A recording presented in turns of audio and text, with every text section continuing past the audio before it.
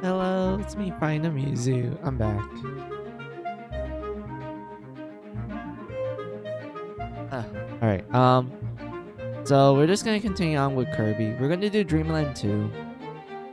We did the first 3 islands. Yeah, the first 3. Wait, yeah, technically we did the first 3 islands. So we need to do the rest now, and get the rainbow drops to do the to get the true ending and everything.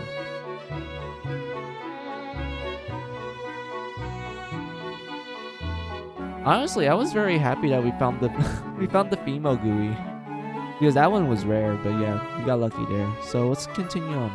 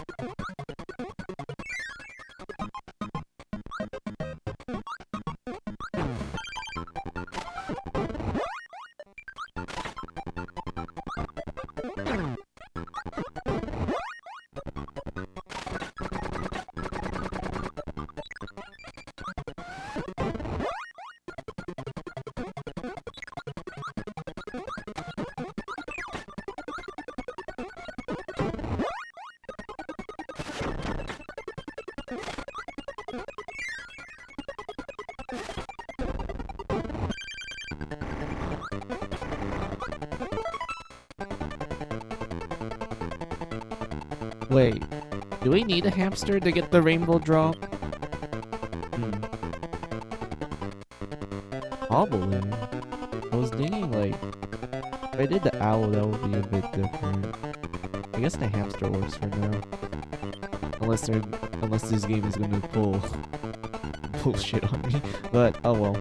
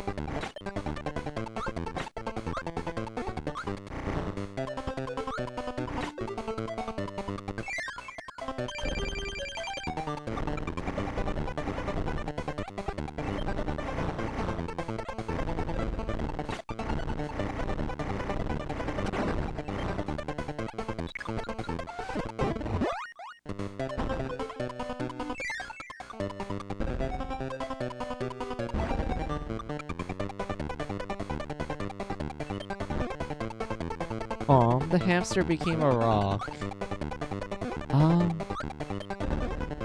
I don't think there was anything here, yeah. Hold on. Yeah, I don't think there was anything here, so we can just roll down.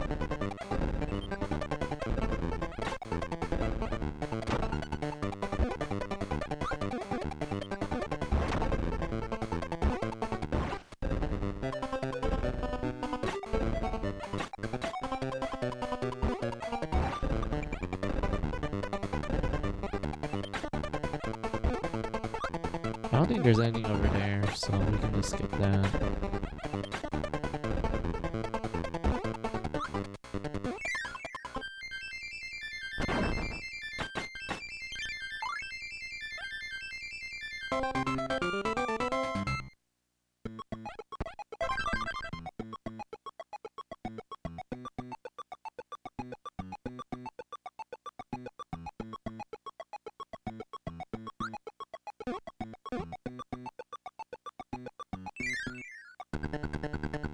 Wait.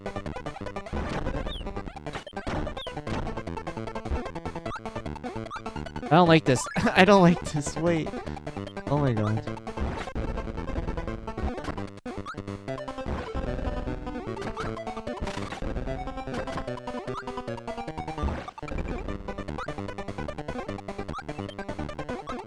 Wait. Oh, I should have jumped. I can enter it in.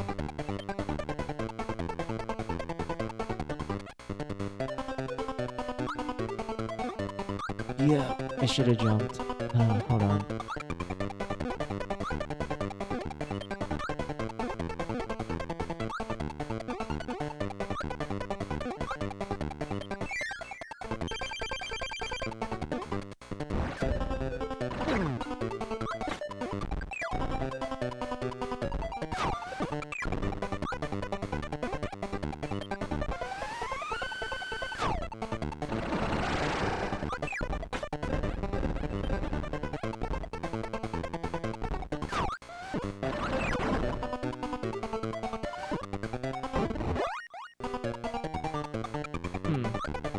Yeah, the owl might help us with the wind.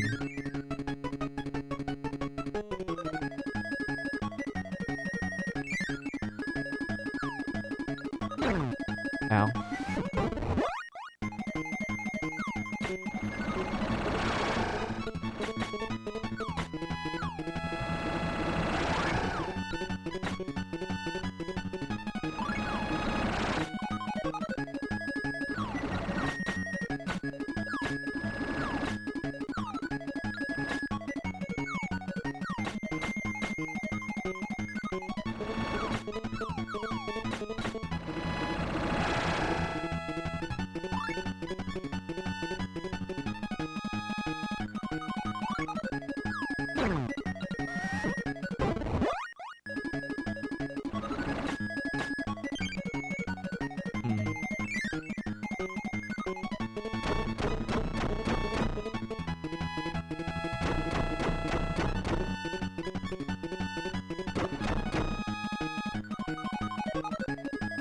Oh, I need a fire.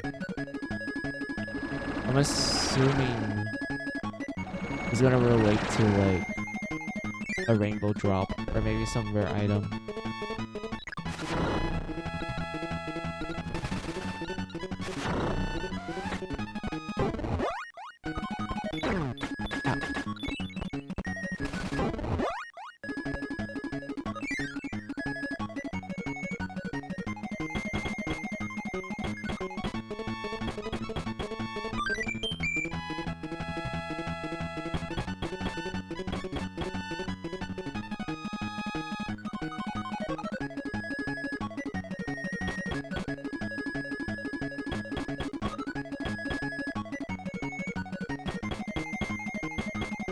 Oh, no, never mind. I just have to use it to get out of here.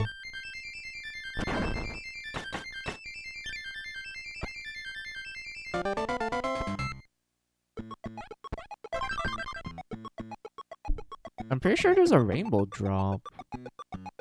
Is it level 3 or level 4? I noticed most of the levels that had the rainbow drops were like level 3. It's probably this level that has the drop. I could be completely wrong though.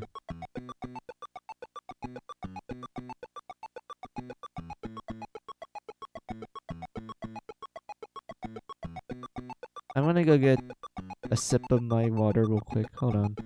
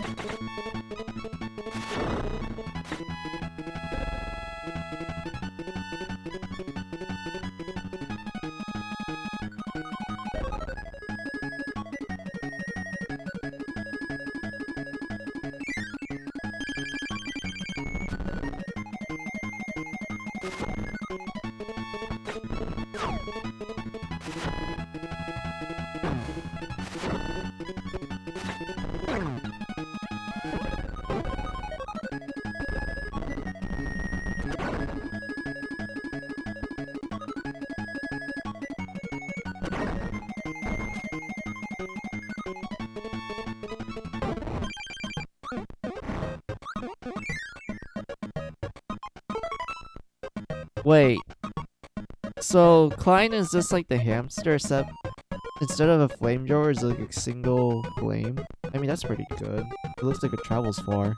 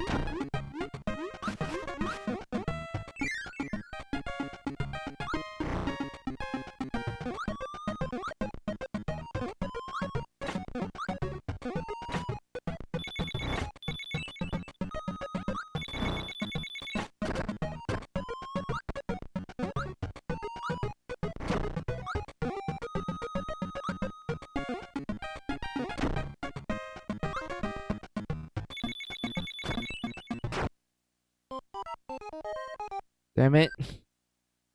I need... I don't... Do I need the fish? Maybe? If that's the case, I need to restart the level. Oh wait, I can't. I have to beat it and then I can restart it. Oh, great.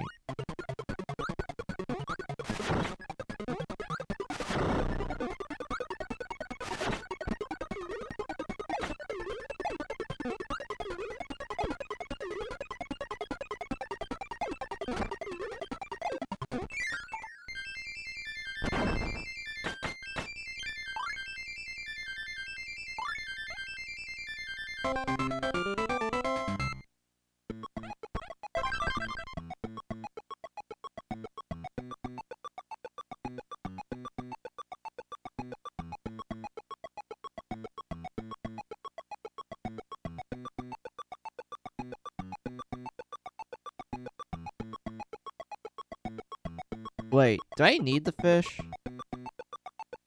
I probably do. Because I have a feeling that there's no way the game is gonna be like, oh, we're gonna give you the fish in this ice place. I highly doubt they're not gonna make the fish useful. Or necessary for like a certain like puzzle to get the rainbow drop. I highly doubt it.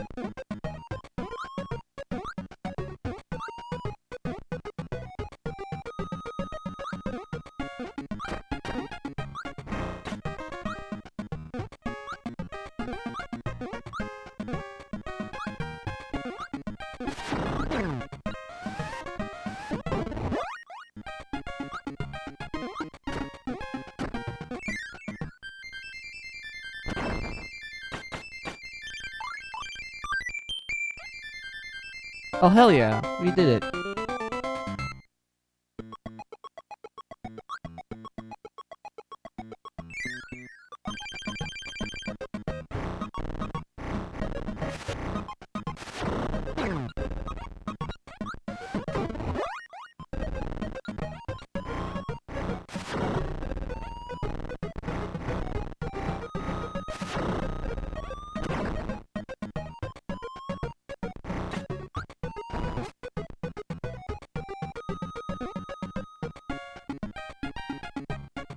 I'm gonna keep the fish.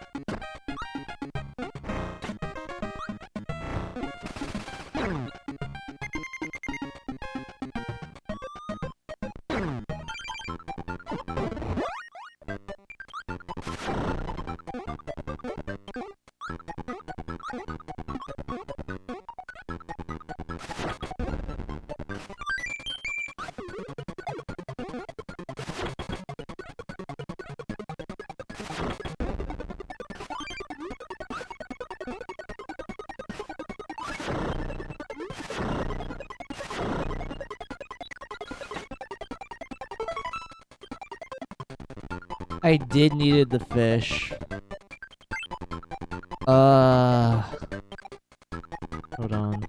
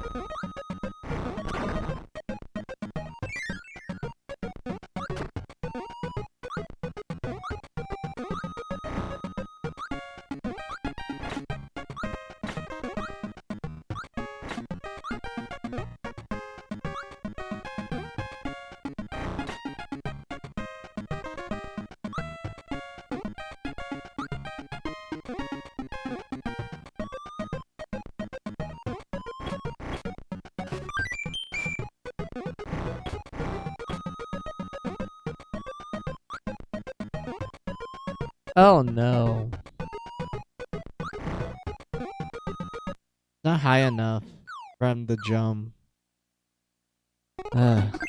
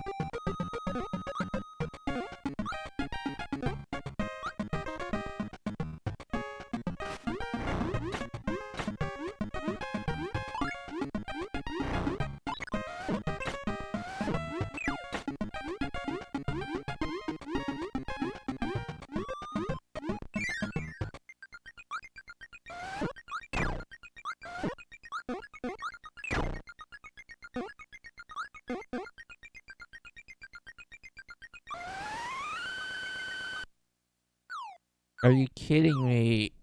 Hold on.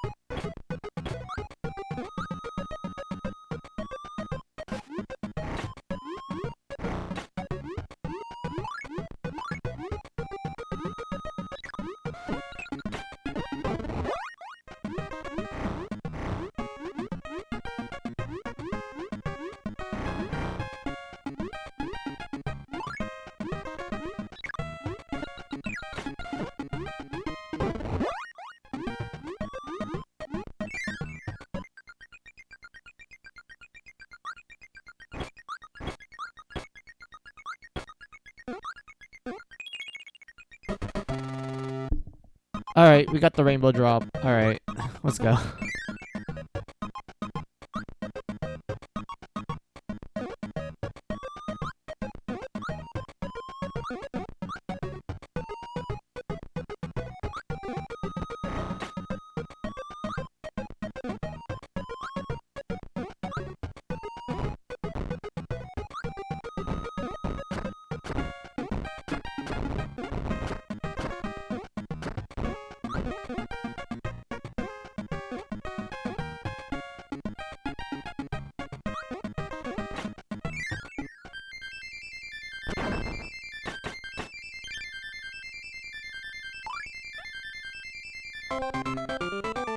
Then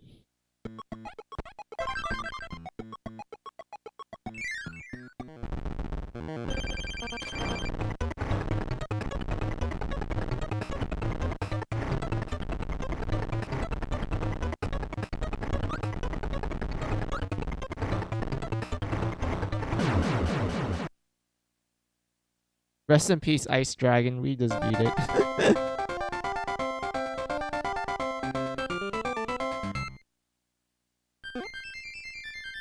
Can't believe it lost to a fish that just shoots fire.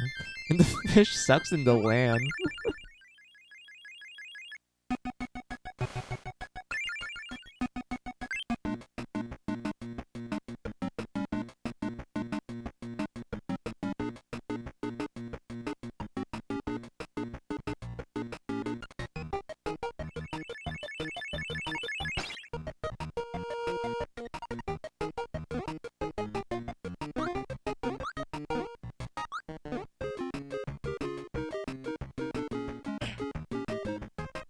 God damn it, I drove.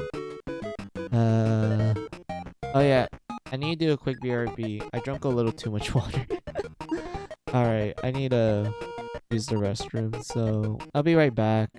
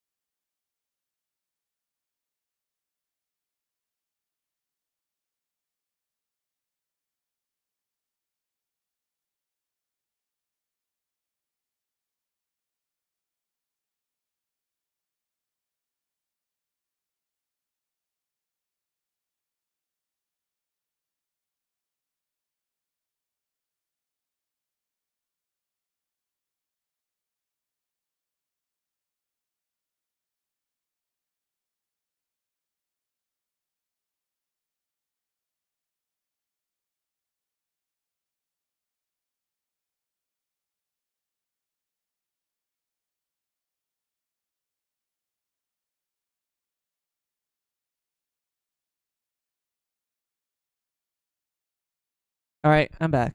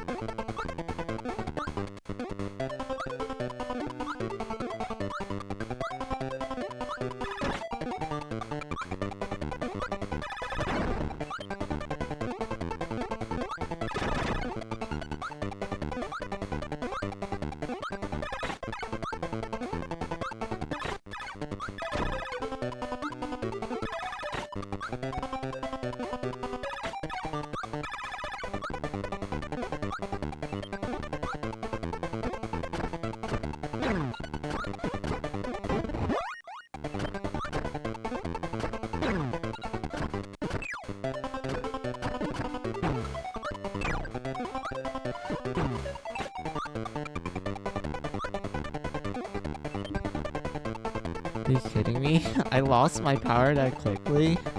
Ugh.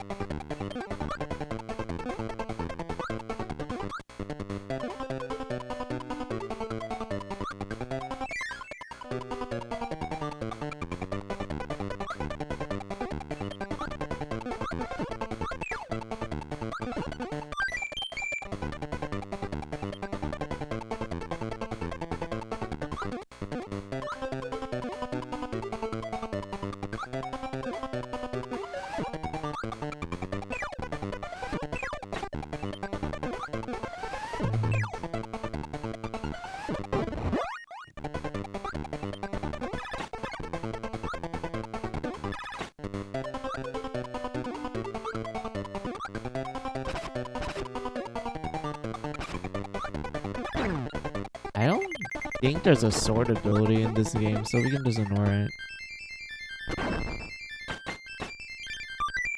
Oh, yeah, get the tomato. Yeah, alright, full health.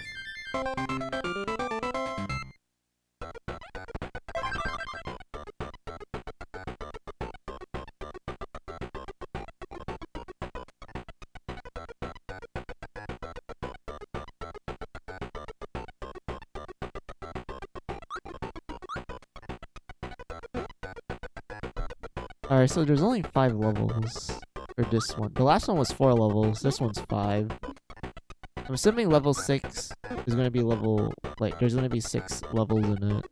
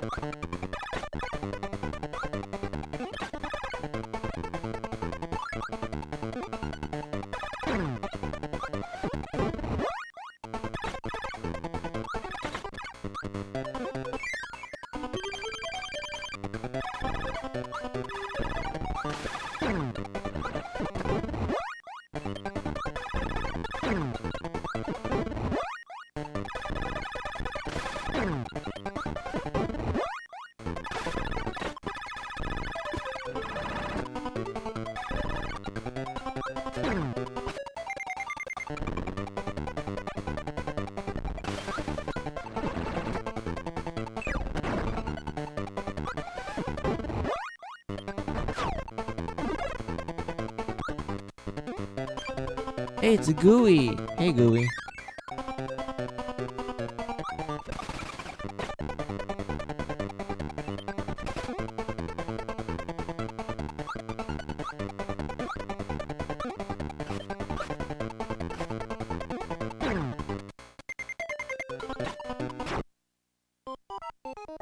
Wait, no, I need the hamster.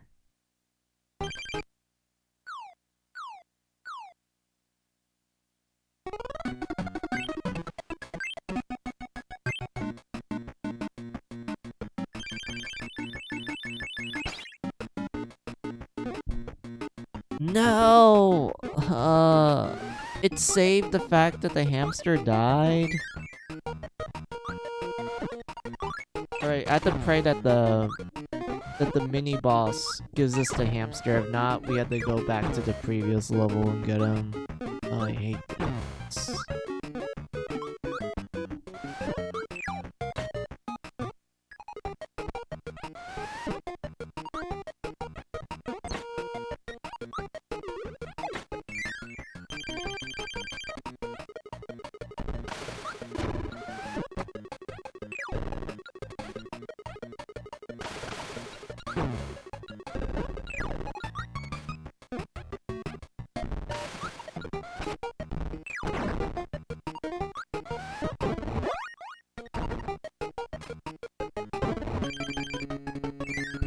Nope, only Cootie Owl. Alright. I mean, let's try clearing this stage first, and then I can go back and get the hamster. Because I'm pretty sure I need him.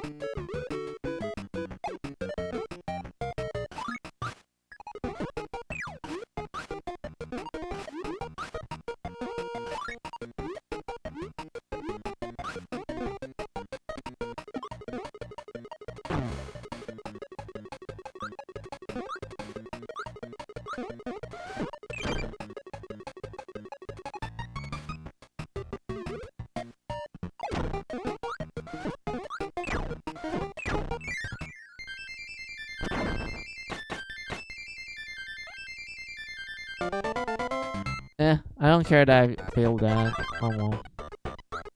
But yeah, we need to get the hamster.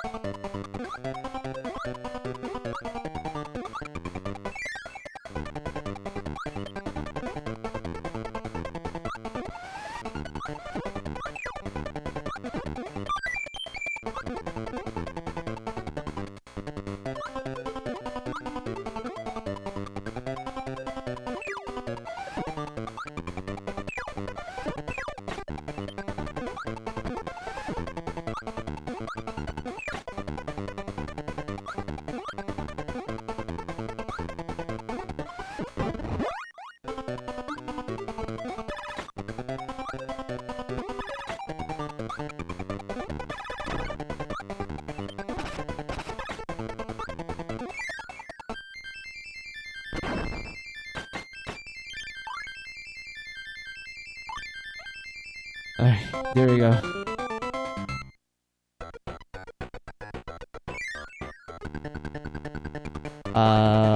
This is a puzzle.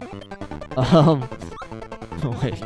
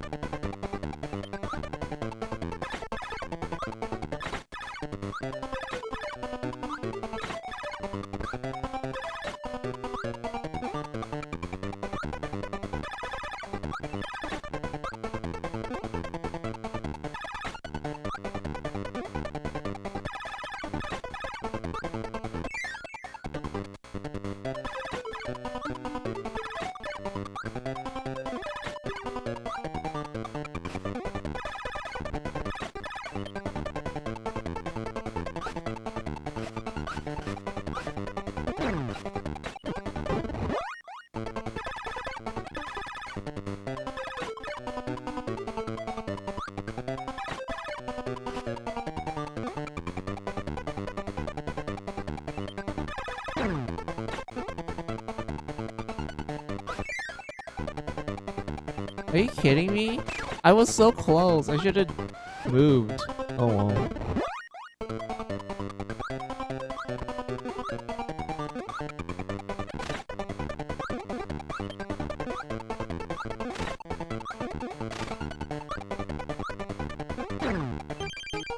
No! I needed the hamster. Come on. I need to go get him again.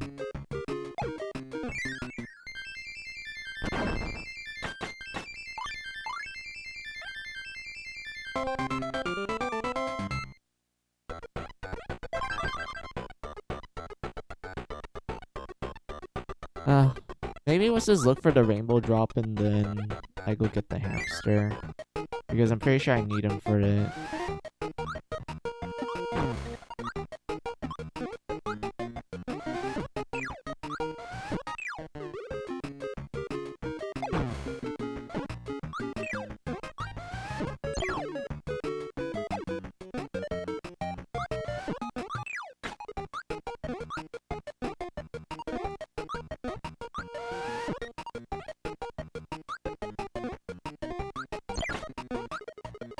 Fucking hate these things. One hit and then boom, the animal friend is no more. Fucking hate them.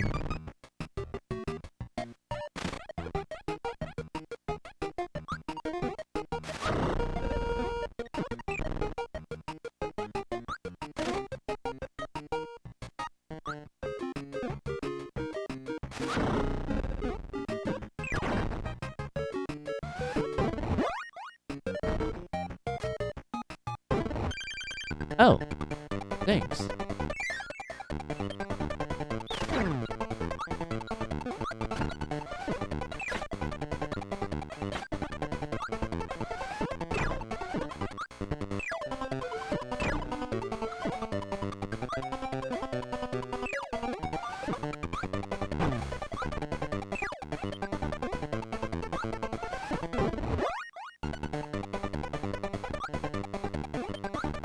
Wait, how am I supposed to get over there?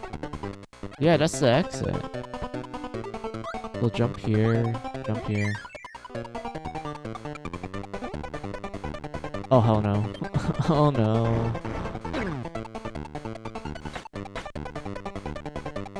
Alright. Rick, you need to survive. I need you, man.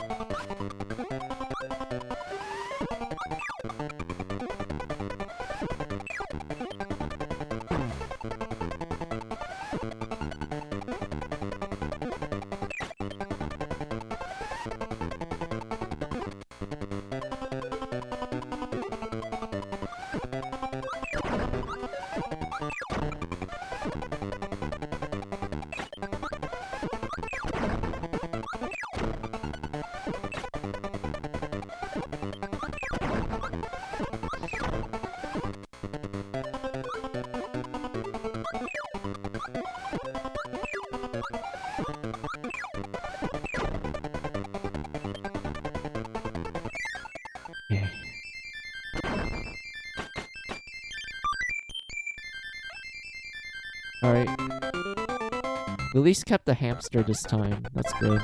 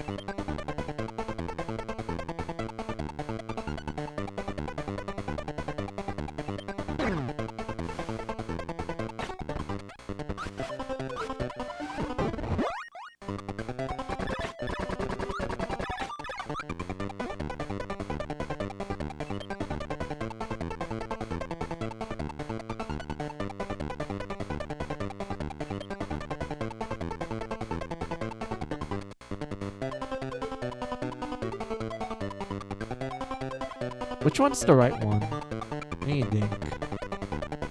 Let's try the left one. I guess this is a dead end.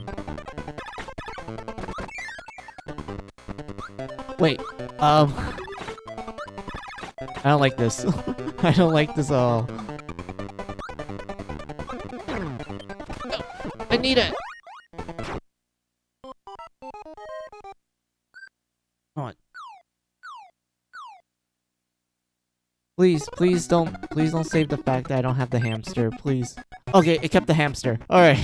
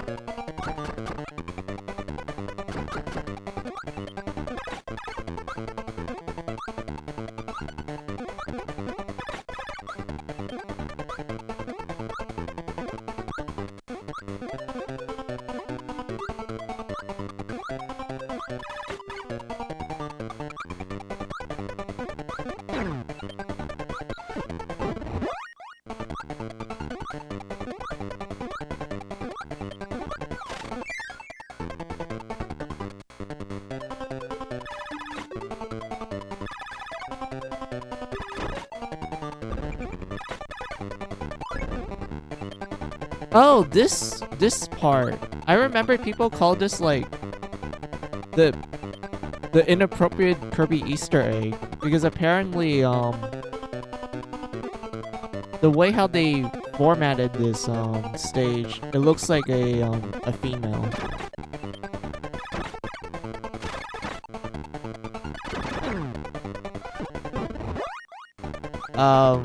I think, yeah, I went the wrong way.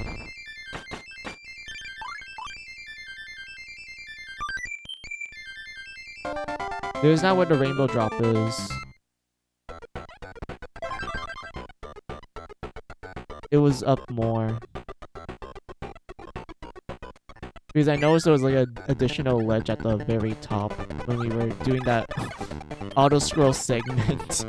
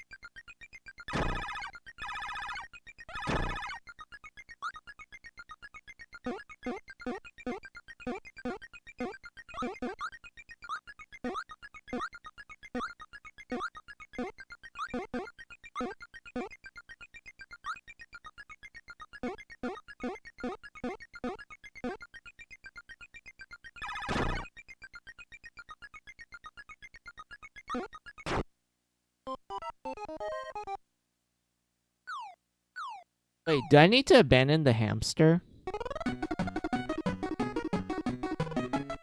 I guess so, because the hamster hits the wall.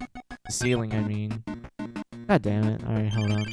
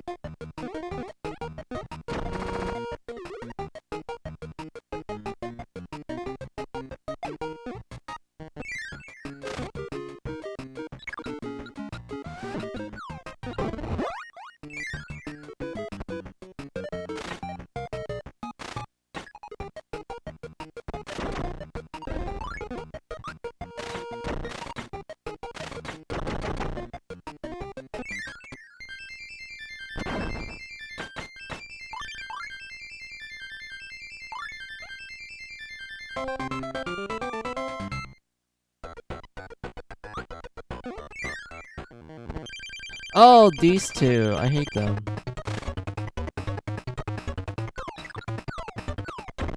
But I feel like it's a lot more easier here because they're not too super quick.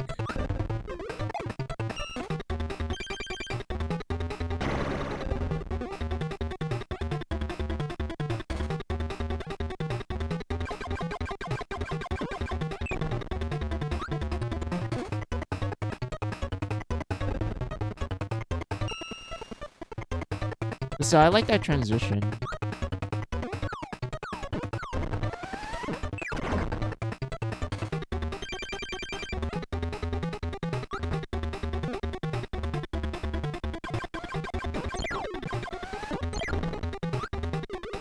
Oh, wait, I forgot. Ow. I mean, it's not that bad.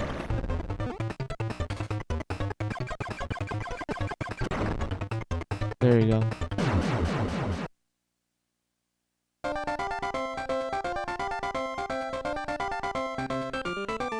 Dun.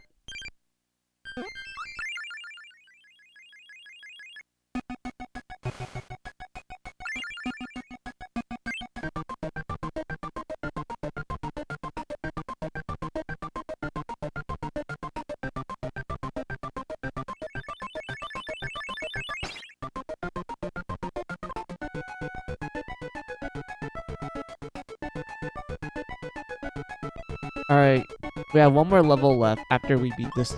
Excuse me, after we beat this one. Hold on, I have to burp more.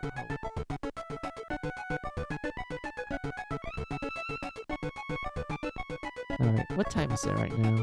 It's been an hour. Alright, I'm gonna do a BRB break.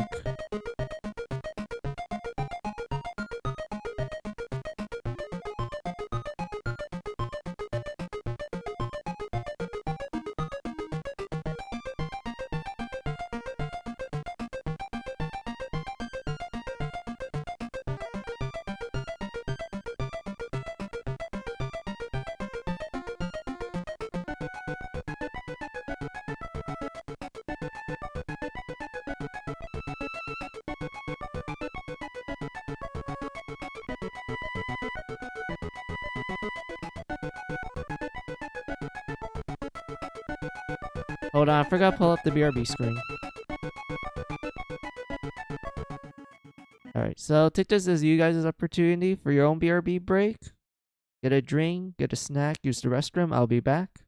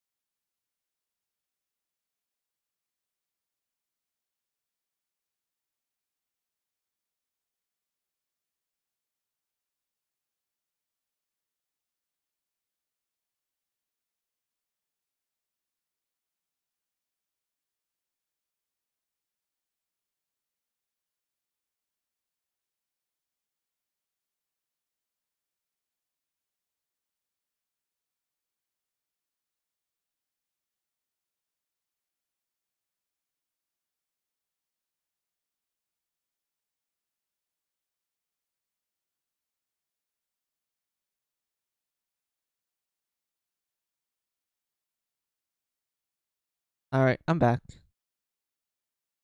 Sleepy is still cute. I miss Mary Sculptor so much. Hey, Stella, long time no see. How are you? It's been a while.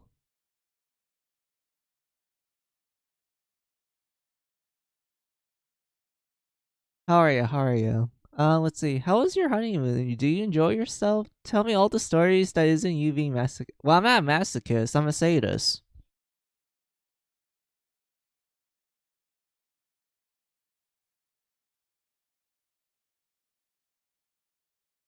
Because I don't find pleasure in pain. I like inflicting pain, but I don't find pleasure in it. Fine, how about you? I'm doing fine.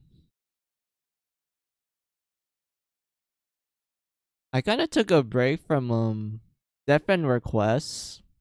I'm at like chapter was it 9 or 10? I think it was 9. Yeah, I stopped at chapter 9 for a bit because I went like, well, I know for a fact that once I get to chapter 10, I can't do some of the side quests anymore. And I know it's going to be a bit of a lengthy one because of what happens near the end of Death End Request 1. So because of that, I was like, okay, I'll save this for like another time for a bit. I just kind of want to, I guess, relax with a different game series and genre for a bit. And then after I'm done with my, like, casual run, essentially, I go back to Death End. Good to hear. Yeah, that's good. And I'm glad that you're doing fine. Makes sense, makes sense. Yeah. Oh yeah, I've been playing Kirby. I forgot to mention this. I've been playing Kirby. More specifically, I've been playing the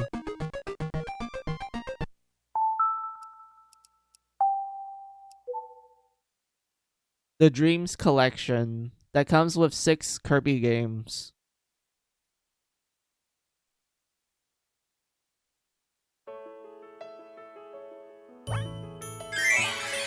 Wait, this is the timeline. Hold on. Wait, I need to.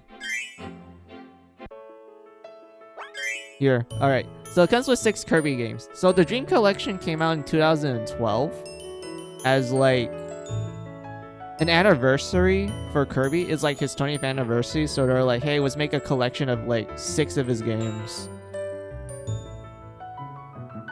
And whatnot. From the first game all the way up to 64. So like, yeah, the mainline games essentially.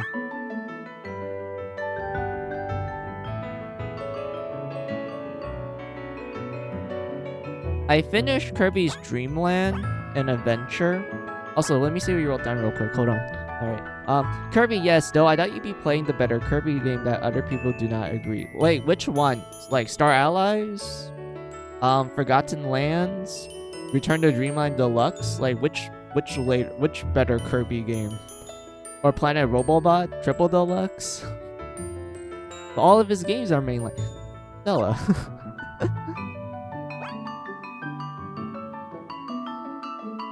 Pretty much, yeah. Oh, well, I wanted to play the early games so I can like show how they evolved, essentially. But like, yeah, like this game has like a timeline, Stella. Like it tells you like the Kirby games that got released through the ages, essentially. Like this is the first game, came out in 1992. They gave you like a little fun fact of what happened in that year. But who cares about the elects? Who cares about Bill Clinton? We care about Kirby right here. The very first Kirby game. So we're gonna play all of them until we die. I would say up until 64, which won't take us that long, Stella, because the best way I would describe the early Kirby games is that they're pretty short. Like, the first Kirby game, you can finish it within, like, 30 minutes to an hour, depending on how good you are in the game. Adventure took me roughly, like, 2 hours at best? Wait, no, it was 4 hours, technically. But it was still not that long, in my opinion. Like, 4 hours isn't that bad. Dreamland 2, I'm almost done with the game. We just have to finish 2 more levels. Dreamland Dream will probably take a little bit of a while, and Superstar, that one is I don't know how to describe how long that game is. Maybe like probably the same as Adventure, like maybe probably gonna take me 4 hours, but I think it's a lot more shorter, so it's probably gonna be 2 or 3.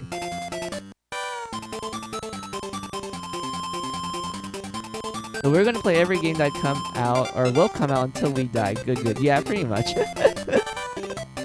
So yeah, the first Kirby game, you get the box. You can like look at the box as well, with a little description that's like kind of blurry. But I like it though, it's funny. I do like how Kirby is like pale white. And the reason why was because the developer was debating which color Kirby should be, but then the people making the box art is like, well, it's gonna be black and white, so who gives a fuck about what color Kirby's gonna be? Just make it white. And such, but no, we all know Kirby is pink.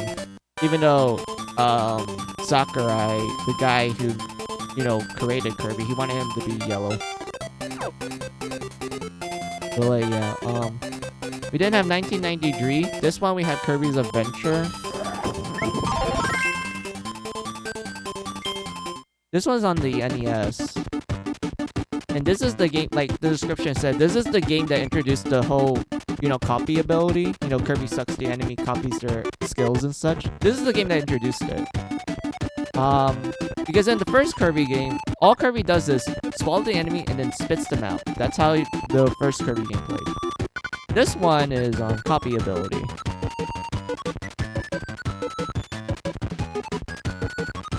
Damn right though, but what about pink? I would be that one asshole in the room that would say that and they would hate me. The reason for pink was because of if I remember correctly, it was the hey Ichio, how are ya? It's been a while. Sorry, I got a little carried away with the talk, but yeah, hi, how are ya? It's been a while, but yeah, yeah, like you said, still, if I remember correctly, it was the Mario creator who suggests Kirby to be pink, but Sakurai was like, no, I want him to be yellow. And then the two kind of like argue about it until eventually they decide to settle with pink.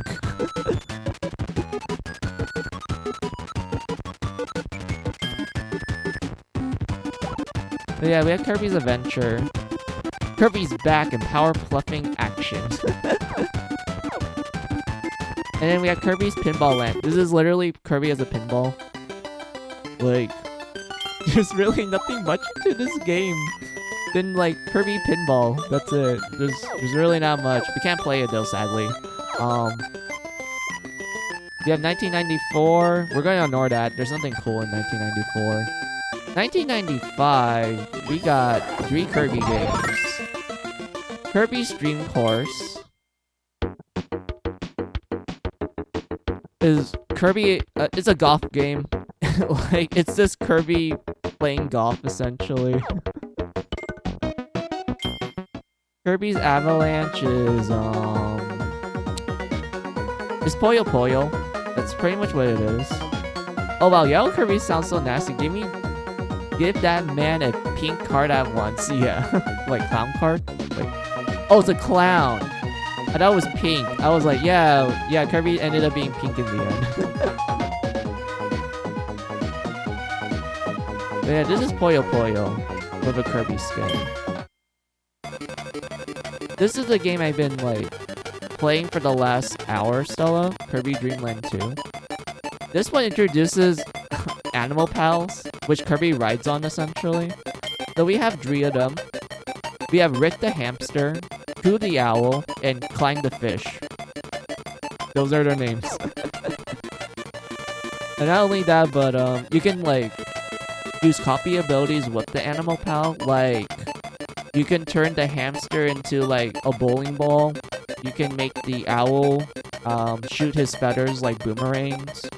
And for the fish, you can like use electricity so that the fish summons a light bulb in his mouth and it just shines like dark rooms, and then he can launch it like a missile and it blows up like a bomb.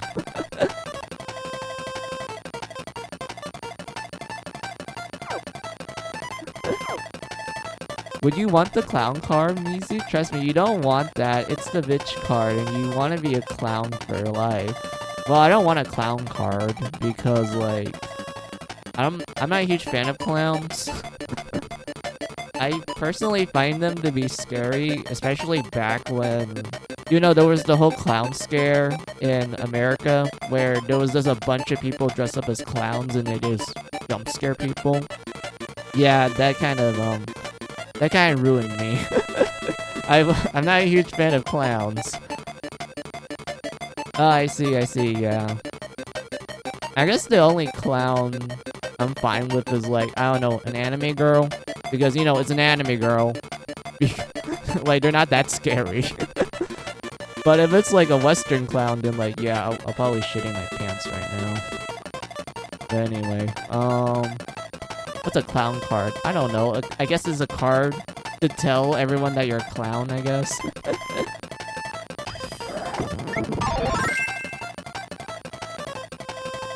But yeah, we have Kirby's, Block Ball 1996. Is this a breakout game with a Kirby skin? I think that's what the genre is called. Like, this particular game style is called breakout. Then we have Kirby 60. Oh, sorry, we have Kirby Superstar. This one has co-op. Yes, you can play with friends. This one you can play with friends. And what makes this stand out is that there's 8 mini stories. They call it 8 games, but I like to call them mini stories because each mini story has like their own gimmick and like plot essentially. Like there's this one mini story where Meta Knight literally decided, I'm gonna go make Dreamland less lazy. And the way he does it is by declaring war on Dreamland. Because he hates the fact that the citizens are lazy as fuck. That's literally the plot of one of the mini stories. It's called Revenge of the Meta Knight. Like, he literally went like, damn, these lazy ass citizens of Dreamland, they don't work 24/7? I'm gonna change that. And Kirby doesn't want that at all. He's like, no, I'm pretty sure everyone wants to be lazy. And such, but like, yeah, there's like all sorts of like random mini stories in this game. It's hilarious.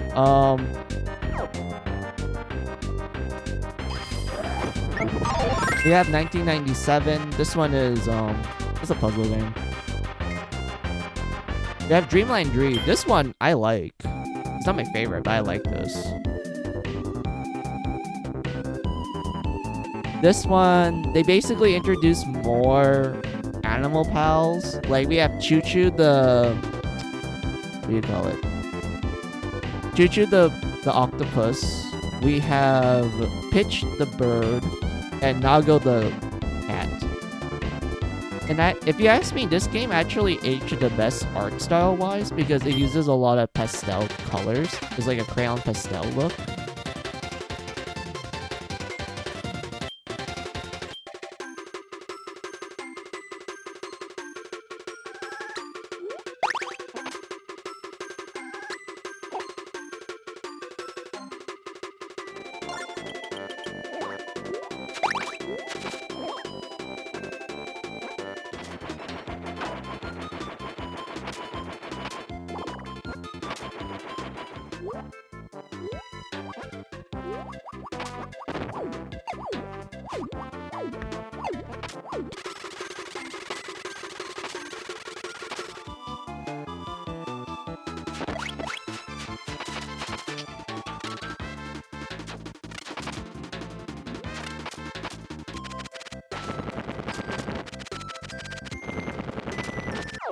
But yeah, I think this game aged the best.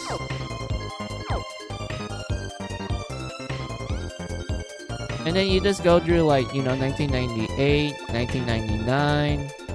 You get to 2000 with Kirby 64. That's my favorite. I like 64. That's like one of my favorite Kirby games.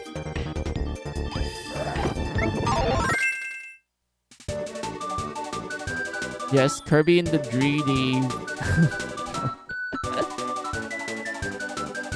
I do like the whole gimmick of like, yes, you can get 2 copy abilities and combine them, and you can get crazy combinations like a lightsaber or like ninja stars that blow up, or you get a drill from Gurren Lagann. Like, there's all sorts of combinations you can do in 64. Also, I like the final boss, unironically, even though I think that boss is like extremely easy once you know what to do, but I do like the atmosphere of it. Then we have Kirby Tip and Trumble, Tilt and Trumble. How do I describe this one? This one was essentially... You plug this into your Game Boy Color, and you control Kirby by tilting it and such, because there's like a tilt control in the game, which affects what Kirby does in the game as well. That's still like, that's like the best way I would describe it. Then we have 2002. This one was Nightmare in Dreamland. This is the Game Boy Advance remake of Kirby's Adventure. And then we have the anime, Kirby Right Back at Ya, or if you're using the Japanese title, which is Hoshino Kirby, which translates to Kirby of the Stars.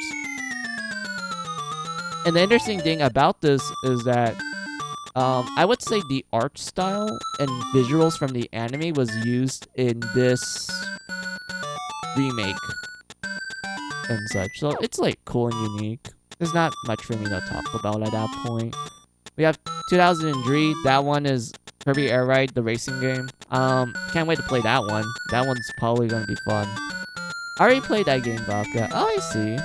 That means you're familiar with a lot of the Kirby games. That's nice. Another Kirby fan. Excellent.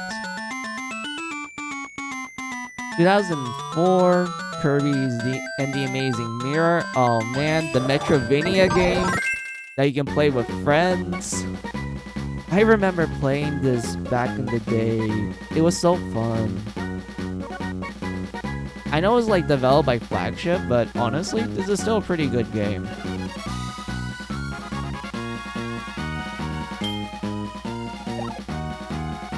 You have Link up to 4 players.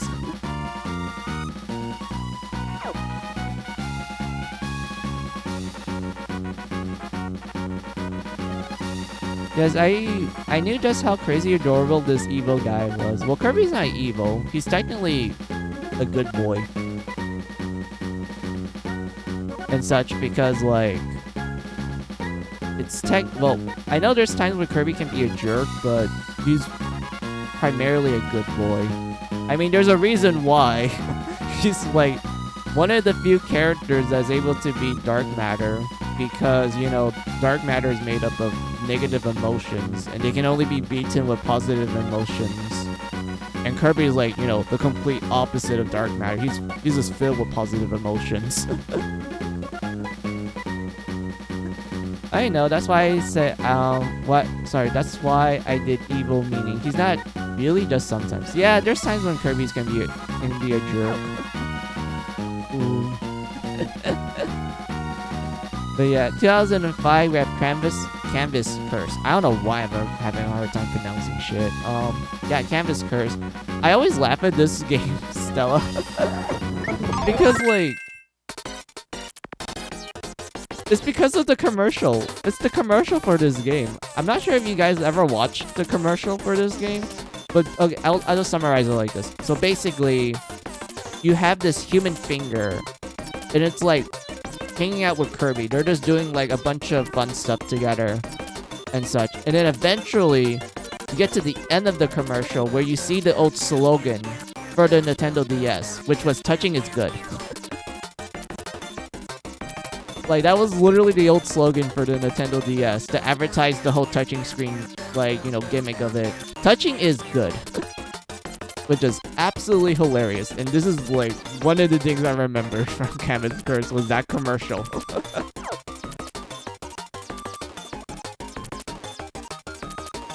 And then we have...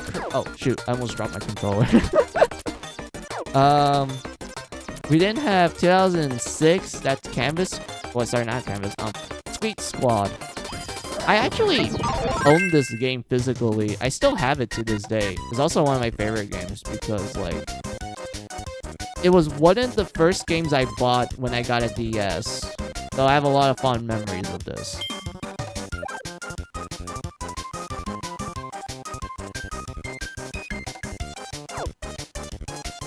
I do like the little references to the anime in this one, even though I know that the anime is technically not canon. Because, like, Cappy Town is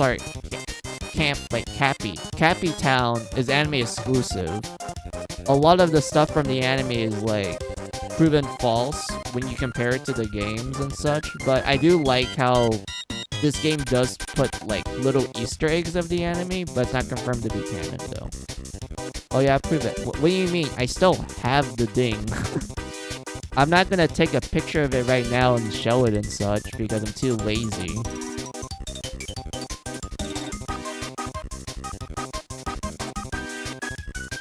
The anime is trash from what I hear. The only thing people say is that it's not good. It's good. Because, like, I personally feel that the anime is, like, it does a good job at being its own thing.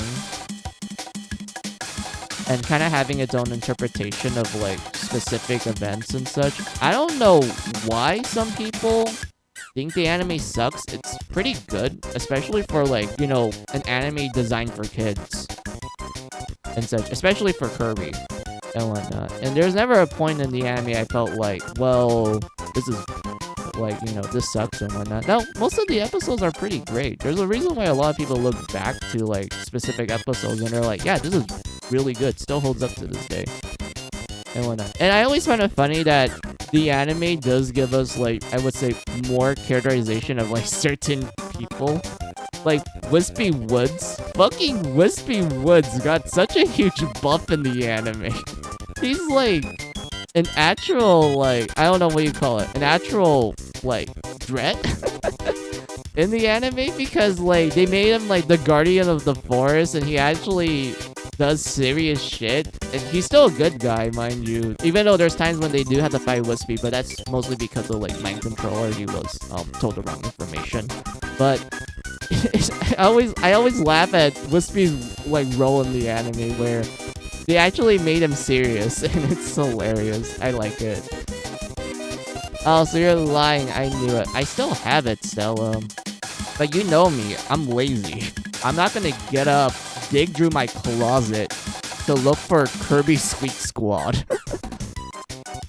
And, like, take a picture of it and then, you know, plug my phone into my laptop and, you know, transfer the picture, which is gonna take a while in order for me to show it to you all. And no, I don't have, like, you know, a camera to, like, you know, screen show it and whatnot. Like, damn, I don't have that.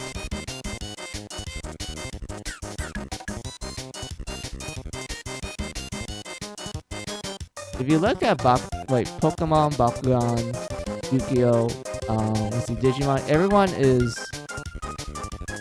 is lying, damn, this looks so better, but Kirby not a damn. What do you mean? The animation is still pretty good. I never had a problem with how the character looks in the Kirby anime. It still looks good. And also, it's like a product of, like, I don't know, fucking 2002. And even by 2002 standards, it's way better than, like, other kid shows that use, like, 3D models, that's for sure. Like, am I gonna, like...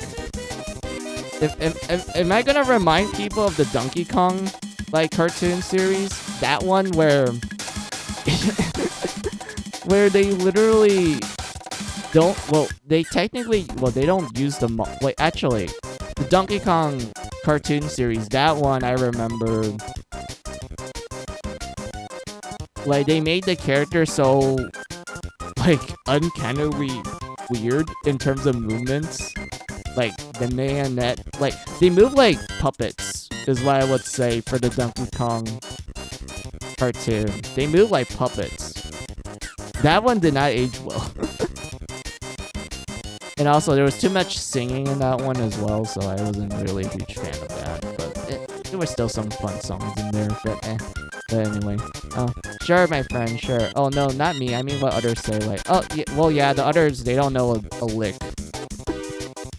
I never trust the opinions of the, like, other people. I rather just, like, you know, watch it and view it myself. I don't trust reviews.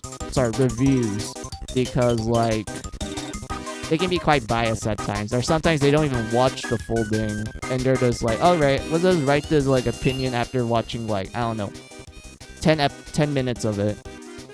And whatnot. So, like, yeah, I rather not listen to reviews for the most part. I rather just judge it by my own merits.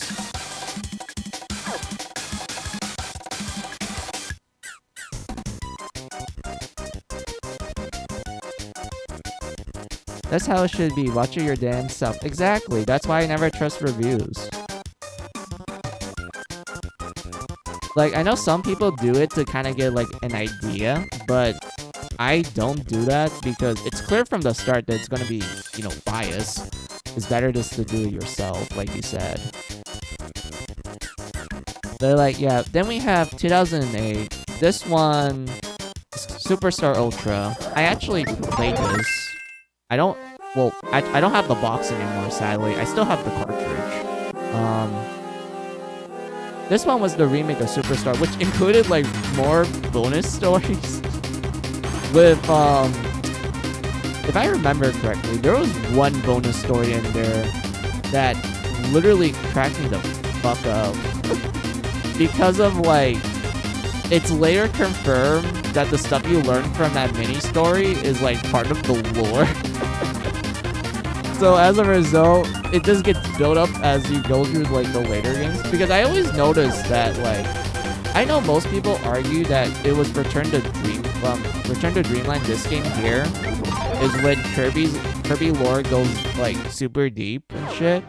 I disagree. I would say that the Kirby lore went deep with Superstar Ultra.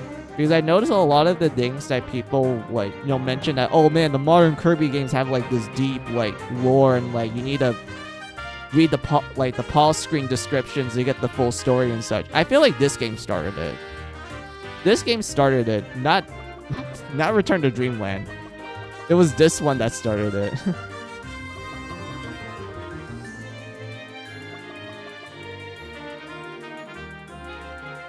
No, but, like, yeah.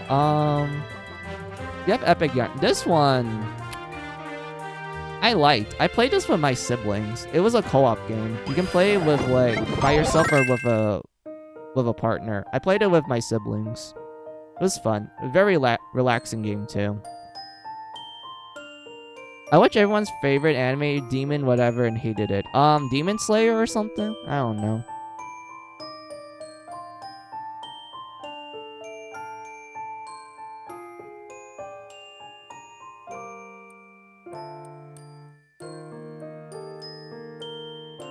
Yeah, that one. I mean, Demon Slayer is fine. I didn't really think too much of it. Like, I know most people gush about the animation, which, I mean, it's from Ufotable. Of course, the animation is gonna look good. But other than that, I just thought Demon Slayer was just fine.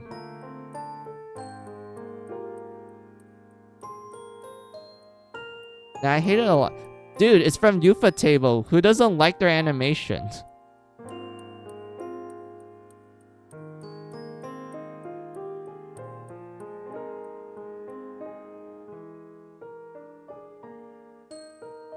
Not to me, it was the worst. What?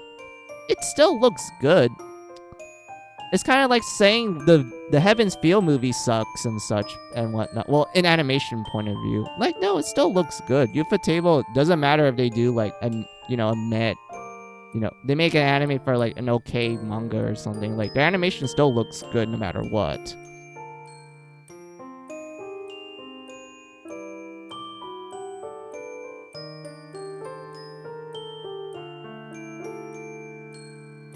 Disagree. Nah, Ufotable is good no matter what. Doesn't matter what anime adaptation they do, it'll always look good. Even the fucking God Eater anime, which I fucking hate that anime.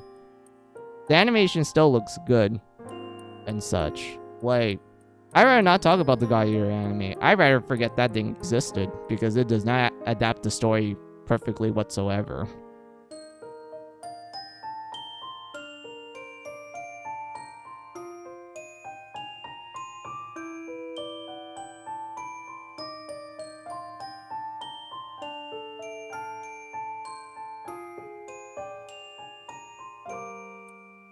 and whatnot. But like, yeah. How would I describe Epic Yarn? This one was pretty much the whole world is essentially arts and crafts.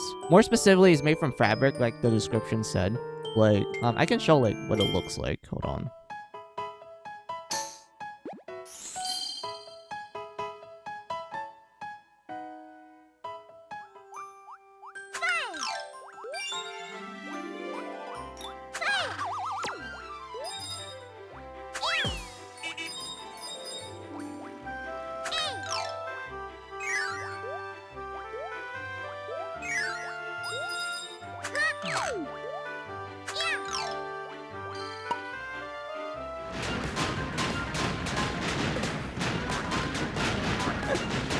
Poor Wispy.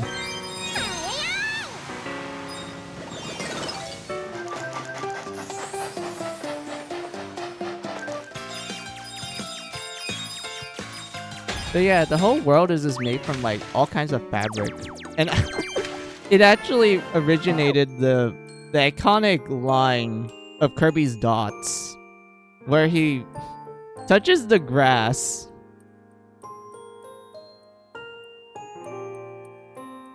and he mentions that the grass feels funny. It feels like pants.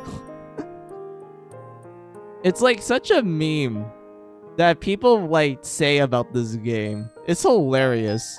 It's even funnier if you play it in like the UK version. Because instead of saying like, oh, this feels like pants, no, yeah, it's the UK, we need to use British terms. They use this feels like trousers. Oh, it's great. I like it. It cracks me the fuck up. But anyway, 2011. We have Kirby Mass Attack. This one I actually haven't. Okay, I didn't play this back when it came out. I played this rather recently because I didn't buy this game when it came out. I didn't have money at the time. I managed to find a copy later in my life, and I played it recently. And I'm kind of glad that I did. I actually like this spin-off game.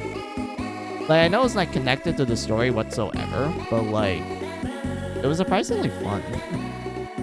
Also, I like this game also like confirms the fact that Kirby does in fact talk. And like when you dive into like Kirby's mind and shit, and you get to the ending of this game, and you actually get to see like a good chunk of like how Kirby thinks and such. And Kirby surprisingly thinks like a normal person. Like he doesn't think like I guess how some people tend to portray Kirby as like, I don't know, a kid. You know, like a dumbass kid and such. Like Kirby isn't really that. Like when you play this game and like other games where Kirby does talk, or like you go in deep into his dots, he just talks like a normal dude. He's even capable of going into deep dots and such. Like this game is a good example of that.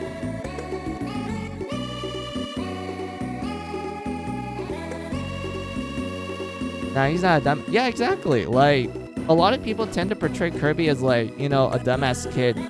Because, you know, oh, he's like happy and cheerful and he doesn't really talk. He just says Poyo and such. Like, he has to be a kid, yeah? No, not really. I would say he's like just a normal dude. Simple-minded, yeah, but like, he's just a normal dude. To me, if the animation is up there with the character fight and story, then I would have liked it. No, character story and music fights are bad, therefore the animation quality is not good. If the character and story falls, everything falls into the trash where it belongs, good sir. I disagree. You can still have good animation without having a good story and good characters. God Eater anime is a good example of that. I fucking hated the God Eater anime. Story and characters. But the animation still looked good. And such. But like, yeah, it's kind of funny. Like how people tend to see Kirby. But yeah, we have Return to Dreamland. This one I played a lot. I wouldn't say this is like my favorite game. It's like close to it, but it's not my favorite.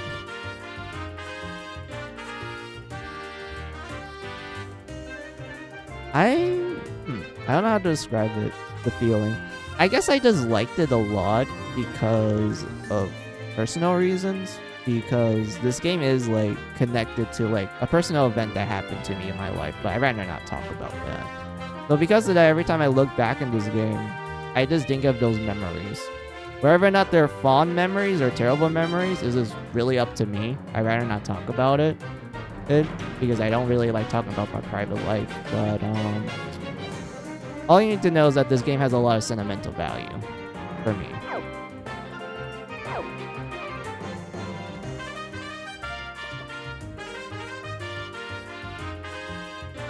And then we had 2012. This one is the game we're playing right now. the Dream Collection, the 20th anniversary. I feel old now that I see this. And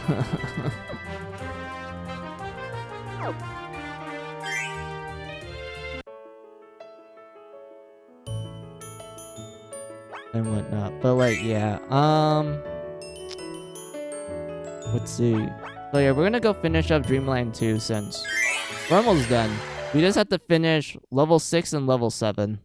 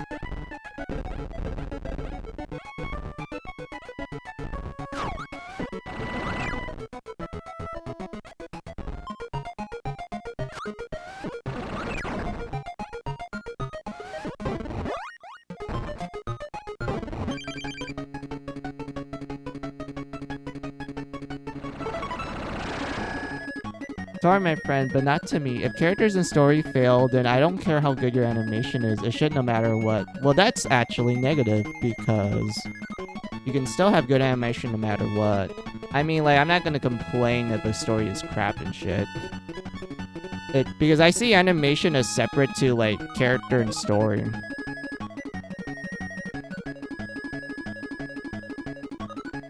Like, you have crap animation, but have a good character and story. But you can have good animation and have a crap story and character.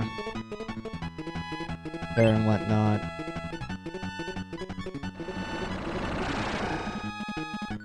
Like, I'm not gonna go full, like, I don't know, debating about it, because I'd rather just play games. I can complain about a game having, like, crap visuals, but if I'm still having fun with it, then it's still fun. I can just, like, ignore it for the sake of it. But even I will admit, like, if a game has good graphics, but the story and character sucks. Like, for example, I think Final Fantasy 13 looks good, but I do not like the story or characters at all. I think it's an okay game. 15, I mean... graphic-wise, it's impressive. But 15 sucks no matter what. So, I'm not gonna say anything positive about 15.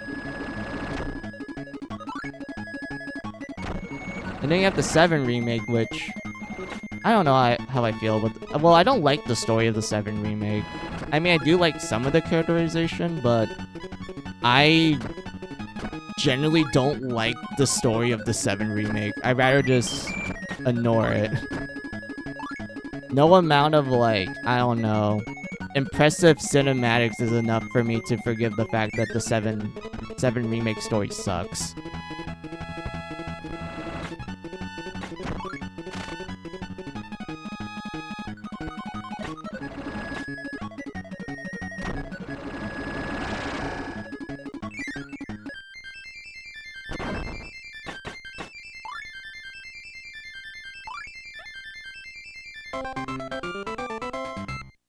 Actually, no, now I get your point. Now that I think about it, a lot of the games I don't like have good graphics, but I don't give a shit about that because of the story or characters.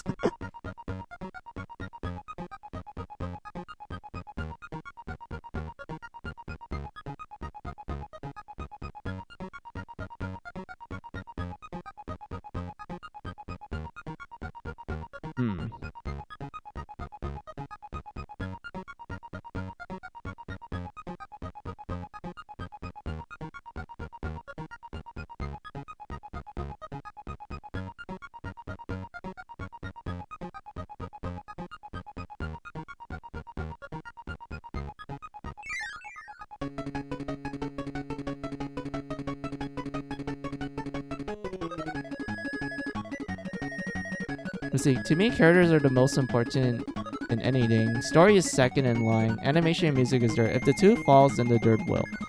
Oh, well, I can agree to that to some extent. Like, let's see. What's a good example of me not liking the characters, but I think the story and the music and animation is good?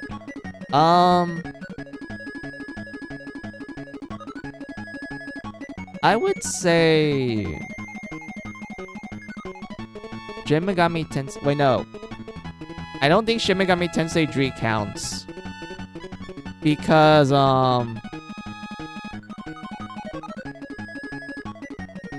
the characters and story doesn't really matter in Shin Megami Tensei 3. It's about the atmosphere. If anything, the whole plot of, like, SMT3 was essentially, like, the apocalypse happened, and you're just told to explore this post-apocalyptic world, and essentially, like, view the different, like, I would say, ideologies that got formed in the apocalyptic world, so that in the end of the game, you decide, like, which ideology appeals to you the most, and that's what the new world will be. Like, Nocturne was just about, like, the journey and such. Like, there's no such thing as, like, an actual plot, and the characters are mostly there to tell you, like, the type of ideology that could be possible in the new world and such. So, like, yeah, I think Nocturne is good in that aspect because, like, I always hate the fact that, like, people are like, oh, this needs to have, like, a detailed story or characters for this particular game to work. I feel like Nocturne works regardless because it's designed to be an atmospheric game. It's a game where there's very little story to go on. You're just exploring a world and such. It's kind of like Dark Souls. I know, like, Dark Souls plot is in the item descriptions, but I don't really give a flying fuck about that. I'm just enjoying a world that's just, you know, pleased to the eye, and just makes me feel like, yeah, this is a cool world that I want to explore and whatnot. Like, I don't care if there's, like, I don't know, a plot about incest or something, and how it led to, like, I don't know, the rapture and shit. Like, I don't really care about that. I'm just like, yeah, this world is fascinating to, like, explore. There's still a lot of things that's going for it. I mean, it's nice to have a good story, yeah, but, like, I feel like Nocturne benefits from not having an actual story. Because if Nocturne did have a story, I think most people would not like that game at all. Oh, because a lot of people that play Nocturne, they're like, yeah, it's just about the journey. Like, there's really no plot or story to it. And whatnot. And, like, I find Nocturne enjoyable as an RPG because, like, I still like demon negotiation. I like exploring the post-apocalyptic, well, it's technically Tokyo. Yeah, Tokyo. You're technically still exploring, like, iconic locales of Tokyo, but it's more in a, like, disarray, kind of like how would I describe it, Stella? It's kind of like, how would I describe it? It would be, there's a lot of geometrical shapes. Like, yeah, you have like a regular ass park, and then you find these like geometrical shapes that when you interact with them, they just make you question like how they operate and whatnot. And like a lot of the time, you're just kind of like just going through it. I mean, like there's some characters that try to steer you to like one ideology and such, but in the end, it's really up to you of which like idea you want the new world to be and such. Like, I honestly think that's like the benefit to Nocturne. Well, even though I feel like that's kind of a disservice to like people who think of like SMT games, because like to me, when it comes to classic SMT, that's like 1 and 2. Those ones actually had a story and actually had characters that, you know, change and evolve from the start to the end. It's just that Nocturne dropped it for strictly atmosphere, which, I mean, to Nocturne's credit, it worked well for it. Or, like, went back to the whole, like, detail story and characters, but I did feel like it kind of fell apart.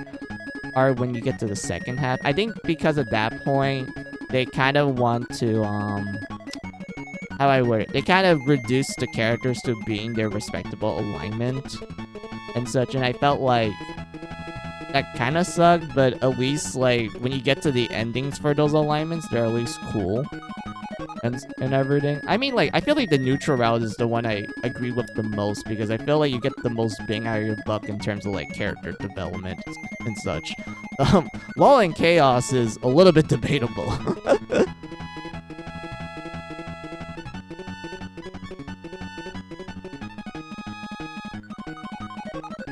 And whatnot. Then we have 5. 5 is such a...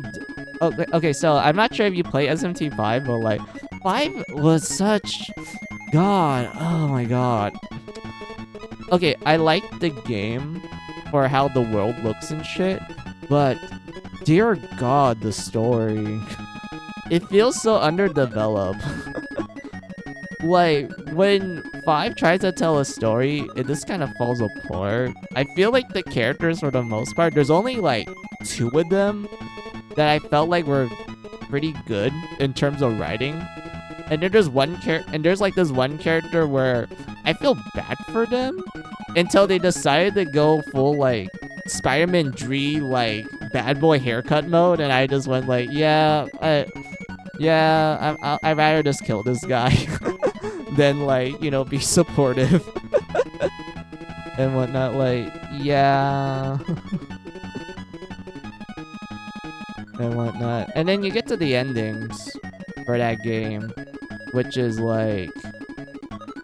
I think the only good ending in 5 was, like, the neutral route and the secret ending. And that was it. Those are like the only good endings. Everything else is just, it's fine.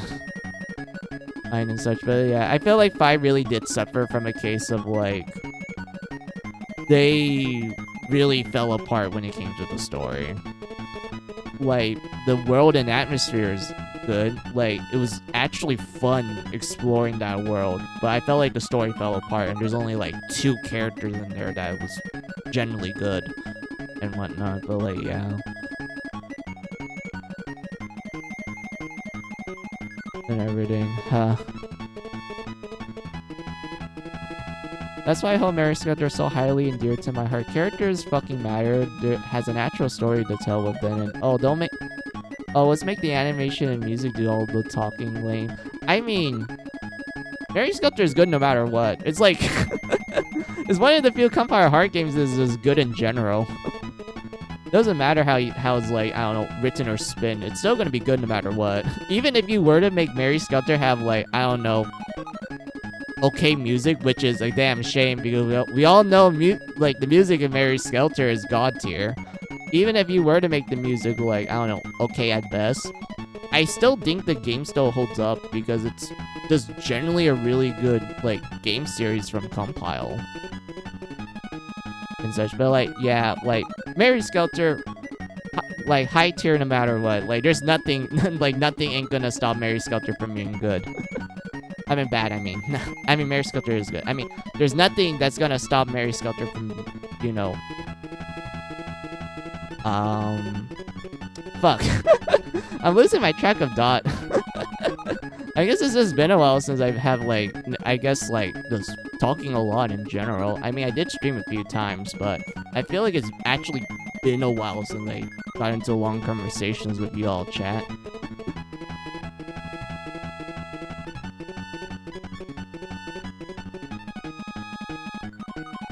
Like, yeah, I do agree with you, Stella. Mary Skelter is good no matter what. Like, even if you were to change, like, I don't know, one part of the 3 things you listed, it's still gonna be good no matter what. Because it's just well made, no matter how you spin it.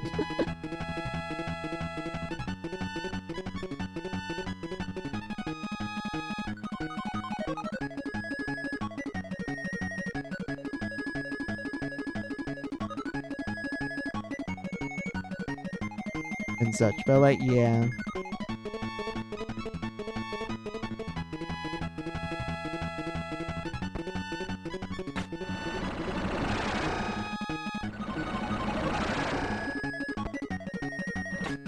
Wait.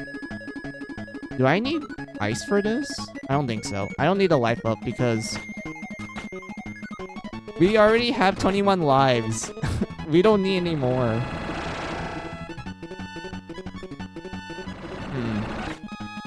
Wait. Hold on. Do we need... Wait, what power do I need for this? Hold on.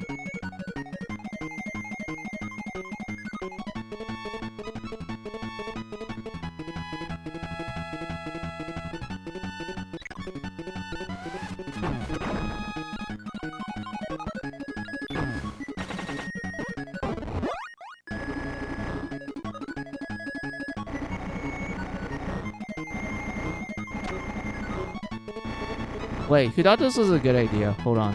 Who thought this was a good idea?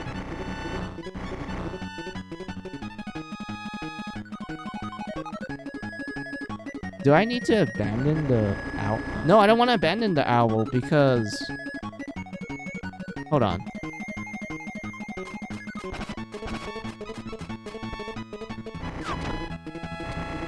Wait, maybe I need to...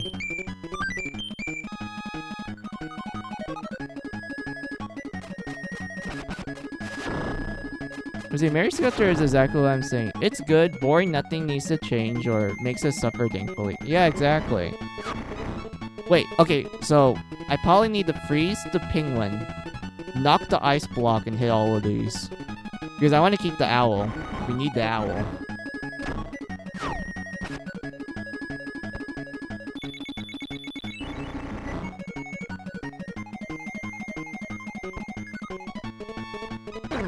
Damn it. Should I just remove the owl? I mean, I'm pretty sure we can, like, get another animal pal later. Yeah, maybe. You know what? Was this abandon the owl? Hold on. Wait.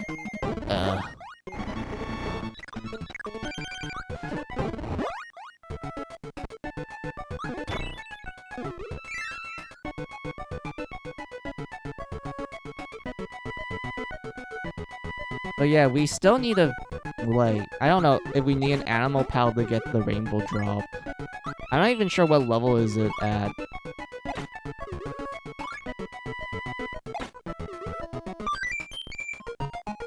Because I highly doubt this game is gonna be like, oh, you can get a rainbow drop without an animal pal. No, every single one that, we've been getting, they require an animal pal. So I highly doubt they're gonna throw one in where we don't need one. See, Kirby is so strong. Draw him out of here. Yeah. Oh, animal pal. Alright, who's in here? Wait. Do I need to... Oh, I can't have him because we have to destroy those things down there.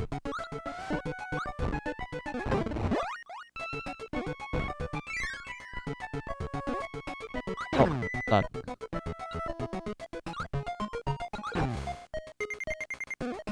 This is fine.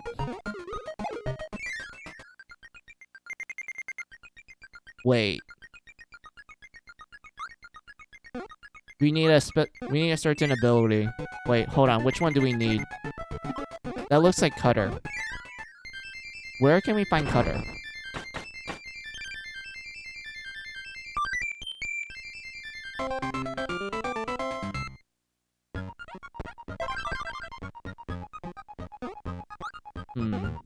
Was there a Cutter in...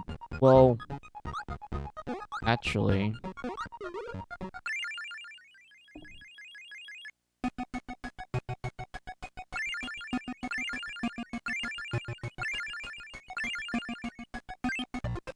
Did we get Cutter immediately here? I don't remember.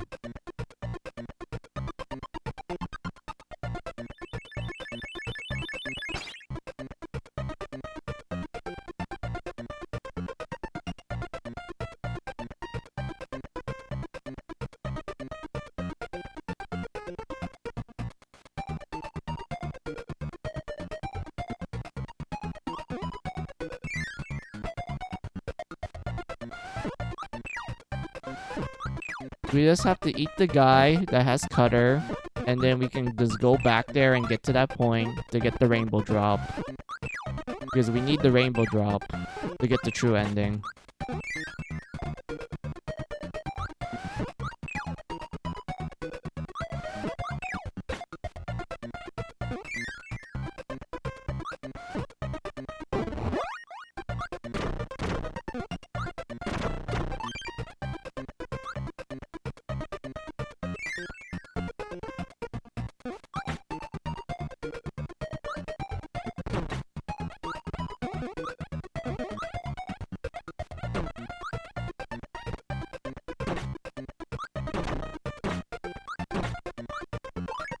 Huh? There's no Cutter here. Where's Cutter?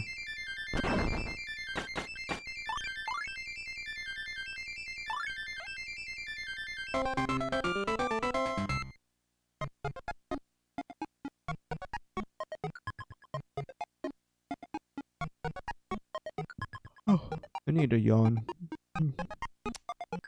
Alright.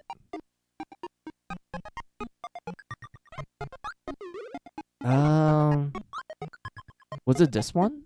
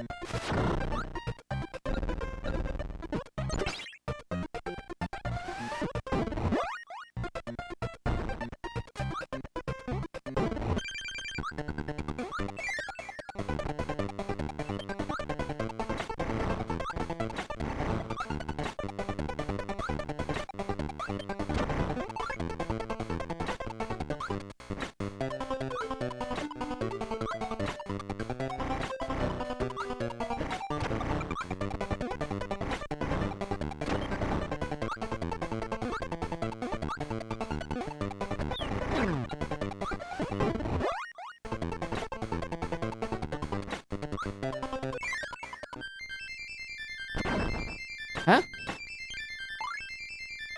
Where's Cutter?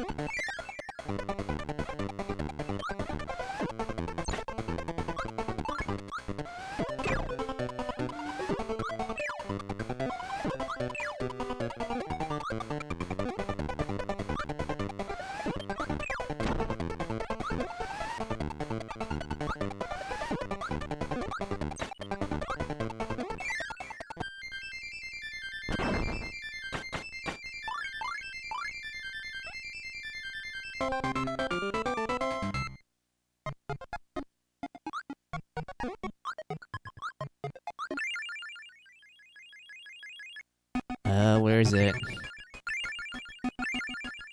Okay.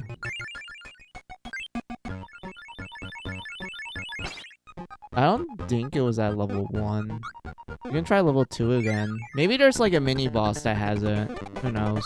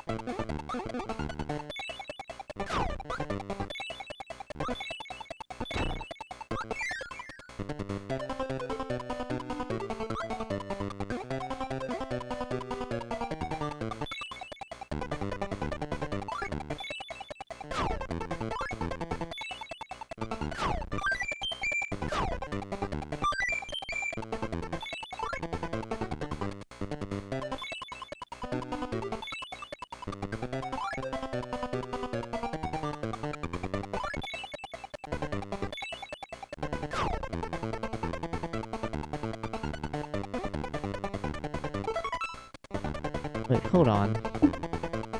Like, I can exit out, but I'm not gonna do that. Where's the cutter ability? I'm pretty sure it's here.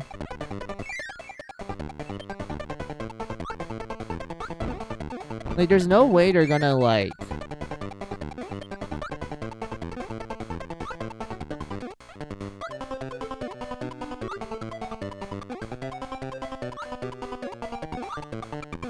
Yeah, there's like no way,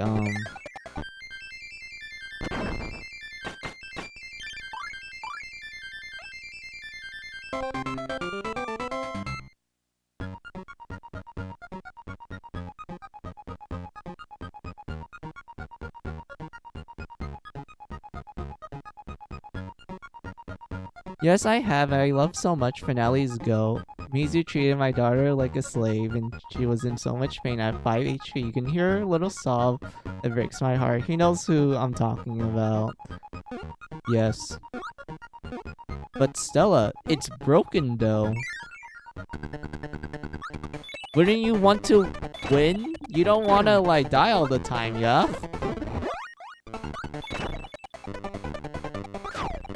It's not my fault the developers made Pyre like broken as fuck because of that ability.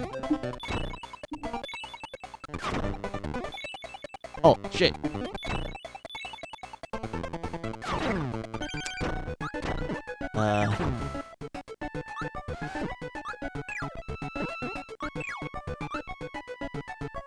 I mean that's yeah, I guess that was okay, I guess.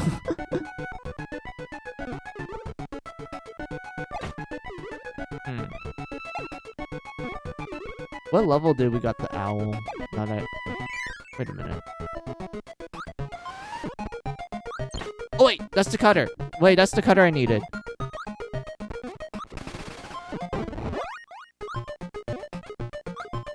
Alright. Exit level.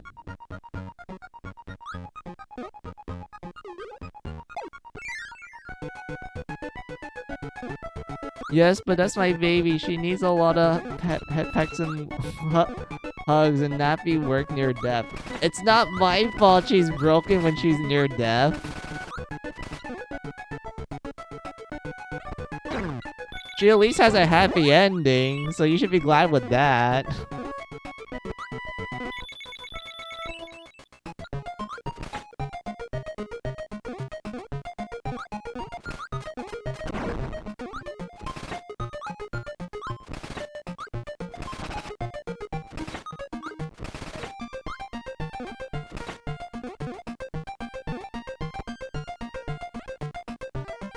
Oh, are you fucking kidding me? I can't get Drew without this penguin.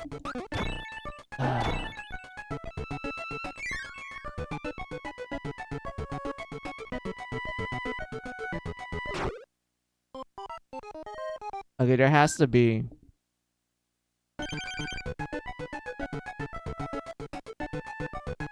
Whoa, what? Wait, hold on. That scared me.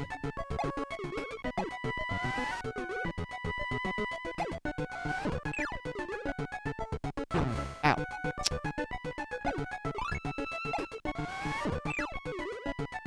yeah, those things fall down. Wait a minute. Hold on. I'll read what you say. Hold on. You're damn right. Happy that she's going to need her real sisters and Jack to heal all the pain you went her through. Yes.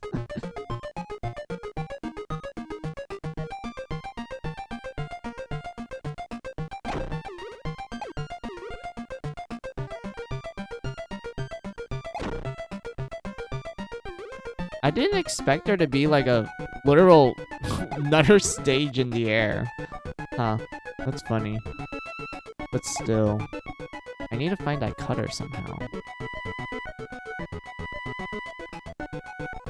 Dude, this isn't it.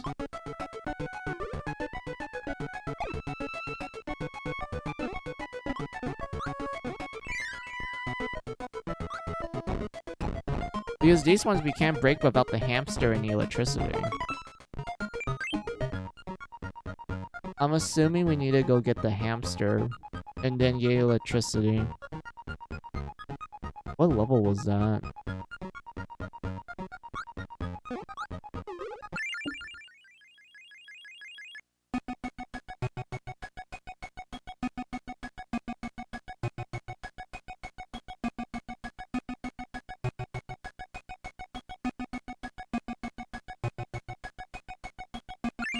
Was it this one?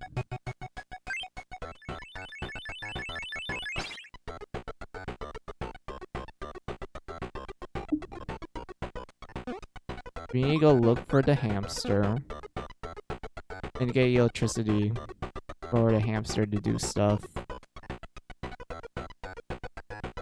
And then after that, we need to go look for the cutter.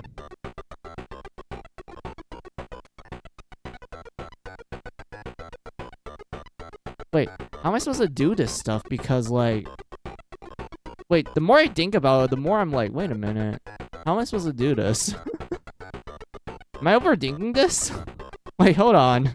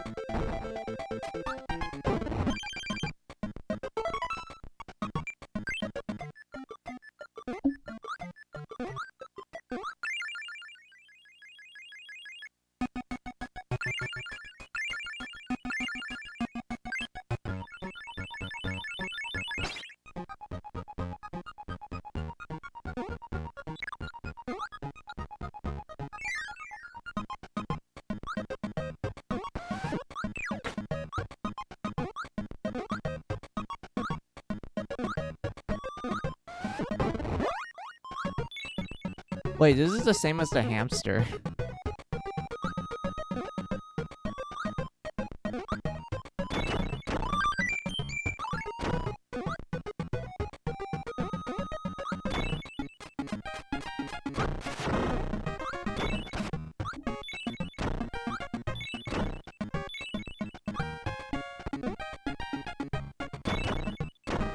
It's like the fish. Oh, yeah, the fish is bigger hitbox, I guess.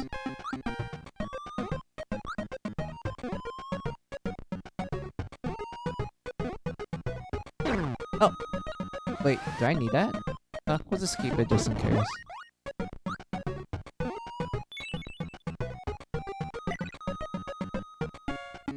Oh, that's cute. If you hold on it too long, the fish freezes.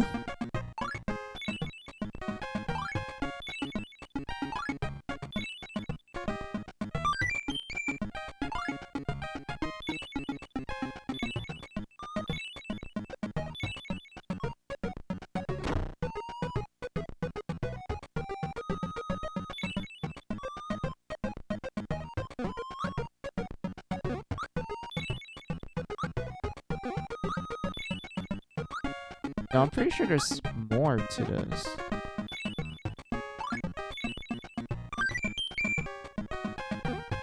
Oh, but wait!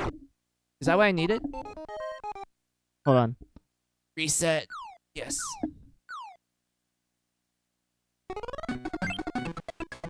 Did it keep the... Okay, it kept the fish. Alright.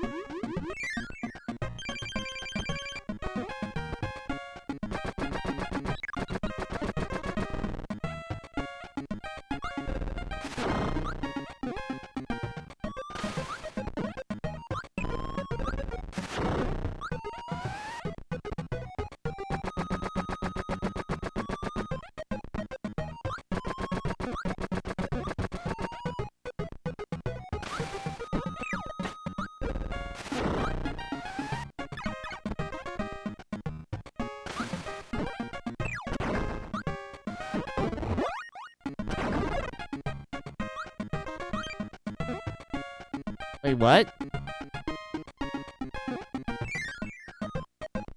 I'm pretty sure there's someone I needed to get. Nope. Again. Why did he give me gooey?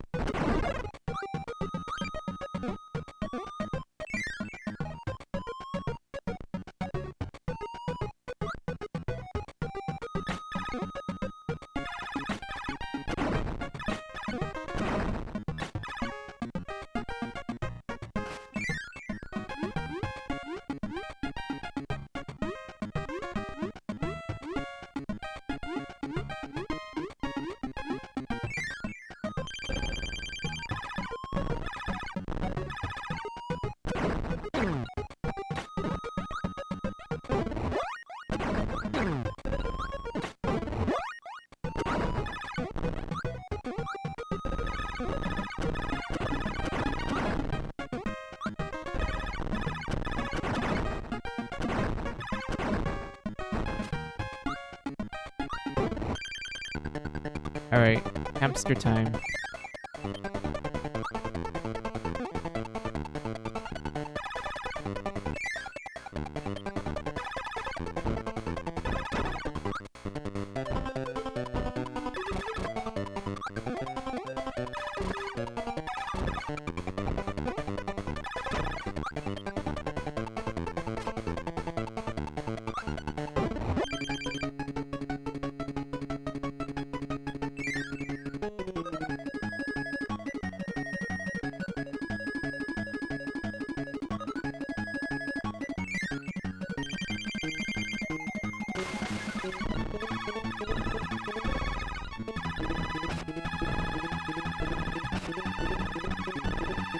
Oh, that's cool.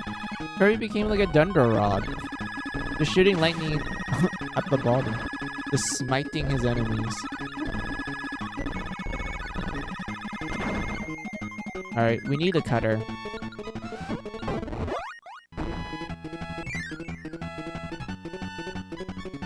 Okay. Need to be careful. I don't remember the hitbox for the owl.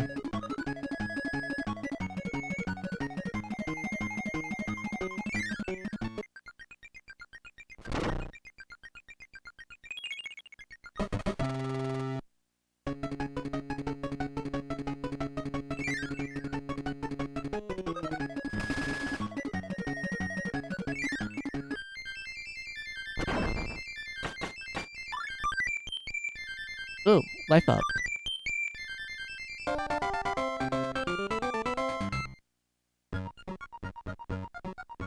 Alright. So that means we only have one more rainbow drop left. Because after level 6 is level 7, that's the final level.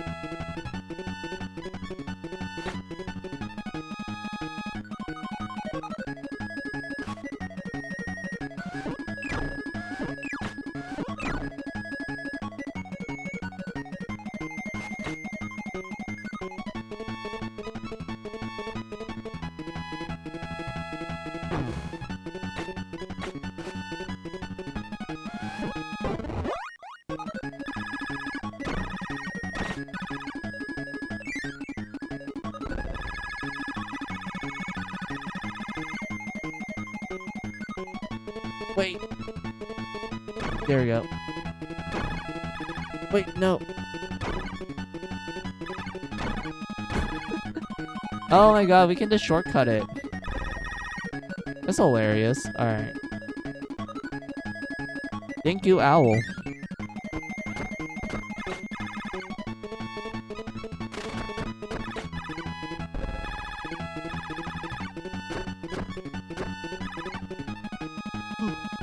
Hey, yawn.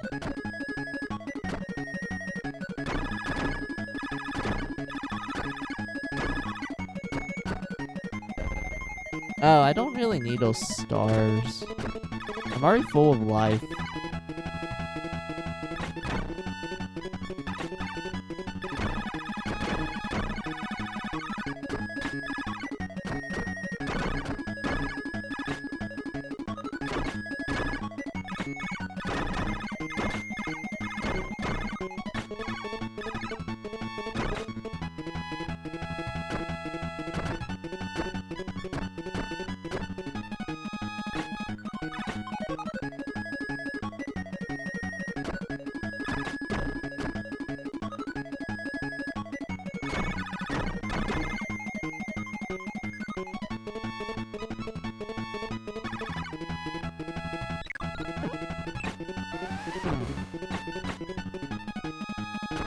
Damn it, couldn't kill all of them.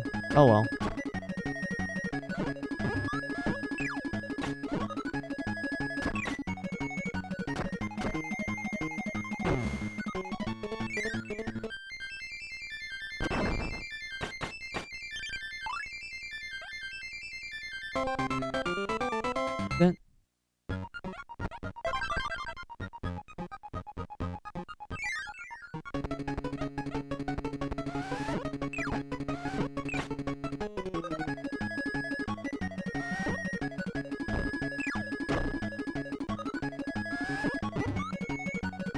I can't swallow them. I have to kill them. There we go. Grab that. Shoot him.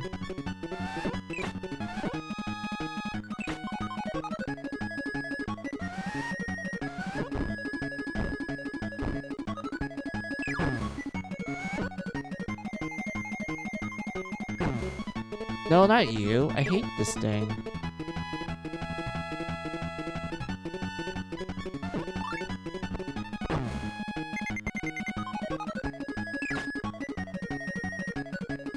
Where's the healing items? Oh, this one is...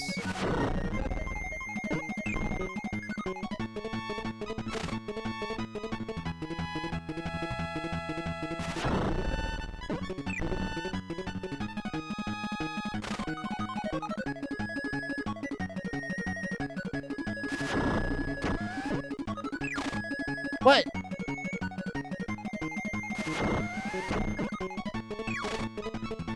I can only hit him if he's naked? Okay.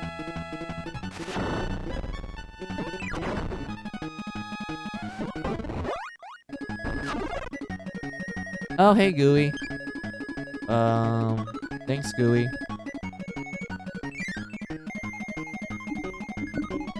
Oh, fuck.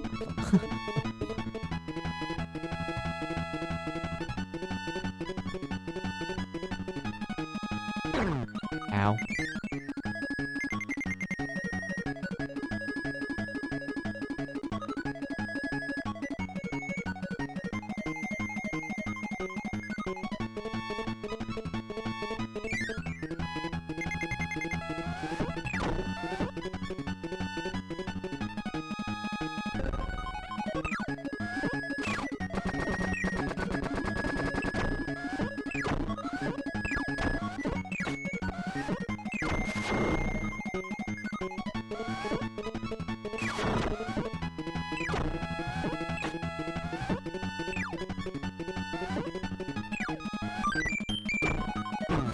No! Oh. Oh well.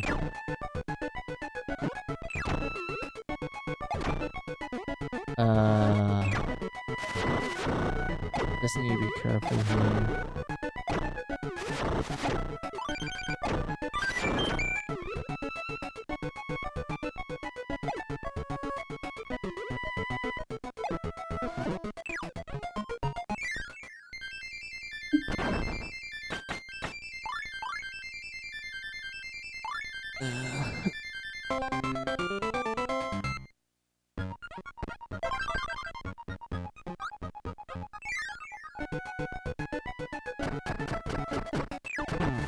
Ow.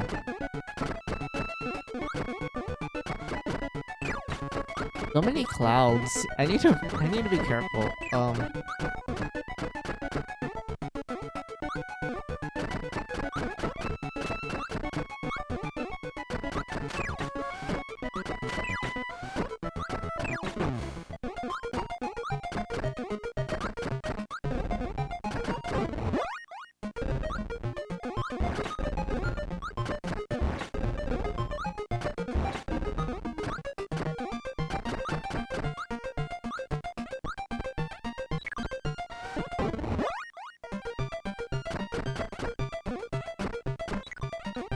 Wait, would electricity be better? Hold on.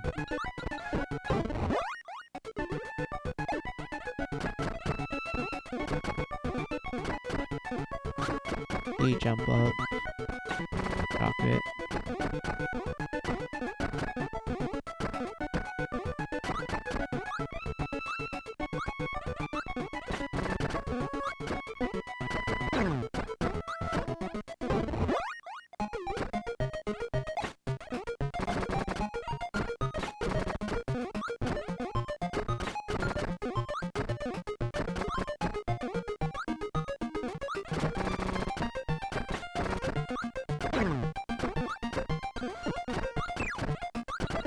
Oh, forget it. I don't need any powers.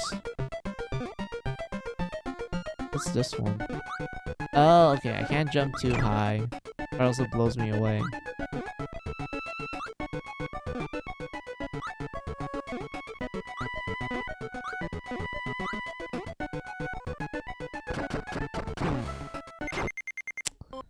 fucking Waddle Dee. Oh well.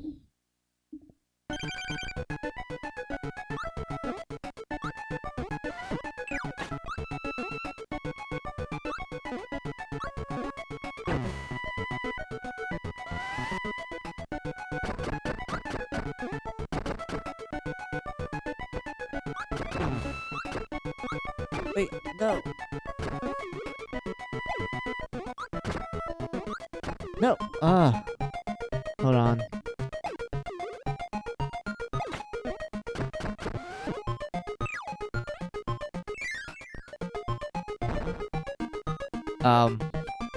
Wait. I guess this door? I can't do anything. I can't attack. I can only do this.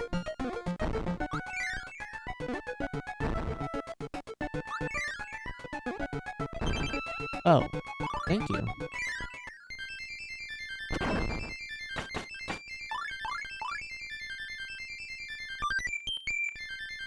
That was easy. Took me on the second try.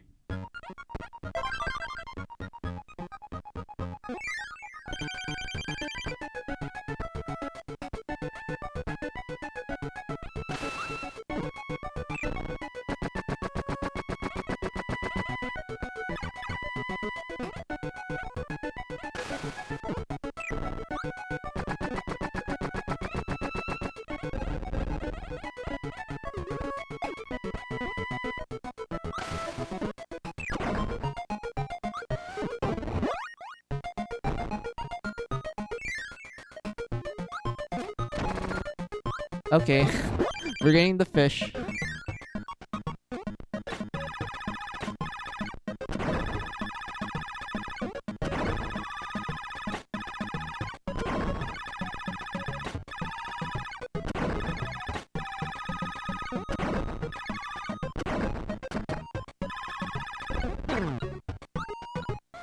Do I need that? I don't think I do.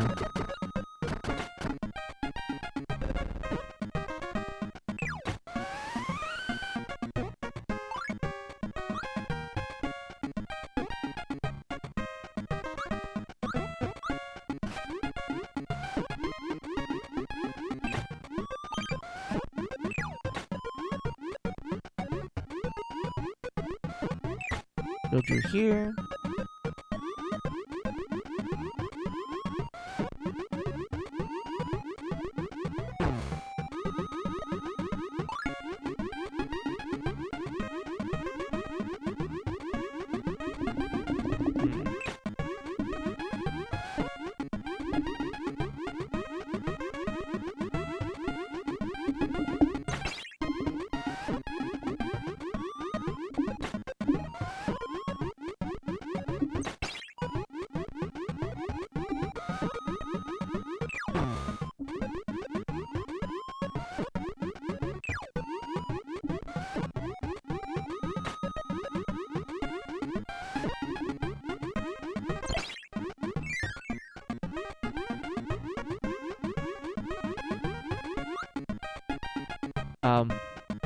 Wait.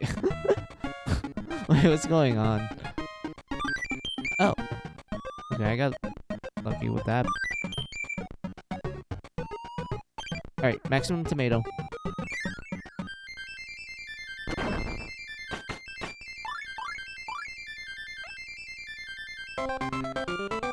Done. Would this fish help me kill the boss here? Oh.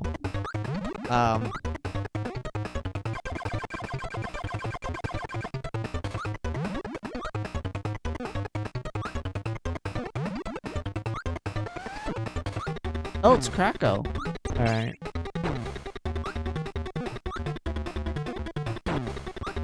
Yeah, fish too slow.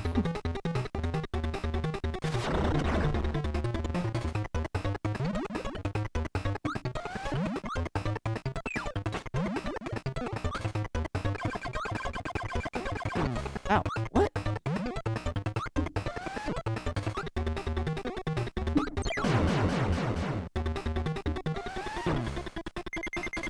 Wait, what?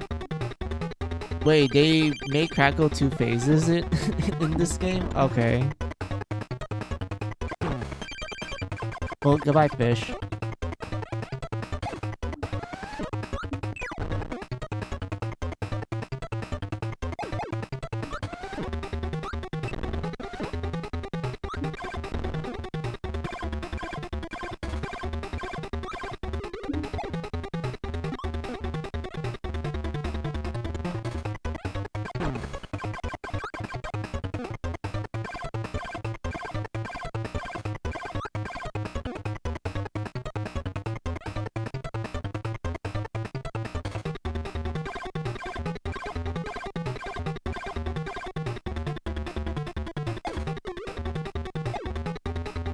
Come on.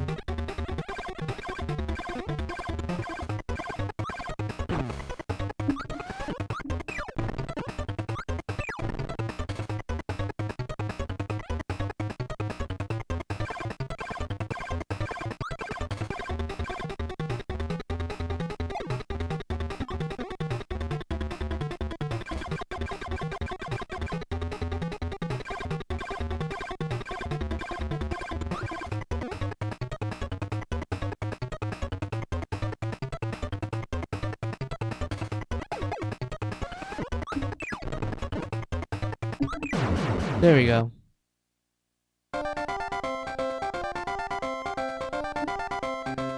Oh, this Crackle wasn't that bad.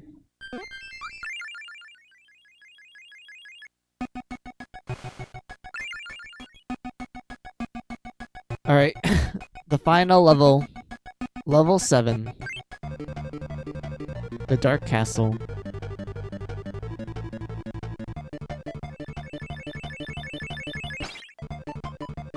There's a total of 7 levels. Wow. I noticed that each level gets like an additional like level. Like the first 3 were like 3 levels long. Level 4 was 4 levels long. Level 5 was 5 levels long. Level 6 is 6 levels long. This one's level 7 long. I'm gonna do a BRB break since it's been like an hour.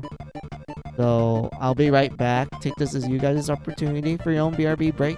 Get a drink, get a snack, use the restroom. I'll be back.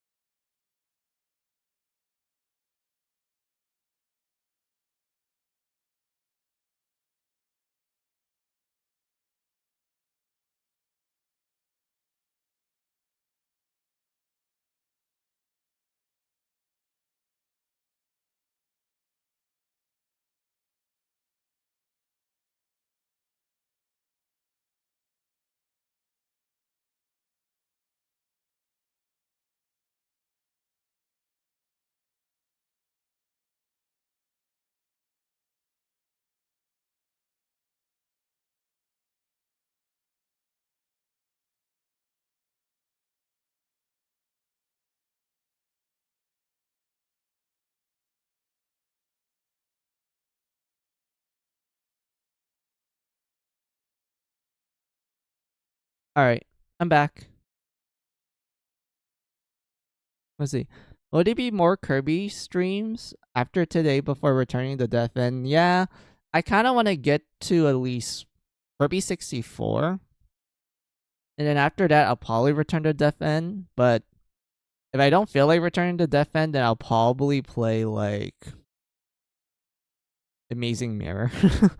Or return to Dream or Nightmare in Dreamland. I don't know. I'll probably like see if I can actually do Game Boy Advance streams. Because there's some Game Boy Advance games I do want to like play with you all.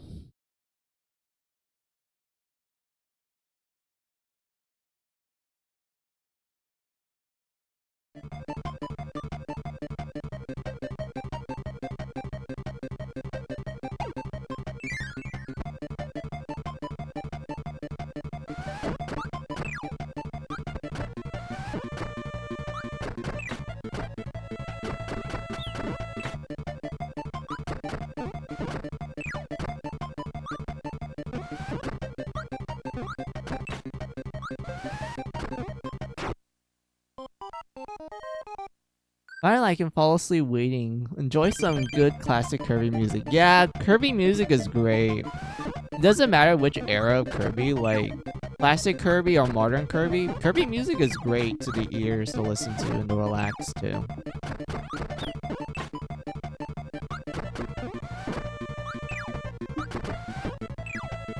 And I'm gonna be honest, Stella. I'm always surprised at like modern Kirby music sometimes because there's times when I'm like listening to it and I'm like, oh yeah, this is like something from like a JRPG, and then my brain's like, wait, this is a Kirby. This is something from Kirby. Like some tracks come to mind as like Fatal Blooms in the Moonlight. That's the final boss theme in Triple Deluxe. I know that's like the official English name, but I'm so used to the old name like Moonstruck Blossom. Like that one, like when I first listened to it, I was like, dude, this is like some, I don't know how I describe it. Like you're fighting some like final boss and there's like some like tragic piano like playing and shit. Like that thing made me go like, wait, how is this a Kirby final boss theme? Wait, this sounds something straight from like a tragic JRPG or something. I know, right? Well, yeah, exactly. Like, okay, Stella, what tracks do you have in mind that makes you go like, wait, what? Like when you listen to Kirby music, that makes you kind of double check yourself. You're like, wait a minute, are you sure this is Kirby?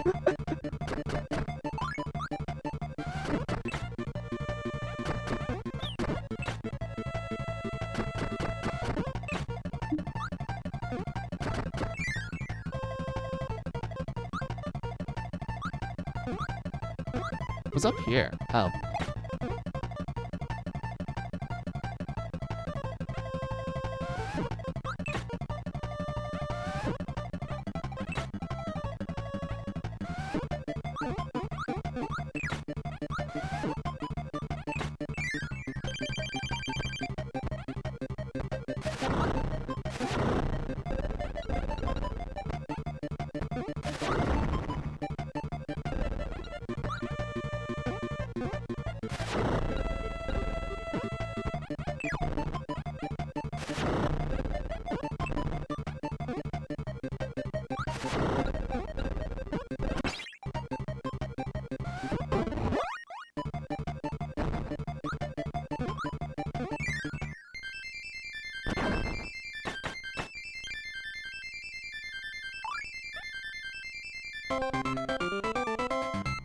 Like Neptunia, Tales of, and Mario. Yeah, I mean Neptunia. Yeah, I will admit Neptunia does have some really good track. Tales of, I mean, that's kind of obvious. Like it's a Tales game, of course they're gonna have like godly music. Mario, I feel like depends on the game now that I think about it. I think that yeah, the RPG Mario games does have some like banger tracks that makes you go like, yeah, this is a JRPG, all right.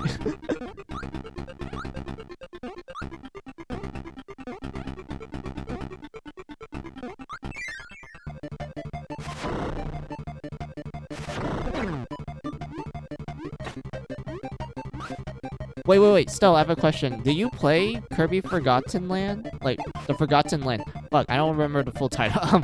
Kirby and the Forgotten Lands.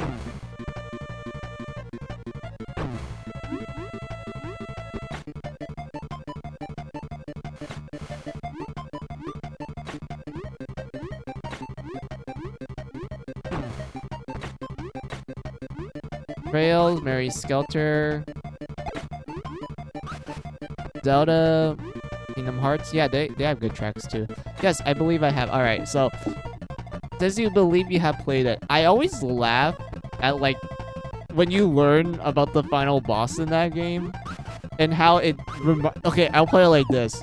When you go into the backstory of that game, I realized that it's like Neon Genesis Evangelion.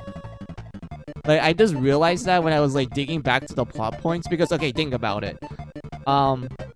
In Forgotten Land, there was like a race called the Ancients. They're like suffering from overpopulation.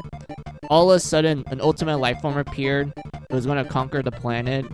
But these Ancients managed to beat it and sealed it away in a laboratory where they experimented on it, which led to this which led to the civilization developing like all kinds of cool gadgets and gizmos to the point where they can do like interdimensional traveling and shit. And while that's happening, this ultimate life form split into two halves.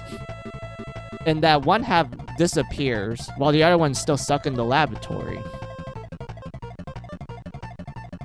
And then the Ancients leave their planet, and then eventually the fauna, which is the animals there, as the years go by, they evolve into like these like intelligent creatures that have like, you know, personalities and they have their own language and such. And this, you know, this sealed like alien starts to influence the animals. And then eventually, as you get to like the end of the game, it gets reunited with its other half to cause the apocalypse. AKA the Dirt Impact. And such. Like, I literally realized that when I was like digging about the plot points of Forgotten Land. I'm like, wait a minute, this is Neon Genesis Evangelion, but for kids. Like, in Kirby terms. Instead of Shinji get on the robot, it's just, hey Kirby, you need to beat the ultimate life form, or else it's gonna drop Popstar into the planet to cause the Dirt Impact.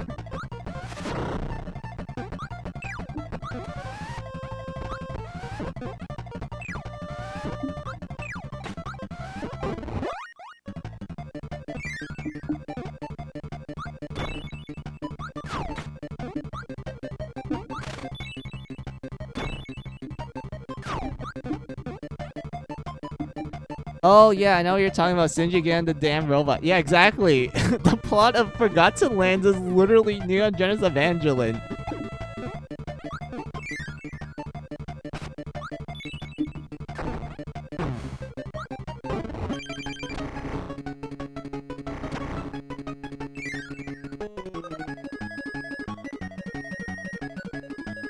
Or Sonic somehow with the ultimate life form with Shadow, yeah.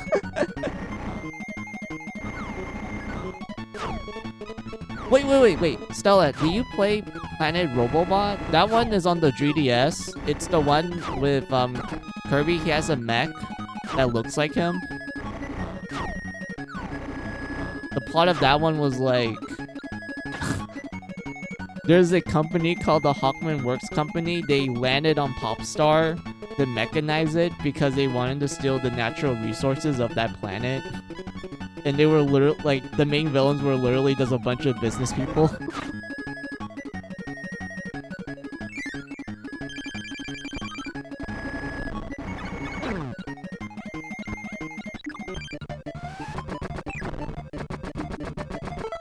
So, oh yeah. I seen it but never got the chance to play it. Oh, that sucks. It's honestly a pretty good game. I would say it's a pretty, yeah. Out of the 3DS Kirby games, as much as I like Triple Deluxe, I think Planet Robobot is pretty well made. Like, it's a pretty well done game. But, yeah, like, the whole plot was like business people, like, mechanizing Popstar. And then I don't know if you saw the ending. I kind of want to show you it. I can like set up my 3DS right now. Just let me finish this level. I can like show you like what happens at the end. Unless you already know it, then I don't have to.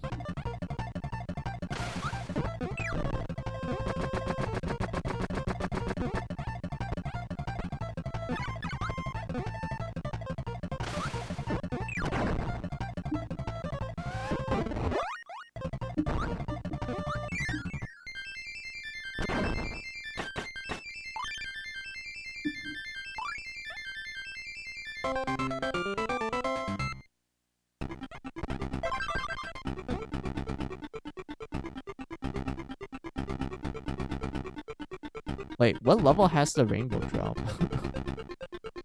It's been a while, so you can show it off. Alright, we're gonna show it off. Hold on. BRB. I'll set everything up. It won't take long.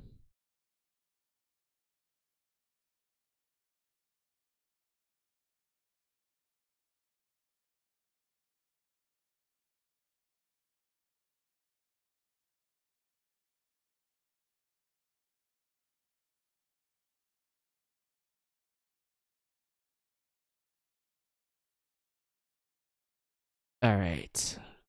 Need to plug this in.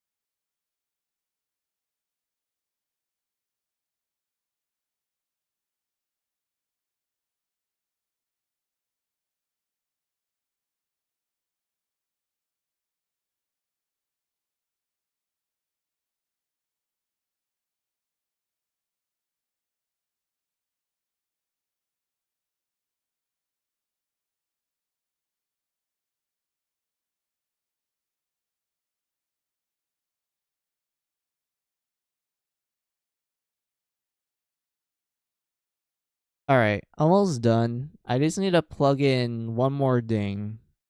And then the 3DS footage is gonna be good.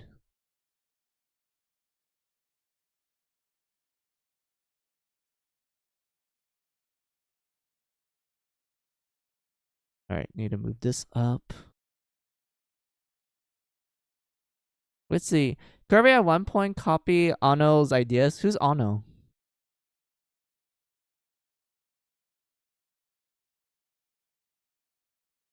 Hold on, let me change this background real quick.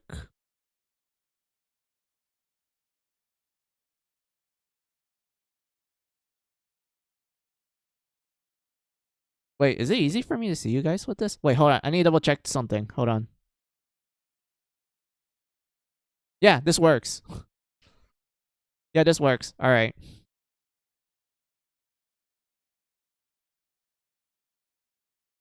Wait, wait. Hide Aki Ono. Oh, the Neon Genesis Evangelion guy. Yeah. I don't know. I mean,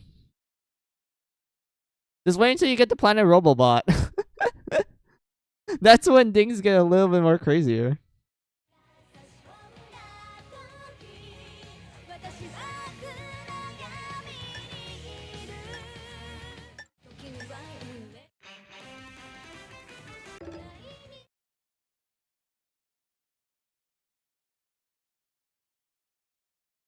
Now, let me double check the volume.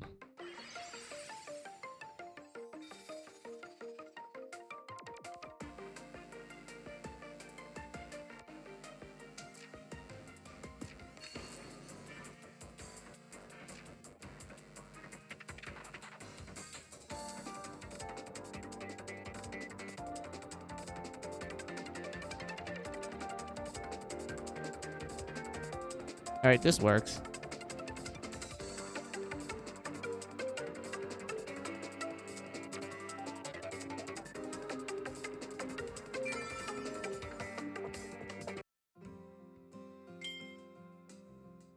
I hate trying to get 100% in the 3DS Kirby games because they make you do gacha.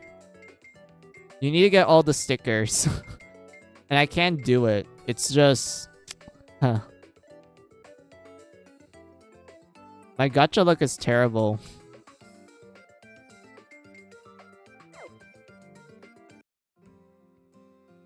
But anyway...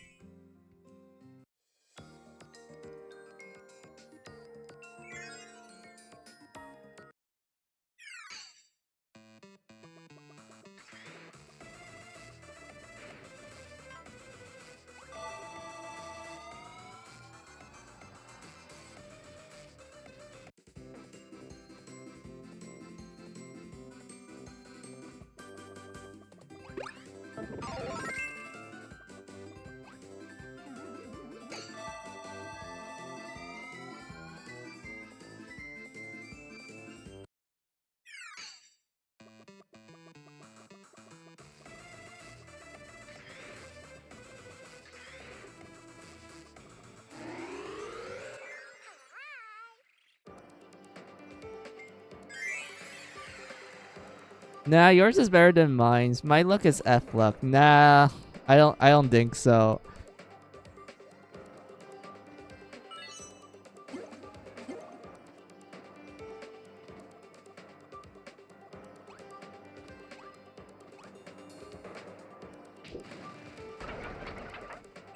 Once in a blue moon, it goes into a B plus. Are you sure about that? Yes, I am sure. I never really get, I guess, the gacha people I want when I do it. This game is no exception. I keep getting duplicates. When I really want is a new sticker. I can't even sell the duplicates either because there's no like mechanic in this game where you can sell duplicates.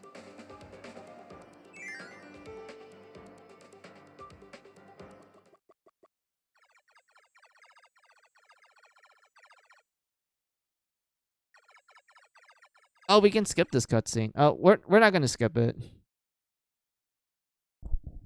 No, I don't buy it, my friend. No, my luck is terrible. You need to believe me.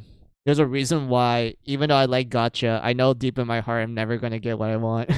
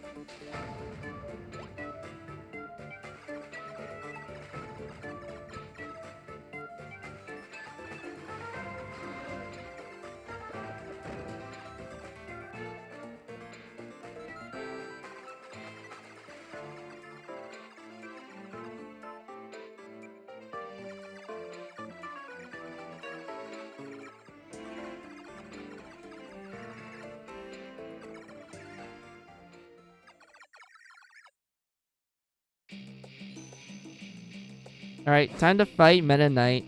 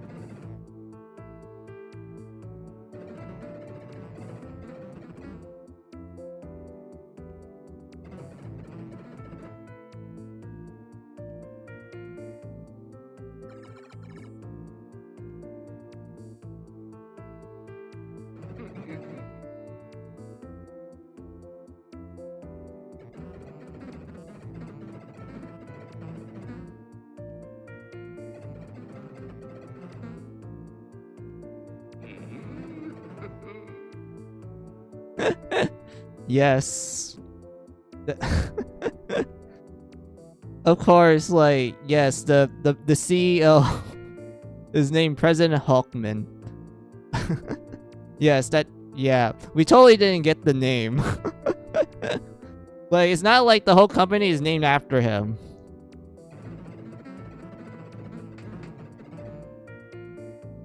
Native pink ding. Yes, that's the best way to describe Kirby. Pink ding. This bitch right here, yep.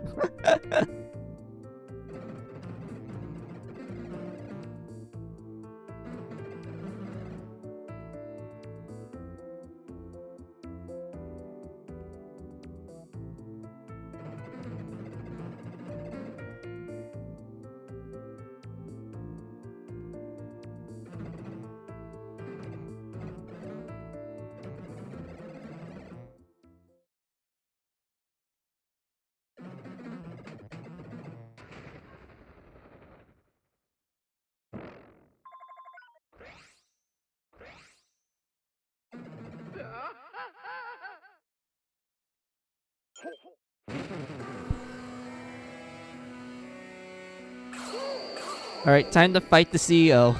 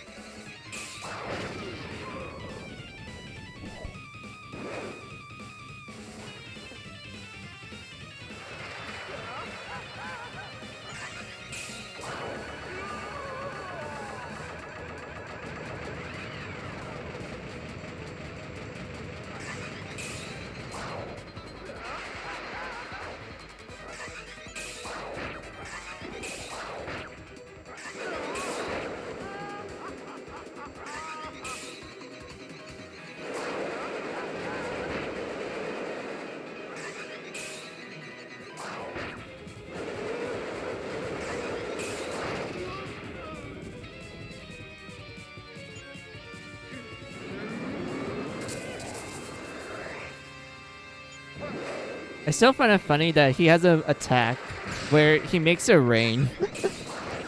A little bit on the nose, but still.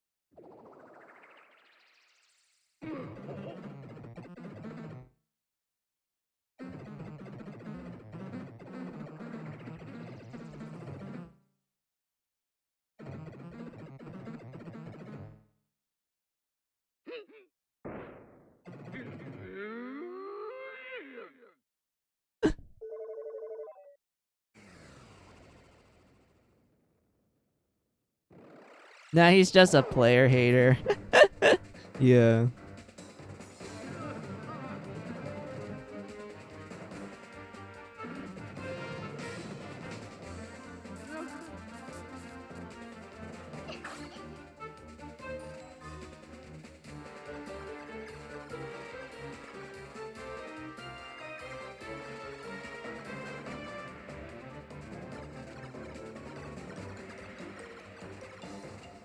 Lol, yippee. Yeah, pretty much. That's what she said. And like this dialogue right here, stuff. Look, some startup company will pay top dollar for this. Yes, like she took the helmet to sell this giant, like ancient-looking ass machine that the company's been developing for like the last, I don't know, 2 decades maybe.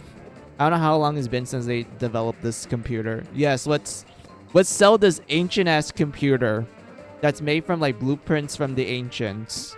And it's like the most advanced shit in the world. Let's just sell it to some random startup company. His daughter has 0 fucks to give, yeah. Hey, how do I look?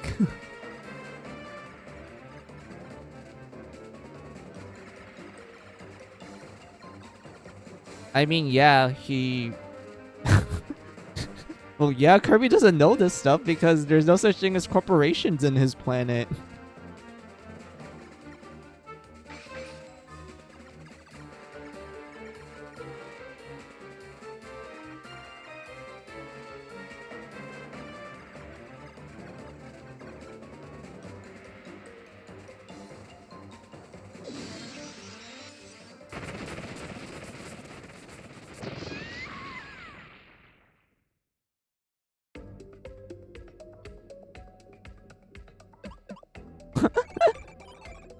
Oh, the little tap. Like, he just, like, remember, she's technically his enemy, but she gets hurt. Kirby is like, oh no, and then goes up to her and taps her to see if she's okay. Kirby's just a good guy.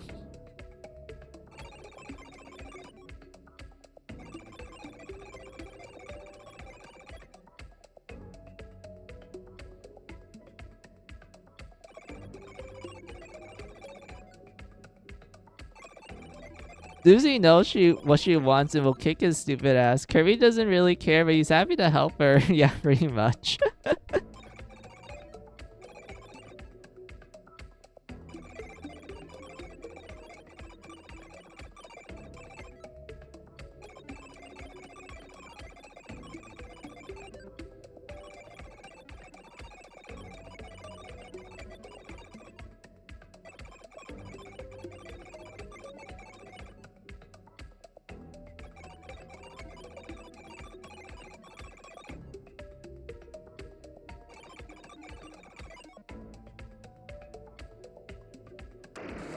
And then Kirby just stares at it with a blank face. He's like, oh, okay, this is a normal Tuesday.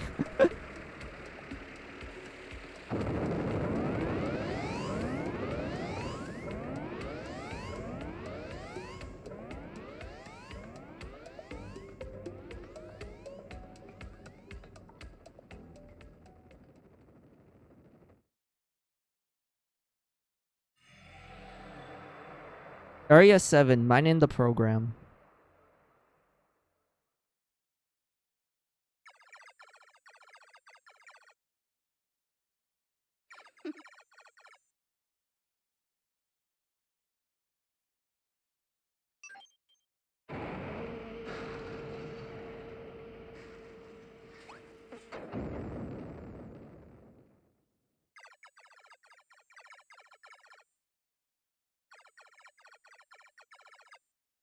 Oh yeah, I always wanted to tell this fun fact. So, this is okay, so I would argue this is technically a mistranslation from like Japanese to English because in Japanese, she didn't say like teach the old man a lesson. She said she wanted to make the old man wake up with tears in his eyes. Which at first you're thinking like, wait, what does that even mean? And that actually implies to a more like, closer connection with Susie and President Hulkman and such. It makes you question things a little more compared to like teach the old man a lesson. You're like, oh, okay, maybe she doesn't like the dude. But the Japanese one, she's saying like, I want him to wake up with tears in his eyes. Like come to his senses. That's what they mean by wake up. Like come to his senses and like have tears in his eyes. Like she kind of wants him to realize something. And it wouldn't really make sense until you look at the pause screen descriptions for Susie when you're fighting the hard variation of her, and also like the hard version of Hawkman and the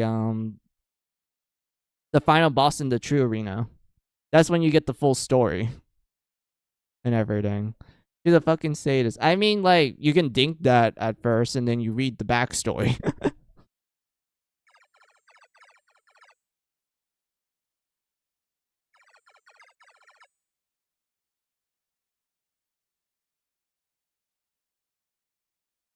Now, when someone says, I want you to wake him up with tears in his eyes, that's sadist shit. No, it isn't. That's wholesome stuff. I think you're the sadist one, Unstella. That's weird.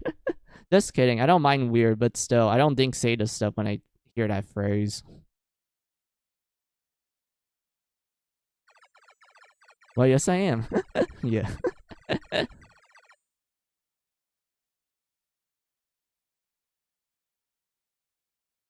But yeah, I'll just read the pause screen descriptions to you guys, like, because I'll play it like this.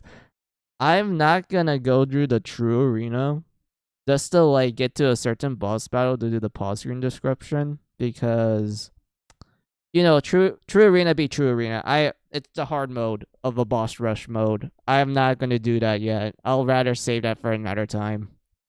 I'll just go in the wiki and just read the description to you guys. So yeah, we need to go kill the sentient computer now. The god computer. Let's go.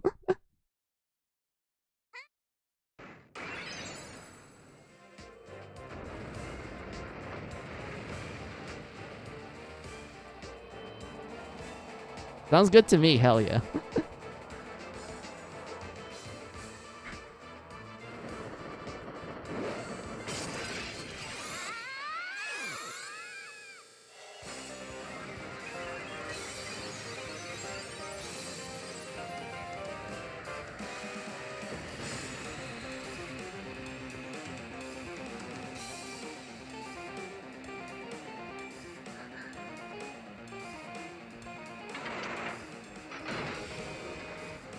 That's right, Stella. We merged with the Halberg, kind of like Gurren Lagann style.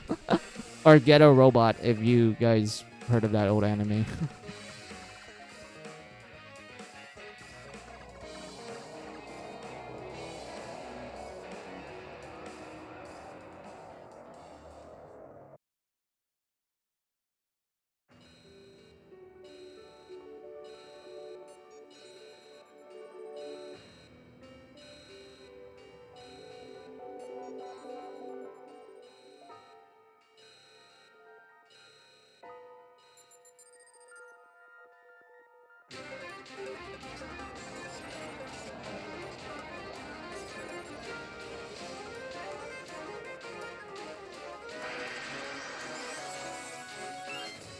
Let's see, what does this pause screen description say? Fusing together with Hulkman, the most advanced computer in the galaxy has become self-aware. To realize his old master's wish of eternal prosperity, it decided to eradicate all life forms in existence. Yeah, total normal computer stuff. Like, yes, it gains sentience. First thing that comes in mind, kill all life forms in existence.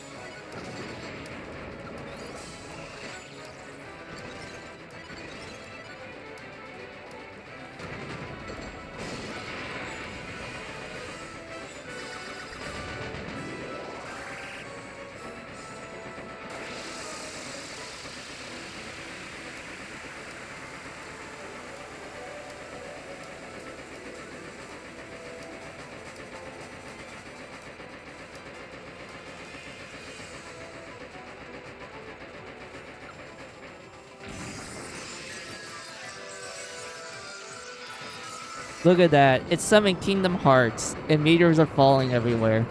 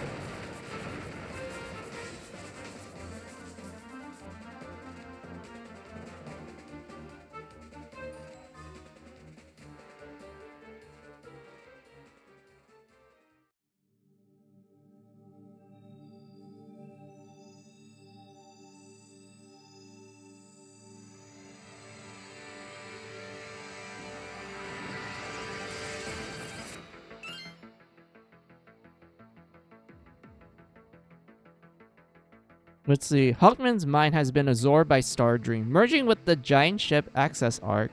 Stardream has turned into a sentient planet. The machine has lost its master and purpose. It must be stopped. That's right, we're fighting a giant planet now. A giant mecha planet.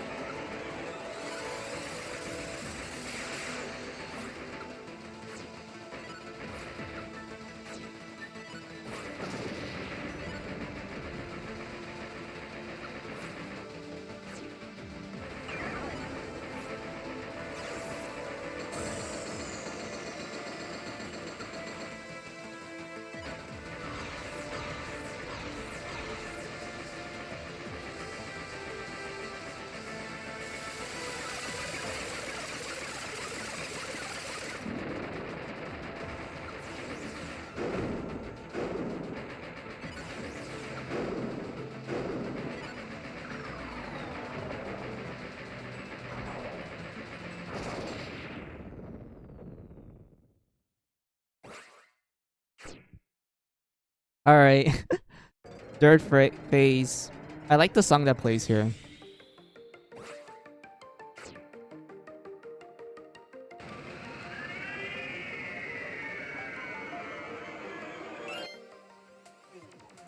Oh, they didn't change the description this time. Huh. I'll crank up the volume a little more so you guys can hear like the boss doom.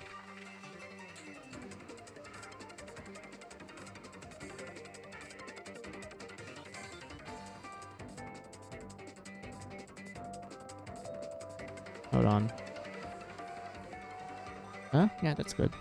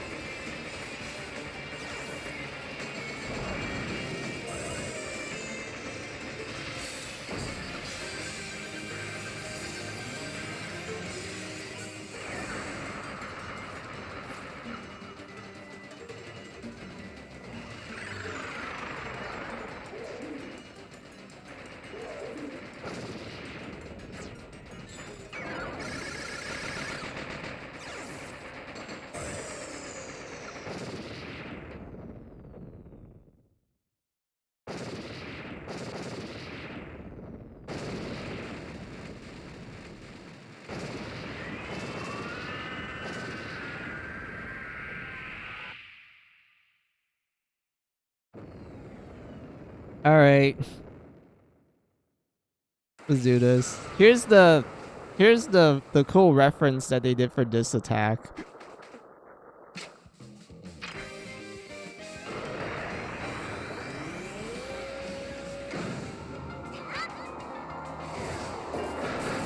There you go. It's Gurren Lagann.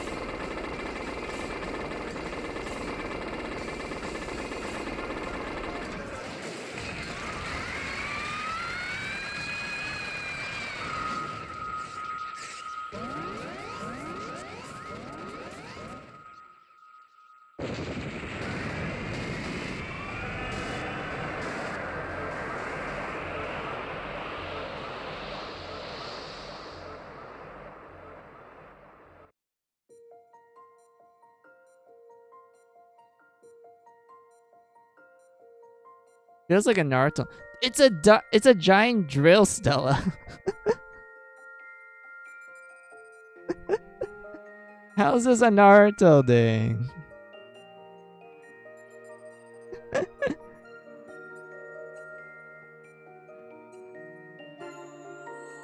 I think the closest... Wait, actually, now that I think about it, I don't think there's any moment in Kirby that feels like a Naruto thing.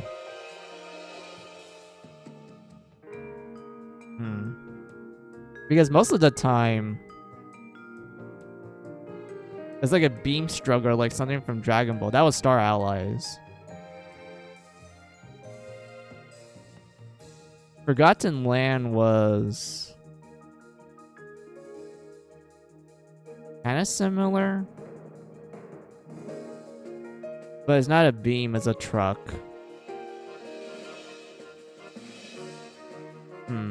I would say a Naruto thing would probably be like Return to Dreamland, and also it's like epilogue, Megalore epilogue. I think that's like the closest thing to Naruto now that I think about it.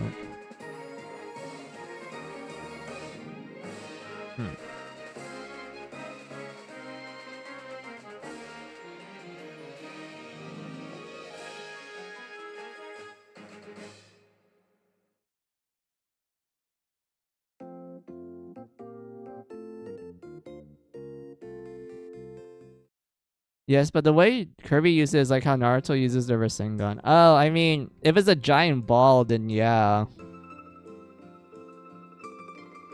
But this one's a drill, so it's just Gurren Lagann.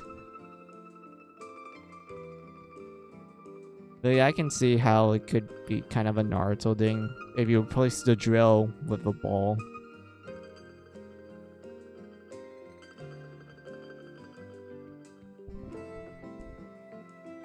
Hey, that was Planet Robobot. It's literally like Mecha Kirby. A lot of mecha references. I mean, it's still a fun game. I like it.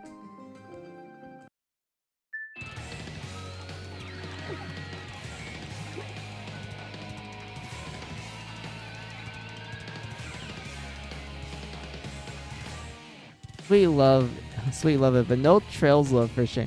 I mean, if they make a Kirby RPG, then they're probably gonna do like a bunch of JRPG references, but I don't think Kirby has ever done one, unless it's a mini game. But like, even still, I can't really imagine an RPG Kirby game.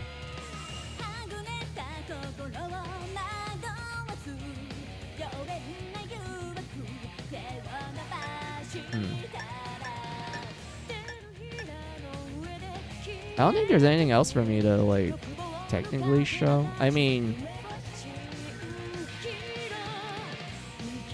now that I think about it. Wait, Stella, have you heard of Etrian Odyssey? These games here?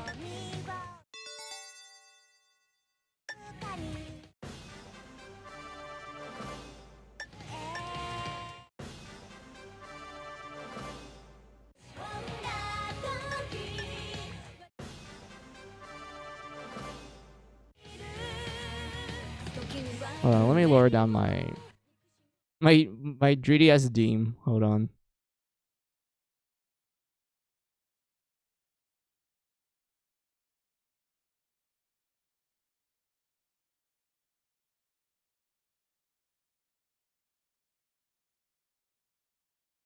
Let's see. Oh, my Alice. Yeah. Yep, it's the Alice Deem from Mary Sculptor 2.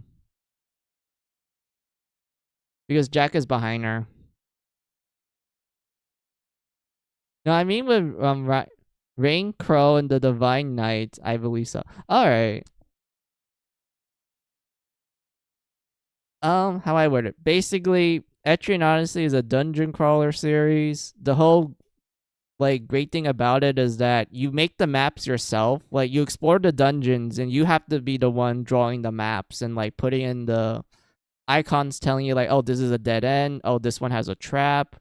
This one is where the strong enemy is. I'm not gonna touch that yet. This one is the shortcut and etc. Like you're literally making the map yourself. Like you're drawing it and everything.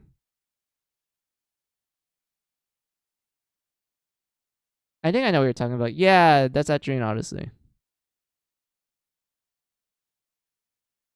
So, Stella, I'm gonna give you the ability to create a character, your own character in Etrian Odyssey 5 and Nexus. Like I did with chat beforehand. So we're gonna start with 5.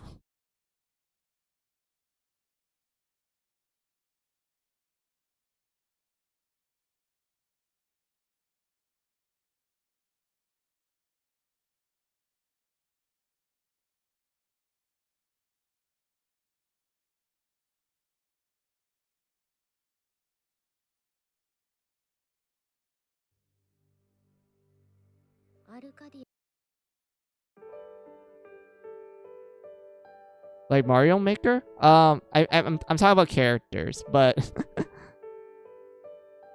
but if you're thinking of Mario Maker of how you make maps, yeah, it's kind of like that.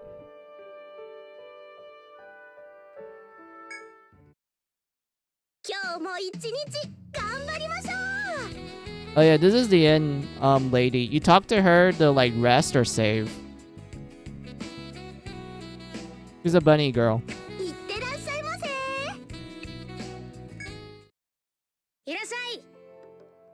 This is the merchant. He's a good lad. You sell items you get from the dungeon. He makes like new wares for you. Like, this is the only way you make money in this game. You have to get items from enemies and sell it to him to get not only money but new like items to get. Equipment, not item. Equipment. A boy? No. Oh, it's a girl. No, it's a guy. Legit male. You can tell by the voice actor and everything.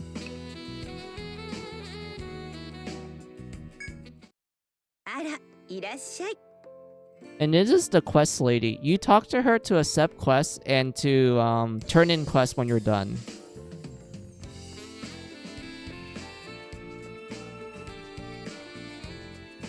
You can even talk to the patrons in the place to get information, like tips and tricks.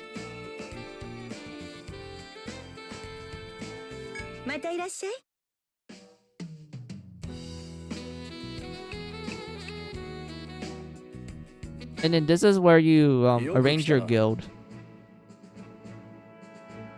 And also party and everything. So we're gonna go register to make your character Stella. So I need to give you some context of how the older games work. So in the first 4 games, you pick your class, you pick your portrait, and then you put your name in, and that's how you make a character. In this game, you pick your race.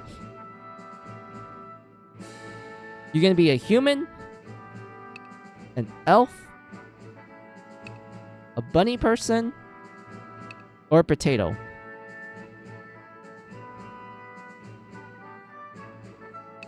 And when you pick your race, you can pick your class. We have fencers. They're dodge tanks, but they're also good at follow-up attacks.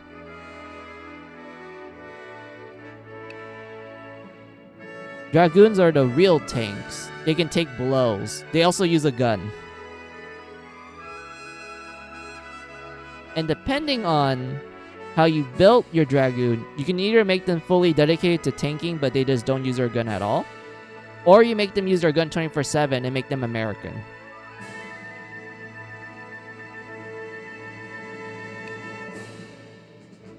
Pugilists, they're monks. They have the ability to seal enemy limbs. Let's say they seal the enemy's head. They can't breathe fire anymore or can't cast spells.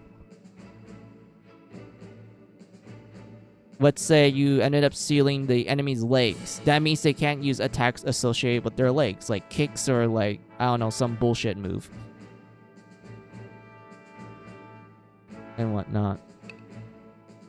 Helpinger, I like their Japanese name more, is Reaper.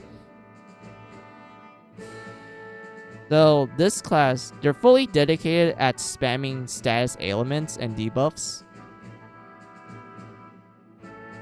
How it works is that they wear an armor called Miasma, which boosts their speed and other stats to like pretty big levels. And they need this armor to perform their ailments and status effects. They're pretty good if you like, I guess, build a team around them. And status ailments in Etrian Odyssey, like, they hit hard. Like, do not like hesitate to use them. They will save your ass.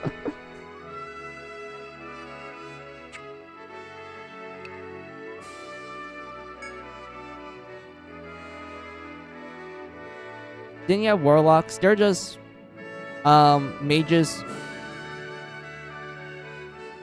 They can nuke stuff, or you can make them use a gun. I don't know why you want your mage to use a gun, but you can.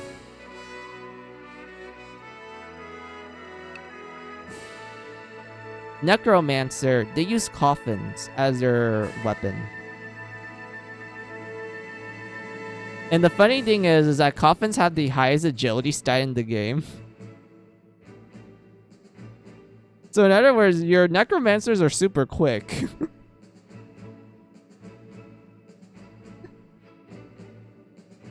Let's see. Quest Lady looks so good. Yeah, she is very attractive. But yeah, the whole gimmick of Necromancer is that they summon the undead, and depending on the undead that they summon, it has like certain effects. Like you can summon one undead to be the meat shield, the other one will do healing, or you can sacrifice them to be a bomb to like destroy the enemies. So because of that, Necromancer, they can just fit any role you want them to do, and they will do a pretty good job at it.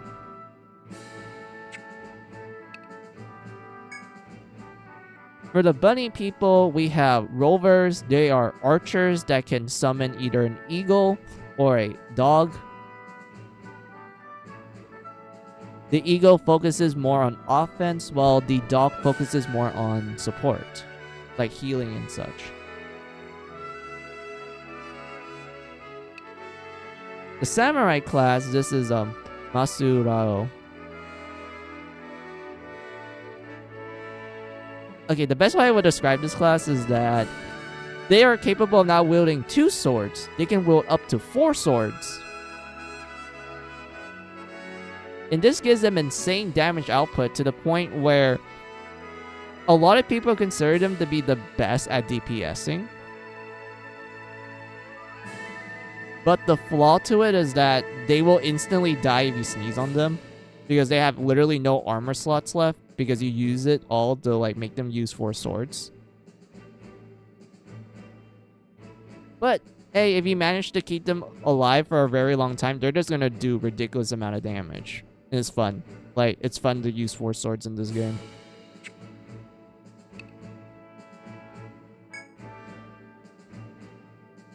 Then we have the shamans. They're buffers, essentially. They can buff the party stats. They can even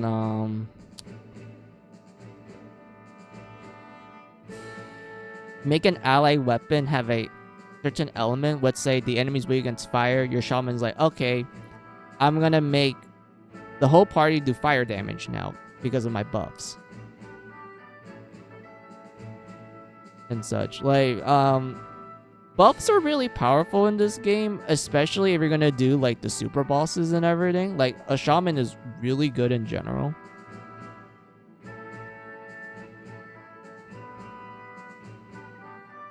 Lurk. Hey, thank you for the lurk, Gwen. Welcome, welcome.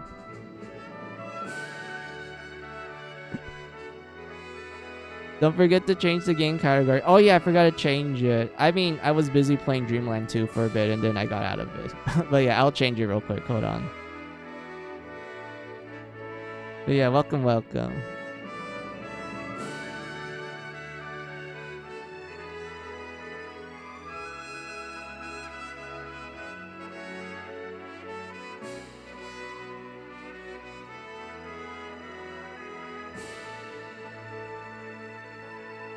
But yeah, where was I?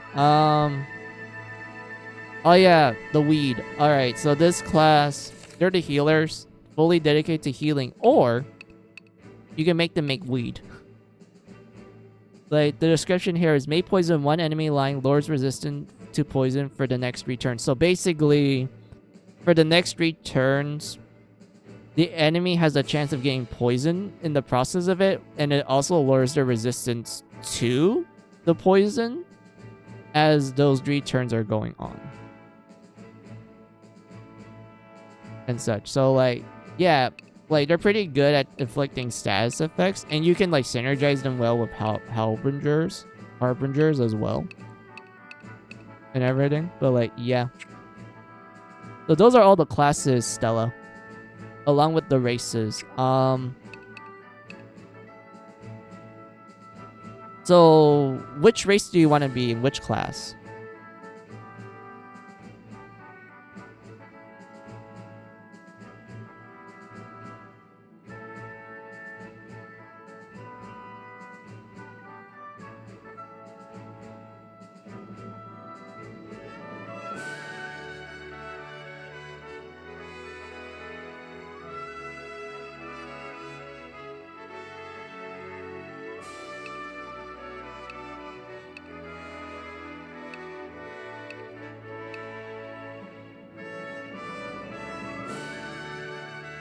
I want to be a swordsman or swordswoman. Which race?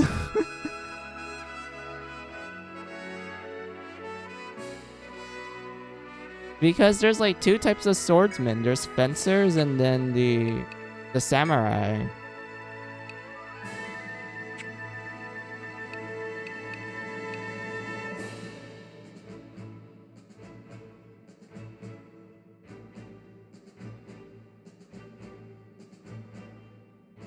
Whoever's the most... Stella, it's up to you. I'm giving you the full right to create your character. I don't mind which one you will pick because I can literally just like build the team a way that, you know, everyone benefits from each other. Like, it's really up to you what kind of character you want to make, Stella. I'm giving you the full right.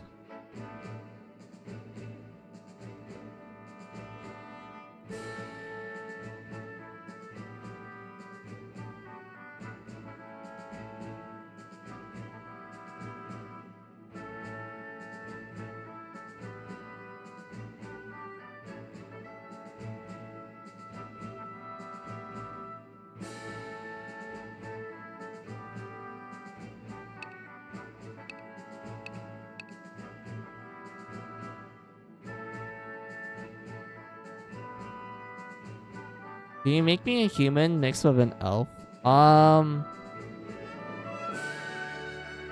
Wait, what do you mean by that? You can only pick like one race.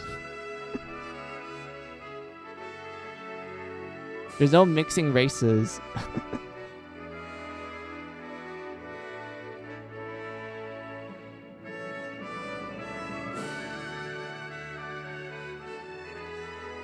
Oh, what race are there? So we have humans, this one right here. You have elves, bunny people, and then potatoes. Those are the 4 races. And once you pick your race, you pick your class. But I want to focus on, like, you know, you picking your race and everything.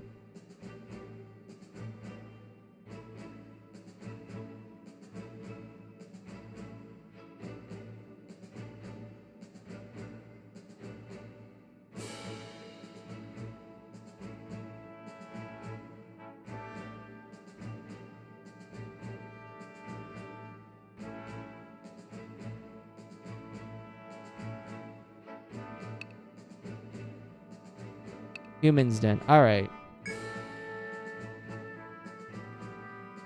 Alright, so... which class do you want to be? Like, a fencer? A dragoon? Pugilist? Or harbinger? Like, out of these classes, which one makes you go like, I like this one?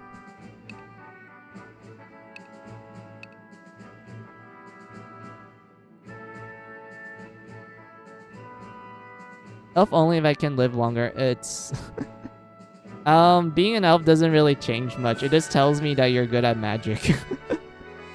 Humans are like the balance option. Well, actually, now that I think about it, humans have the highest look in the game, which makes them good for like specific classes. But ignoring that, so yeah, which class makes you go like, yes, this is me for real, for real? Out of these 4.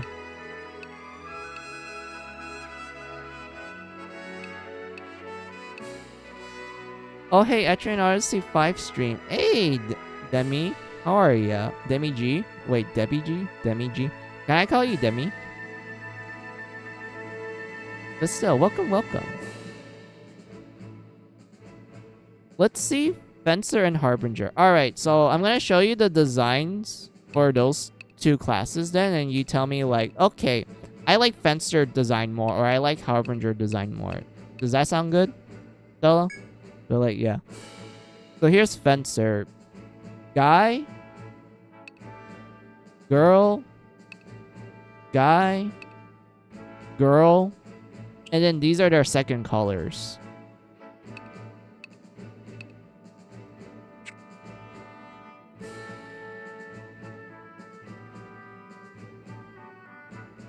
And then Harbinger. You just starting the game? Yeah, we're just making characters of chat. You're an avid Etrian enjoyer. Oh, that's nice. That's nice to have another Etrian Odyssey fan. But yeah, here's Harbinger Stella. So, guy, girl, guy, girl, and then their second colors.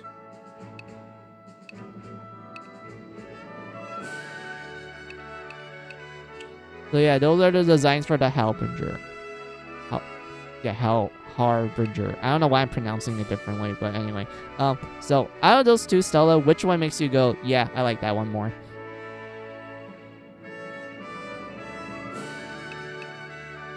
Oh, cool. Yeah, we're just making chat and everything. You can also make your character too, Demi. Just wait until Stella's done, and then, if you want to make a character, then, just tell me and everything. Also, it's going to be like a casual playthrough sort of thing, because, I just like to play casually, even I'm playing it on, like, hard mode. I'm a casual person, so I don't really mind, like, goofing off with, like, team setups. Sure, since I'm here and all. Alright.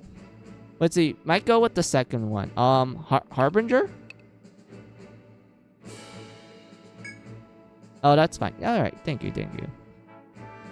So... Wait, Stella, which second one? Like, the second guy? Second girl?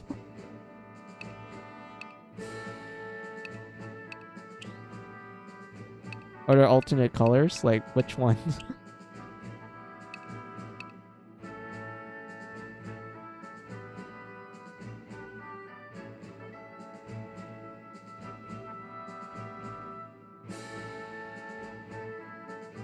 Oh, I mean the girl. Alright. So...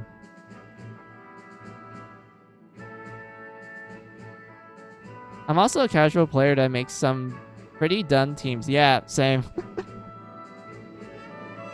I like making dumb setups. Like, I play on the hardest difficulty, and then I just, like, think of the most random-ass setup and see if I can just, like, have gay fun with it.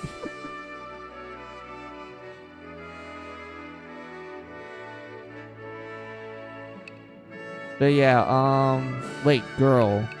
So, one of these two girls?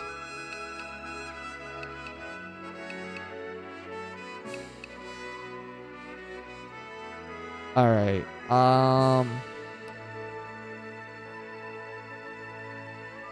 which one do you like, Stella, between the two girls? Do you want the blonde tsundere, or do you want the energetic blue hair girl?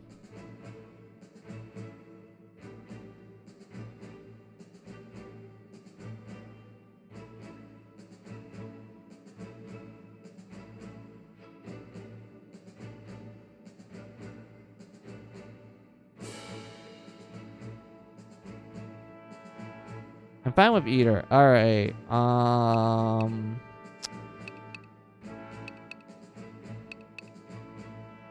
I guess let's go with blue then. So, what hair color would you like, Stella? This is something that Five introduced. You can change the hair color, the eye color, the skin, or pick a voice for your character. This is something that the first 4 games didn't do at all. You can even make one eye a different color while the other one's like the same color. One eye a different color from each other and such, or you can just make them the same color. There's a lot of customization in this game compared to the previous 4. But yeah, Stella, let's just start simple. Hair color, blue. You want a blue. Alright. So, what about eye color? Do you want one eye to be a different color, or do you want them to be both the same color?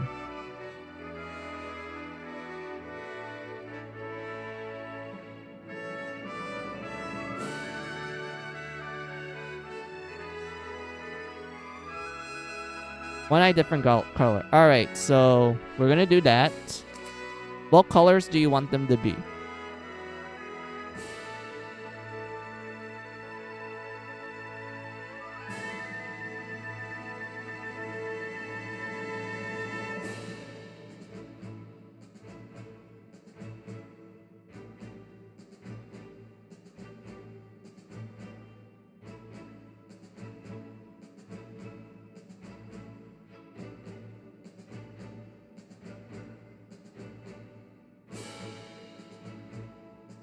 Let's see. Red. So left eye red or right eye red? Oh, wait. You want to see what red looks like? That's what you mean. All right. This is what red looks like.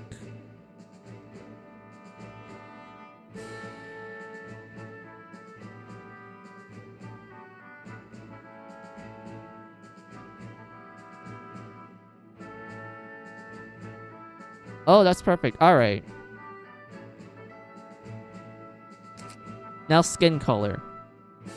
What skin color do you want to be? Do you want to be super pale? Or do you want some tone? Or do you want to be dark skin?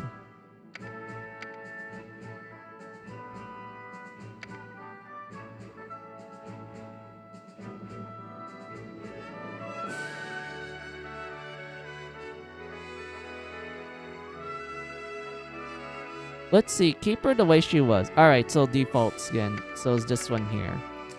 Alright. The top is guy voices, and the bottom is girl voices. Which voice do you want? And once you tell me the gender voice you want, we can listen to all the voice clips, and then you tell me that, okay, this voice will 100% me, and such. Oh, girls. Alright, so we're gonna listen through them in order, Stella. And then when you find the one that makes you go, yes, just tell me. みんな行くよ行くわ見せてやろう皆さん行きましょう気合い入れていくよガオー行きます行きます始めますよーし僕に任せて張り切るかね先手必勝です私が行くわ行ってみるかの行くよ私に任せて私がやるの力をさあ始めましょう Oh, the Japanese version with English text. Yeah, I played it with Japanese dub because I played it like back when it was in English. Like, okay, I played the English version with the English dub, like, when the game came out and everything. And I decided, like, well, I want to hear the Japanese dub since, you know, it was a second playthrough for me, technically. So I decided to do that.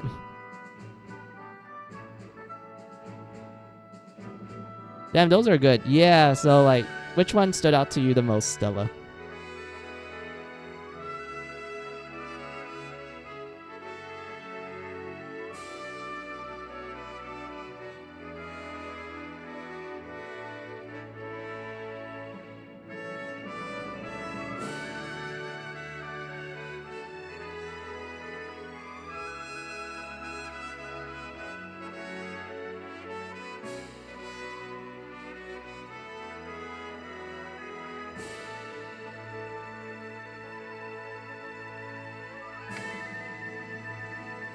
Can I hear 21 and 22? Alright.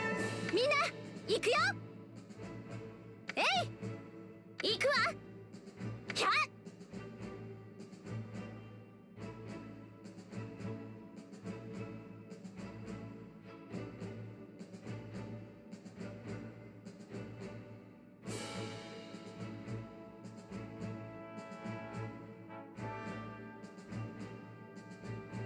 21. Alright.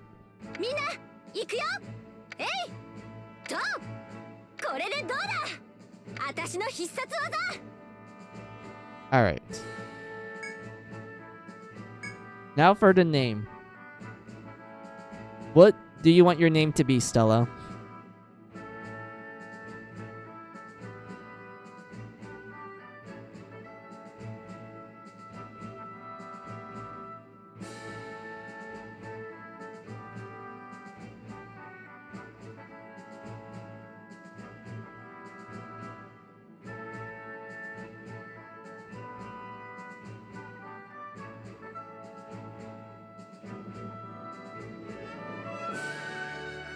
Alyssa or Alice? Alright. Let's go with Alice for you.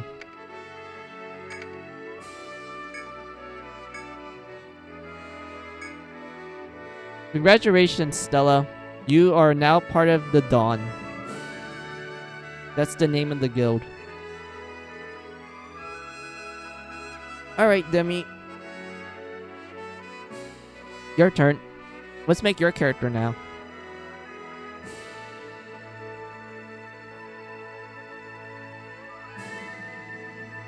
Sweet. Hell yes, Stella. Yep. Welcome to the dawn. Okay. Yep. Just take your time, Demi.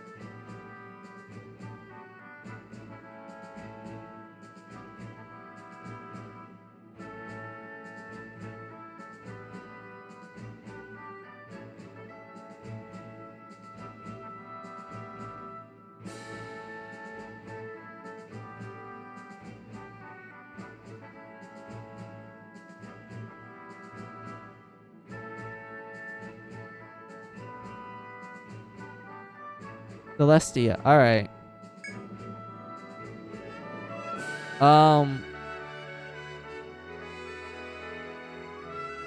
Warlock or Necromancer? Warlock for now. Alright. Which portrait would you like? Oh yeah, I have to scroll through it. Hold on.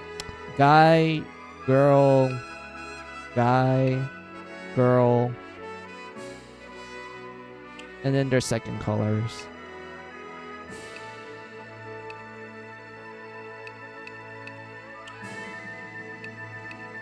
So yeah, just tell me which portrait makes you go, yes, this is me.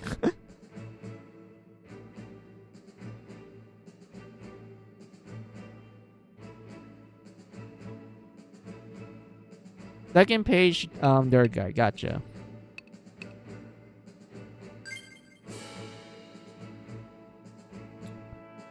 What hair color would you like?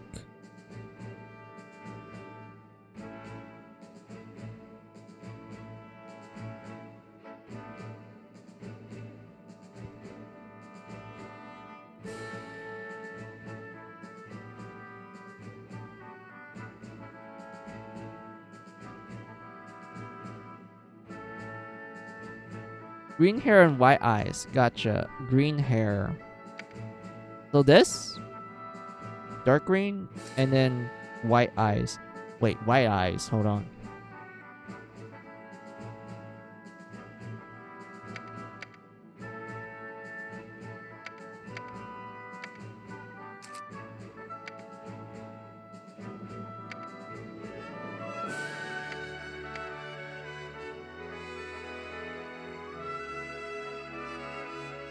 Alright, those are white eyes. Yeah, I like that. Yeah. Huh, it does work. I didn't expect white eyes to work like that. Yep. Alright. Skin color. Would you like to be pale? Or you have some tone in you?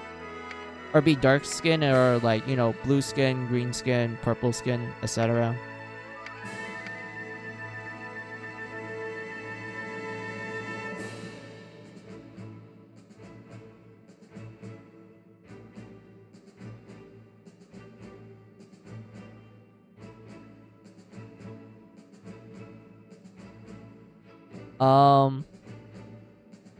Top row to the left.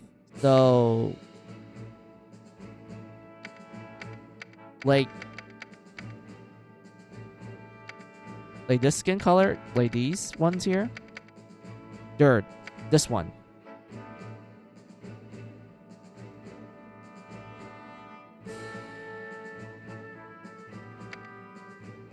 Yes, alright. Now voice. Do you want a guy voice or a girl voice?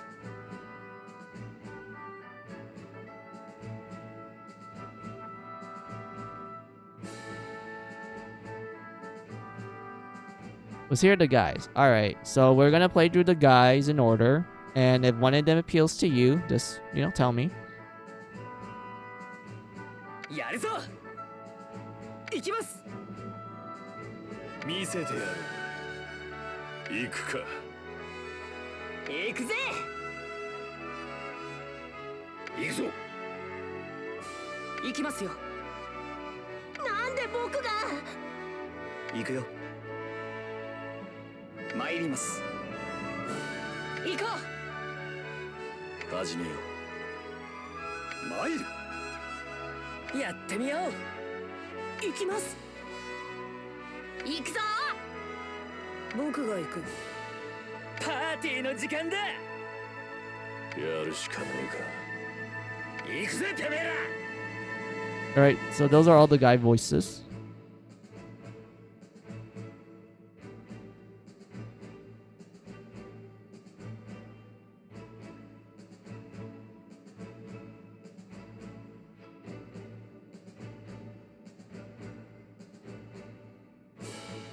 $13.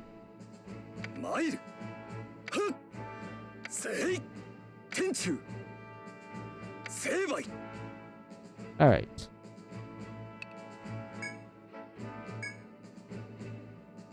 What do you want your name to be?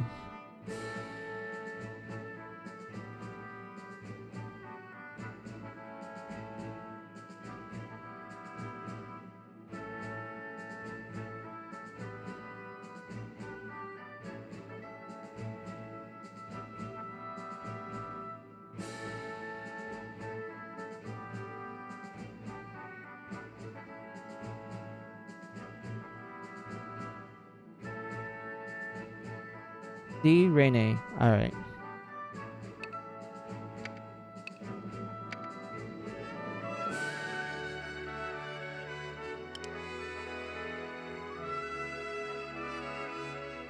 Wait, hold on.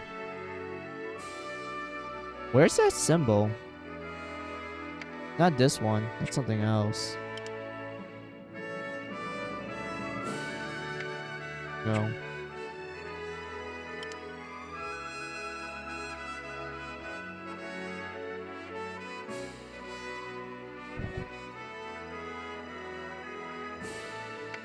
Is it this one? No. It doesn't look right.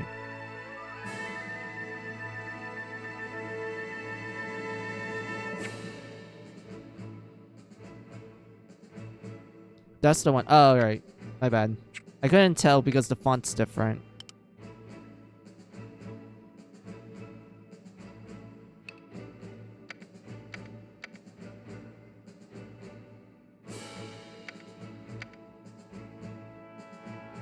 Alright, all good, thank you. But alright.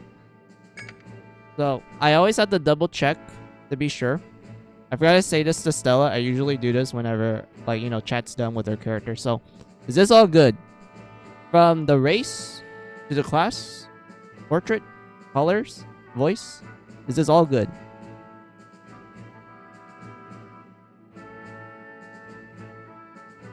Thumbs up? Alright. Welcome to the dawn.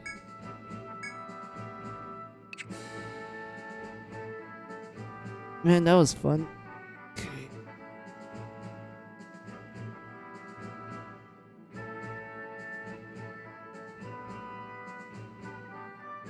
Got my neck.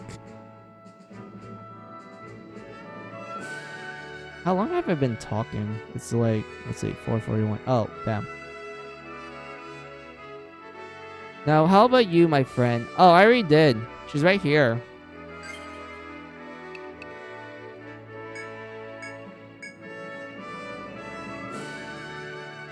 Technically me. I don't, usually when I make my character, I usually call them either Mizu or, I, which is love in Japanese. I just switch between the two.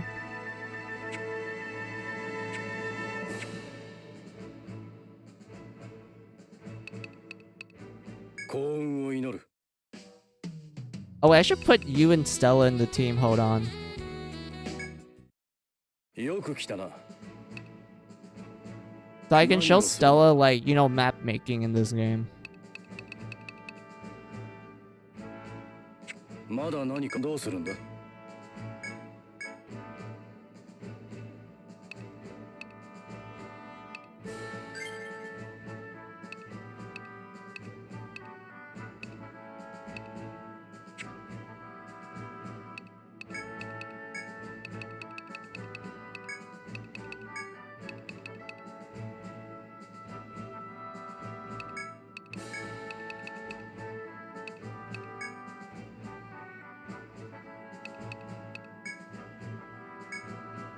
よし、わかった。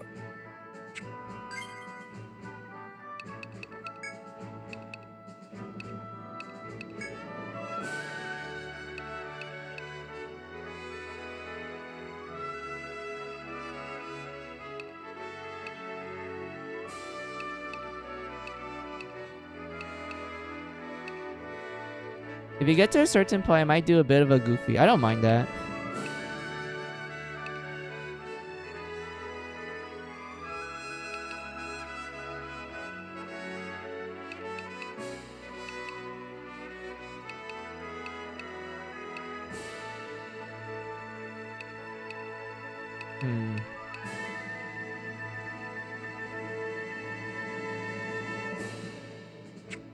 Hold on. I need to think about this real quick.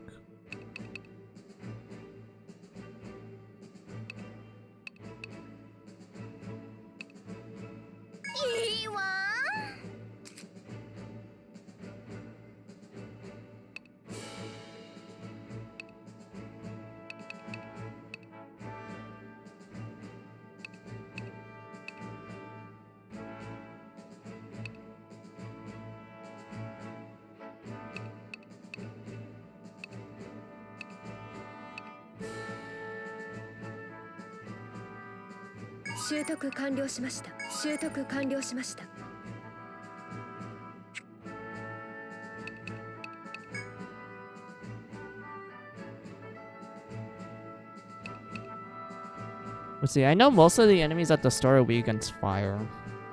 I think there's one enemy later on. Wait, was there another enemy that was weak against a different element? I know most of it's fire because there was a bunch of plant enemies.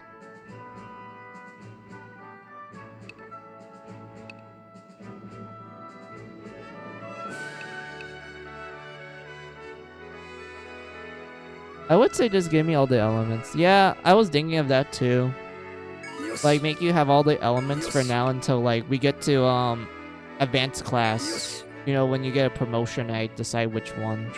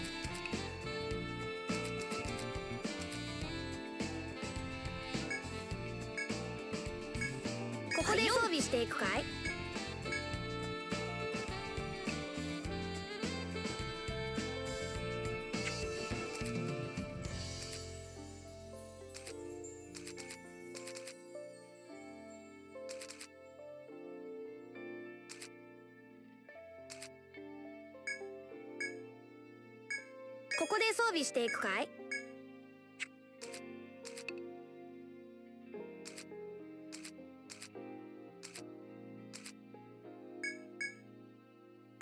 ここで装備していくかい？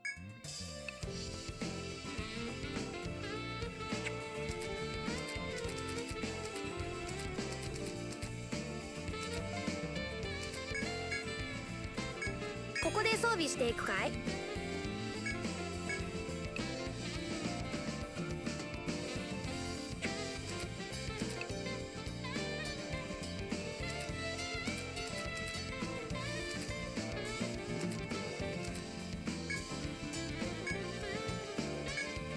はいよ。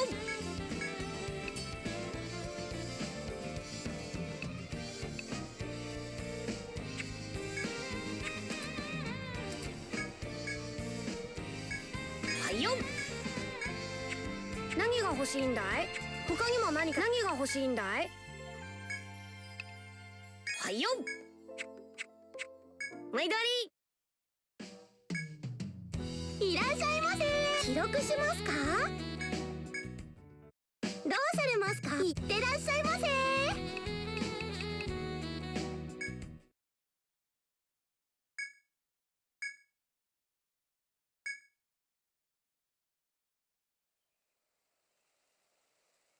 この樹海の美しい木々の向こうには魔法の石像があるという。その石像は人々を惑わせ行く手を遮ると言われている。今日もまた樹海へ挑む冒険者たちの前に物言わぬ小さな石像たちが立ちふさがる。でも私は思うのだ。石像はいつもじっとその場に立っているだけ。惑いは人にあり、石像にはないのでは、と。第一階層、鎮守の樹海。Yep. Welcome to the first stratum. Alright. So, Stella, as you're like exploring the dungeon, you have to like, you know, draw icons and such to tell you like, okay, this is where the exit is and such.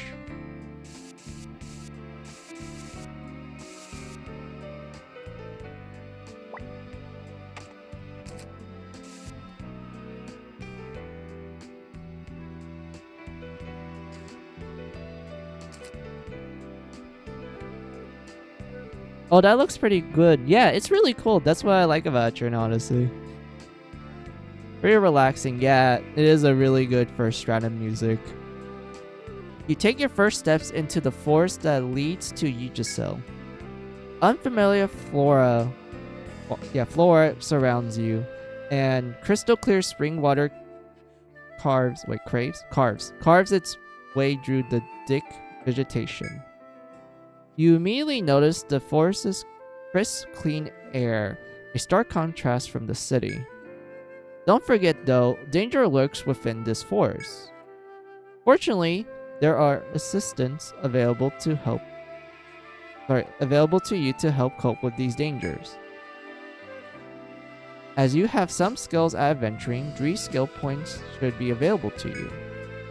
To spend them on skills useful in the labyrinth, open the main menu with the Y button. Select Custom to allocate skill points and think carefully before you do so. There are 2 categories of skill currently available to you, class skills and race skills. Class skills are determined by the specialty you choose. Race skills help out with exploration.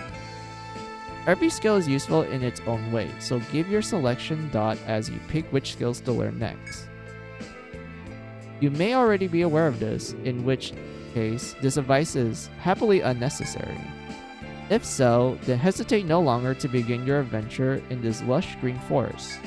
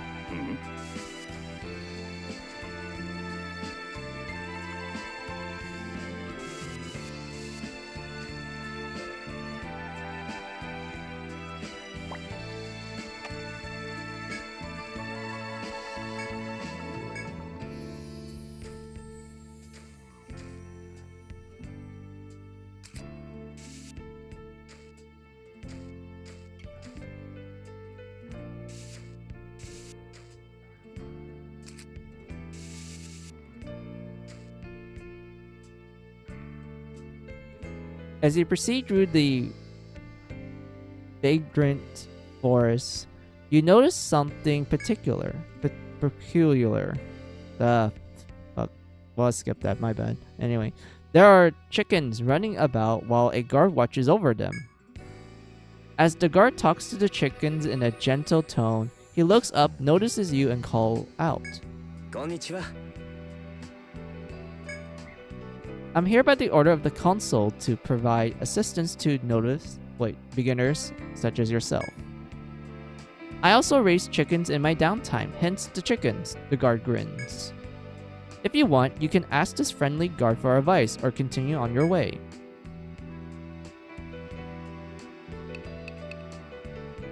Let's talk to him about the chickens. These are forest chickens. They lay delicious eggs once every 3... Wait, that's pretty good. They lay better eggs if they're well fed and with enough exercise.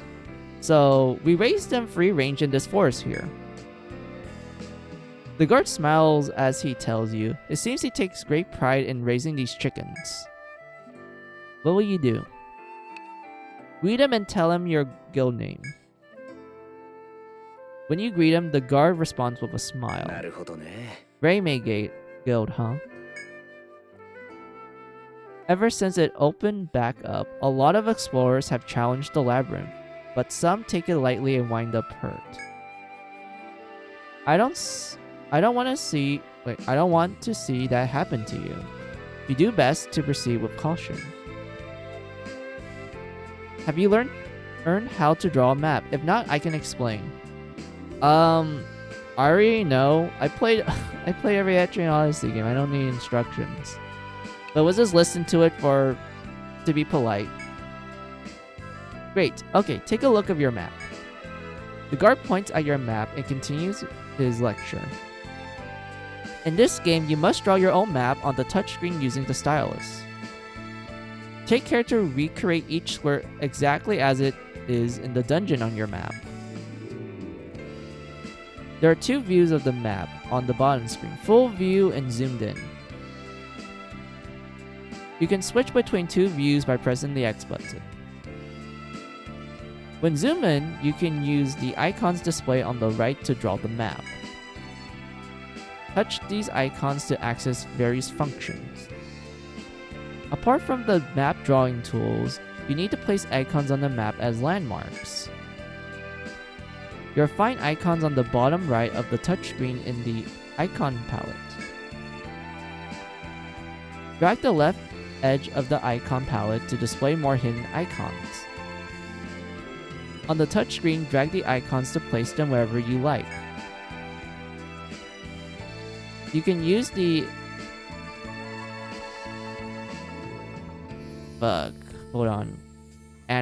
annotation icon to leave notes if anything catches your attention. Does Mary Sculptor let you draw maps? No, Mary Sculptor does the map drawing itself. You can't draw maps in that game.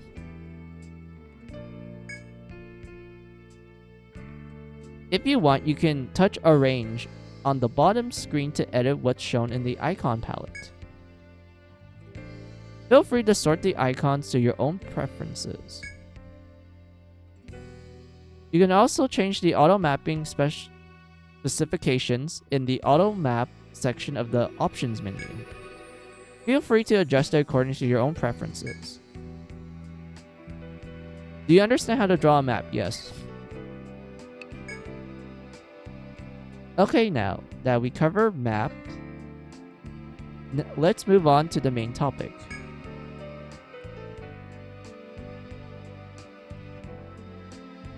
Look closely. The giant root you're looking for is near here, around the center of the map. You'll find the soil you need in the northwest.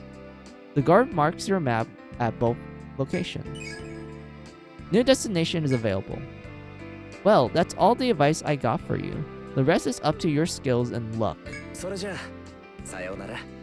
The guard bids you goodbye with a wave and returns to his chickens. Oh, he cares about his chickens.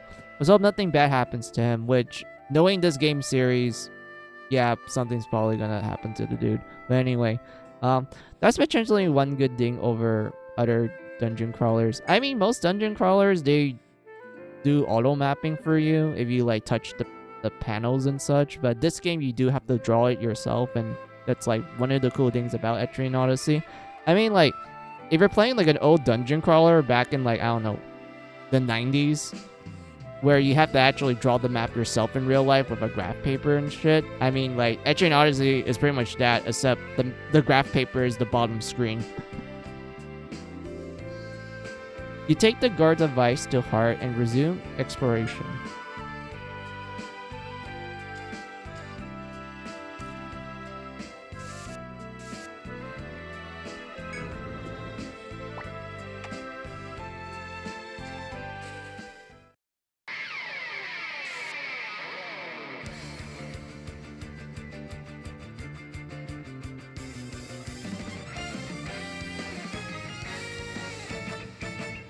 Oh, battle time.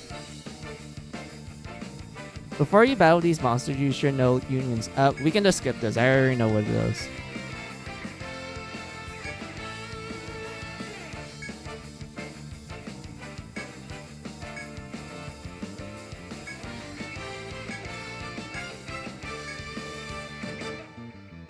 Wait, we got blindsided? Really? きっちりせんとな。 Okay, fine game.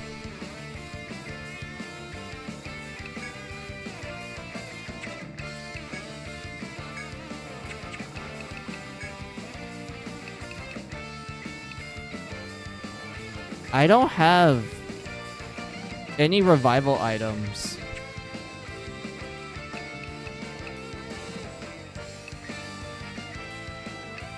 And I want to kill this encounter so we can sell the items. Hmm.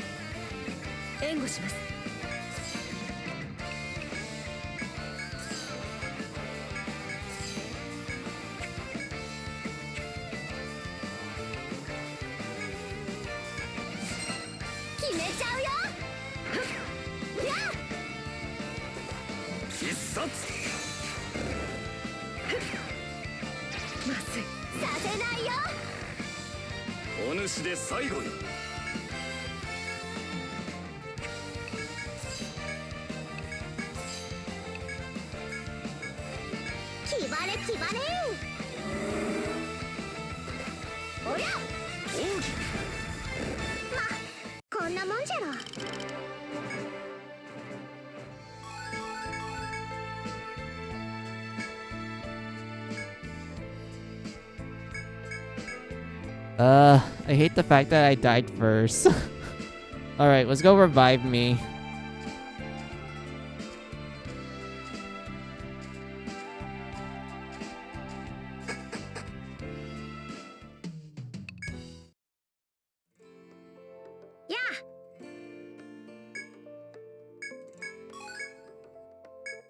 Oh yeah, we can do forging here.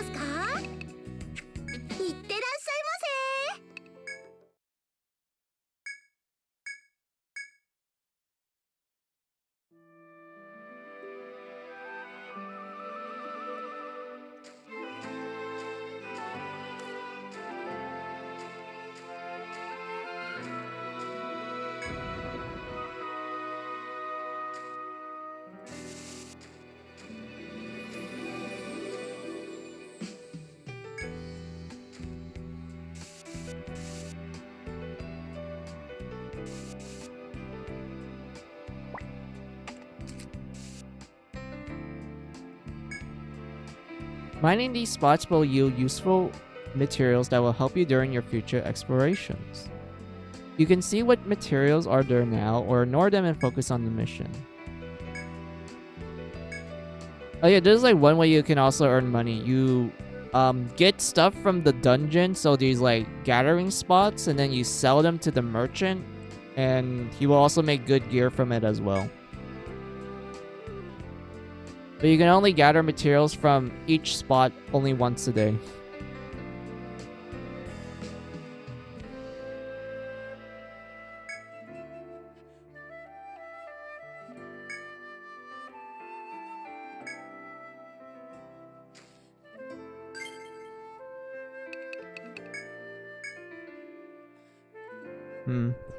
I don't remember which race was. Sorry, fuck. What word am I looking for? I forgot which race was like good for gathering. Unless that was not a ding in 5. I remember there was like a neat way to do gathering in this game.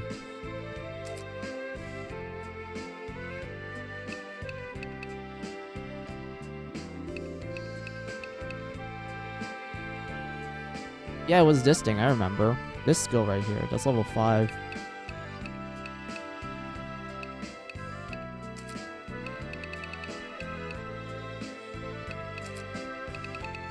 Yeah, only humans have it. Not a... Yeah, only humans have that.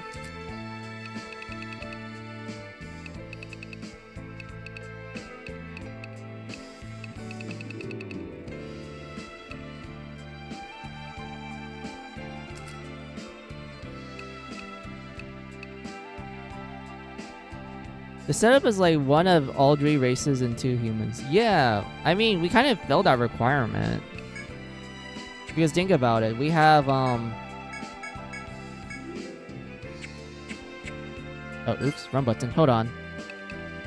We have a bunny person, a human, another human, an elf, and a potato.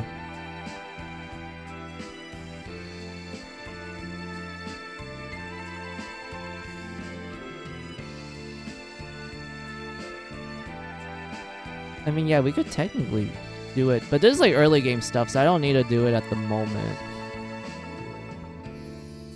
But I could like make an entire team dedicated for like gathering. Kind of like what people do with farmers in the Dirt game, and also Nexus.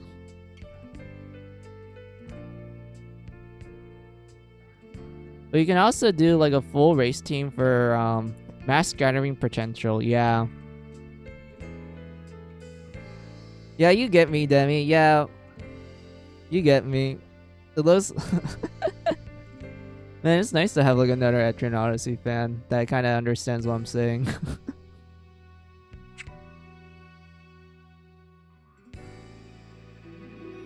But yeah, I noticed that an hour has passed. I usually do a BRB break every hour, so I'm gonna come back real quick. So BRB guys, take this as you guys' opportunity for your own BRB break. Get a drink, get a snack, use the restroom. I'll be right back. Also, I noticed that my 3DS is like a little bit on the low side the last time I checked, because the way I'm streaming the 3DS is through like internet and it actually kind of drains the battery a little faster than usual, so I need to go get that charger as well. So I'll be right back.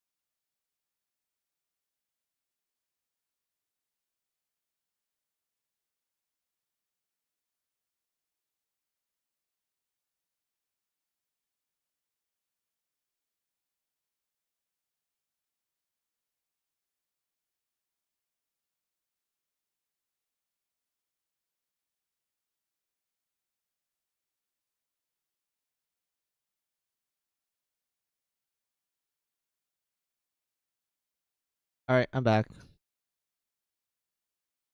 Not me, I'm 100% newbie. I have zero idea what's going on, but I'm here for the right. Yep.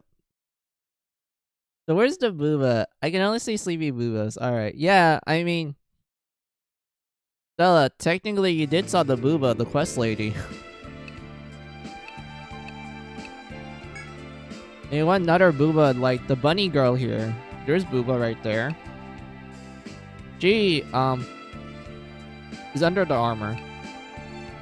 Here's side booba.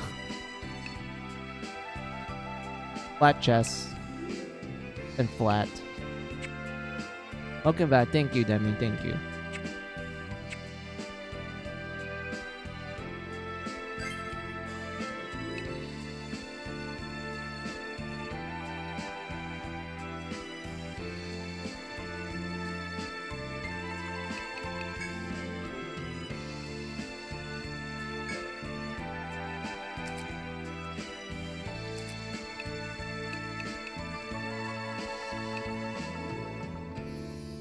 I mean, I do want to mine just to like get quick money real quick, even though I don't have like... maybe I'll just save it for the other team, but at the same time, I kind of want to get the material here. We want to save it for another time.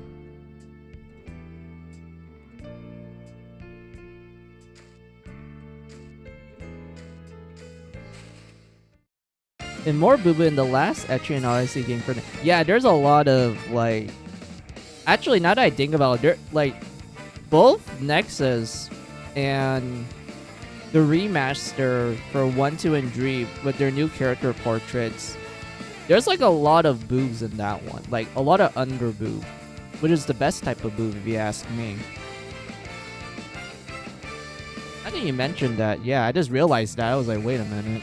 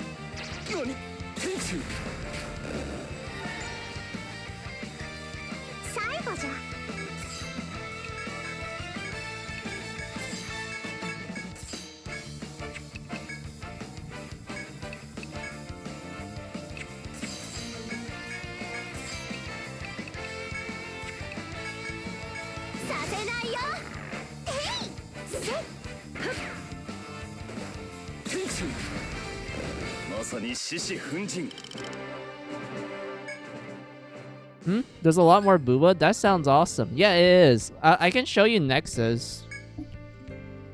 But let me explore this part a little more. And then we can just look at Nexus just to look at the art.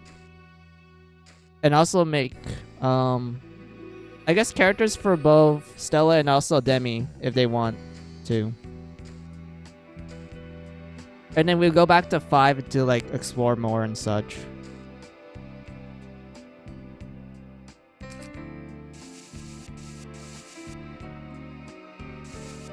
Actually, wait, no. Yeah, this would, yeah.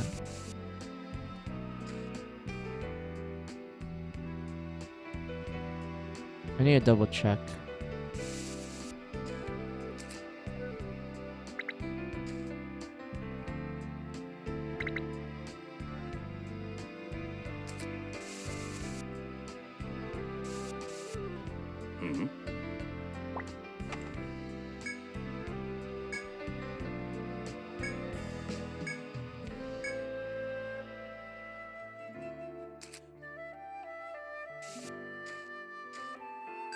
Oh yeah, I need to heal Alice. Hold on.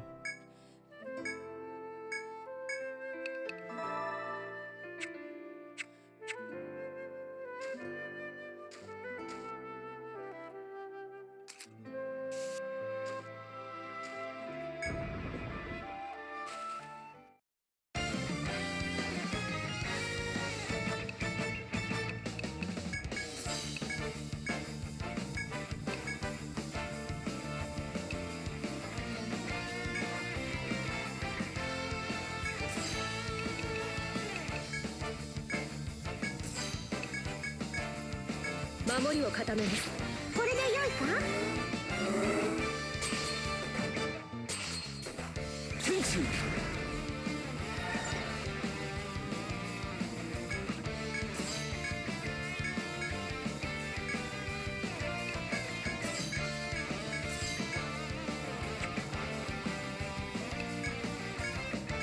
守りを固めます。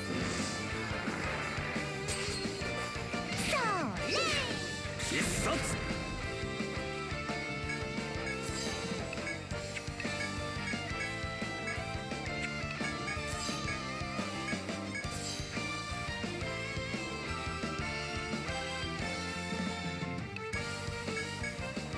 私にお任せを。気張れ気張れ。奥義。もう終わりかしら。始めます。楽しそうね。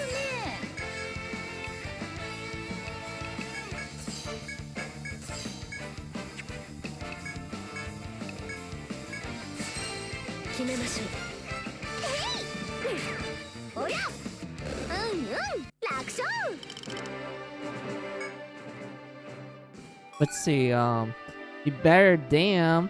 I need some more booba in my life. I honestly agree. I agree with that sentiment. That statement, I mean.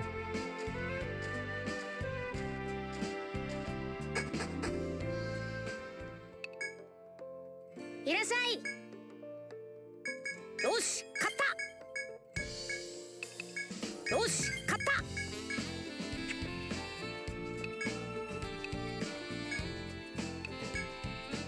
はいよ。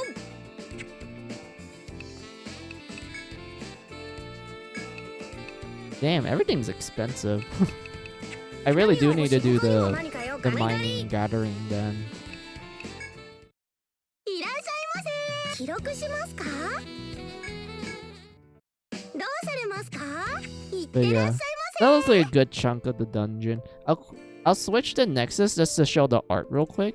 And then after I do that and like, you know, Demi and Stella make their characters in Nexus, we go back to 5 and like explore a little more, and then I'll call off stream because I am feeling a little tired than usual.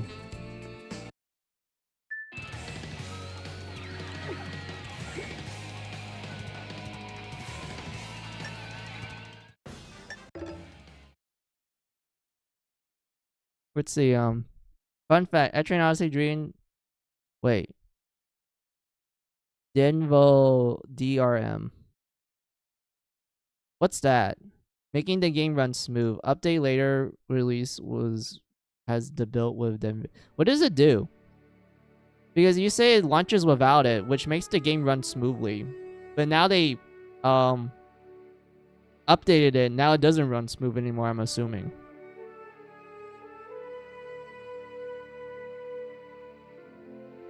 But yeah, Stella, okay, so Nexus is technically the last game of the series if you ignore the Etrian Odyssey 1 to 3 remaster. So Nexus is like the last game. And because of that, they're like, hey, let's make references to the first 5 games, including the spin-off games. And as a result, this game is like a giant love letter to the whole franchise.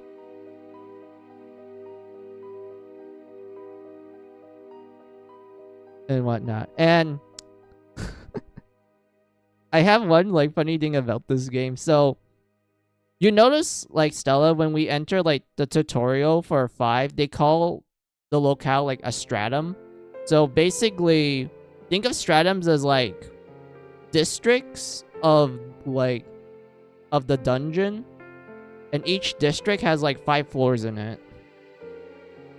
So in most Etrian Odyssey games, there's like 6 stratums. And you're like, okay, that doesn't sound bad. What about Nexus? 14 stratums. With each stratum being 3 to 5 floors long.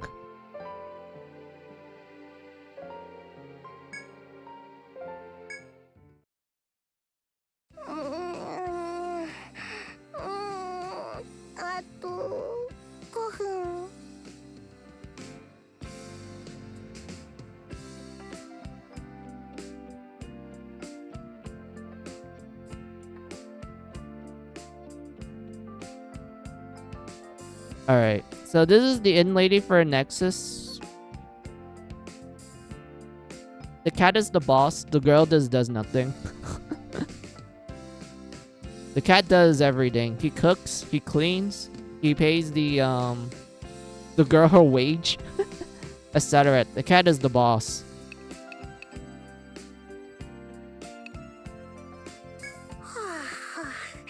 さてもう一眠じっくり見ていくがよいぞ This girl is the merchant from the third game. She likes money. She really, really likes money.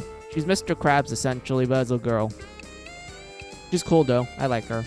おやおやおかえりか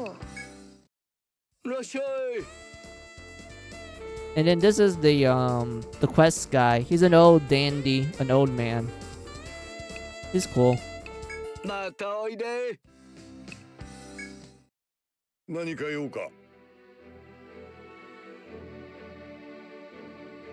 We have the guild. This is where you can make your characters and such.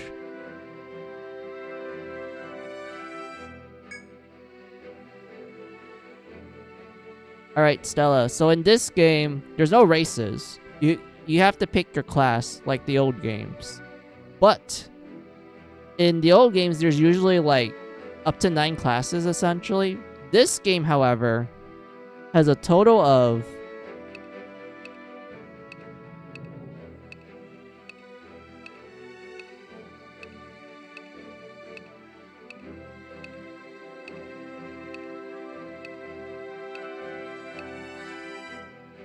20 classes. Classes from all the games. Even though some classes don't return, a lot of them do in this game. So yeah, we have a total of 20. There's a 21 class, but I haven't unlocked that yet. That one requires like ridiculous requirements that is probably going to take me a while to like achieve. So yeah.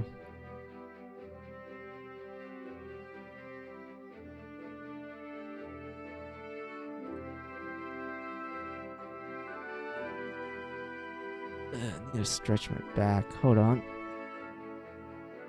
Does Stella play the Senrin Kagura games? I have no idea if they do or not. But like, yeah, what was I? Oh. So yeah, you pick your classes instead. So here's the classes. We have Hero. They're the class exclusive to Nexus. Their whole gimmick is that they're a jack of all trades. You can fill any role you want them to do, but their main gimmick, Stella, is after image. So basically, they make a clone of themselves, and the clone has the same stats and buffs as them, and it will do the same like attack as you as well. So you're effectively just making an exact copy of yourself, and it gets really powerful really quickly depending on how you build it.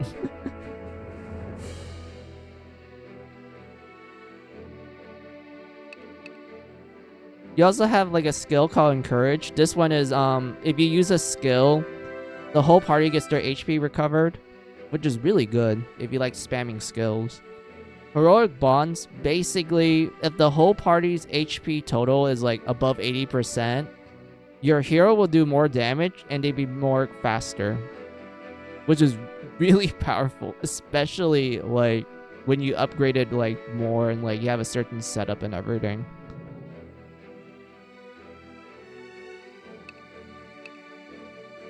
And such, but like, yeah, like Hero is undeniably broken. I'm not gonna lie. I feel like Hero is like, they knew what they were doing when they made this class. They knew how broken it was, especially if you decided to go with like 1 or 2 heroes and that's it. Like, Hero can just do so much.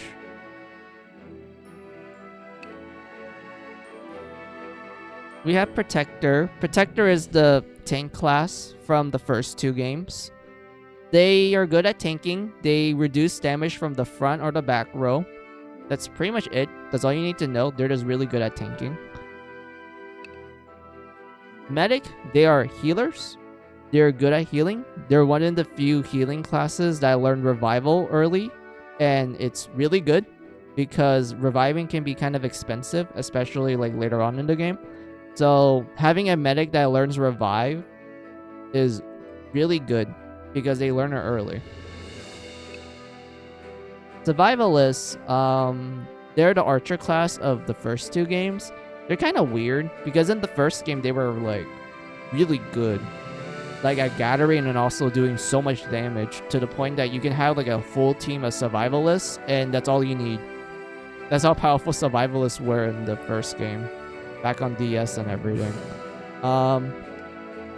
Second game they kind of got nerfed, and I don't remember how bad they were nerfed in the second game, but I just remember they got nerfed. In Nexus, it's kind of weird. I feel like in Nexus, they're more like a dodge tank, because they learn skills that like increases their evasion.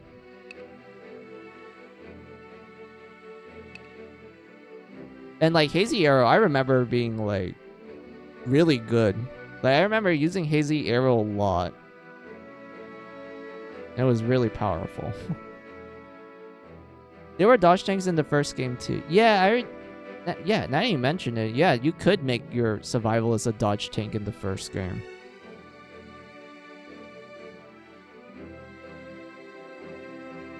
But I remember most people use you can make them a dodge tank. I remember them spamming like Apollo, or like their multi-shot skills.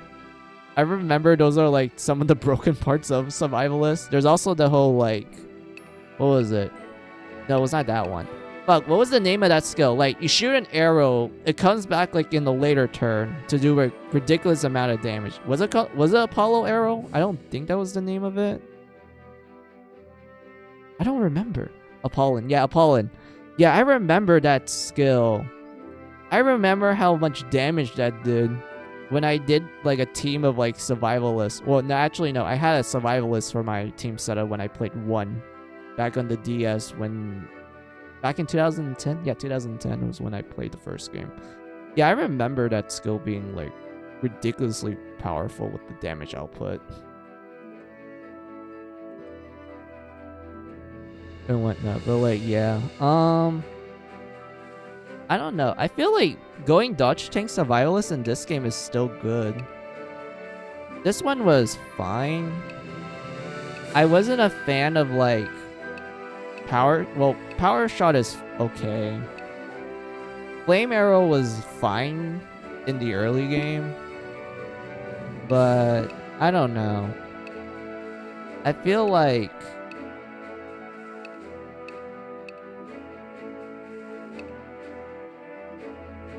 wait, hold on. May follow up with equipped weapon. Wait, stab an enemy entire line. I don't know. I feel like yeah, dodge tank works well because of how much damage Hazy Arrow does, but at the same time, Spartacus shot is pretty good.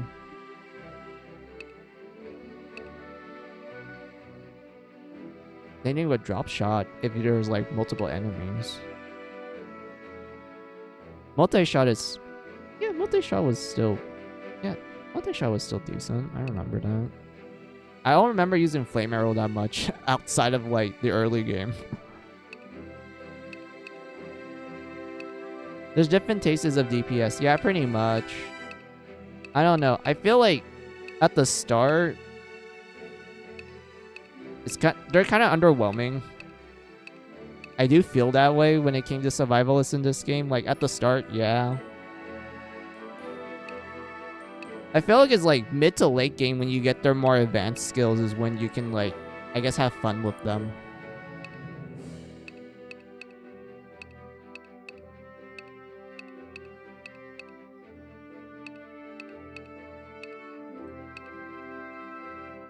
Wait, can only be used on the field. Wait a minute, this is just healing touch. This is literally just healing touch. Except it's only one ally. Gets better, yeah, like...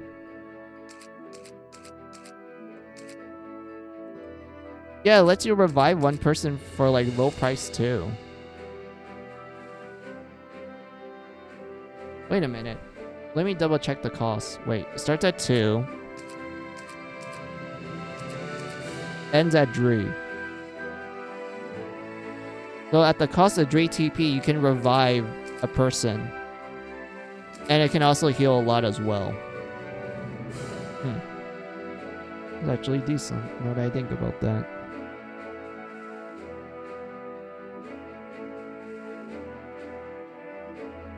Oh. Learn something new. Alright.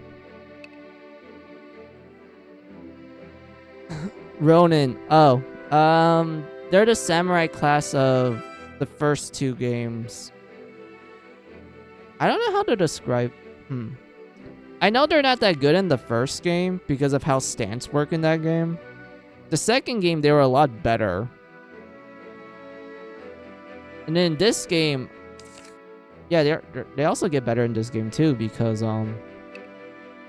you like what was the word I'm looking for? They do auto. Wait, do they do auto stance in this game? I think they did, or was that 2?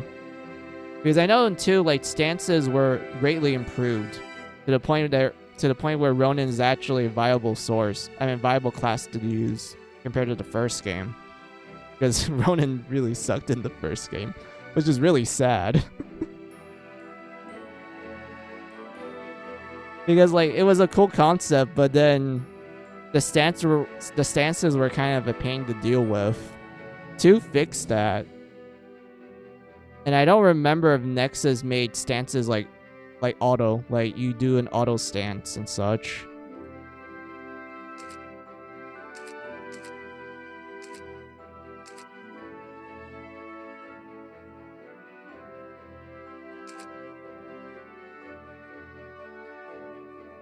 But yeah, how would I explain this?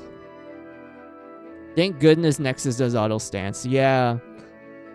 Like, auto stance fixes everything. Like, especially with like certain classes. Like, thank God.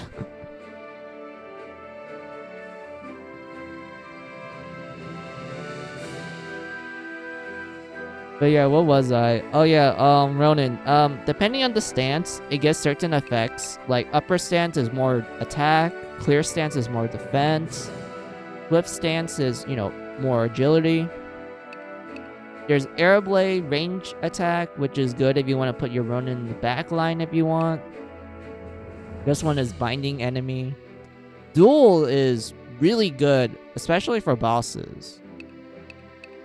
And after you learn a stance, you learn an ability that's connected to the stance.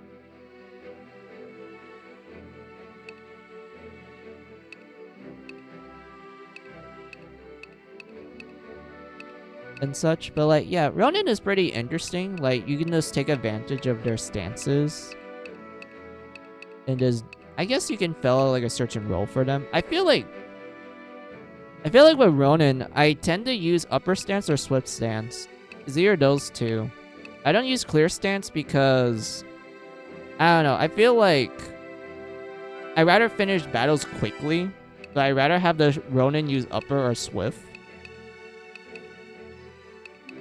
and such, rather than like clear stance where, it's going to take a little bit of a while. So yeah, I kind of just, I just go full offense with the Ronin.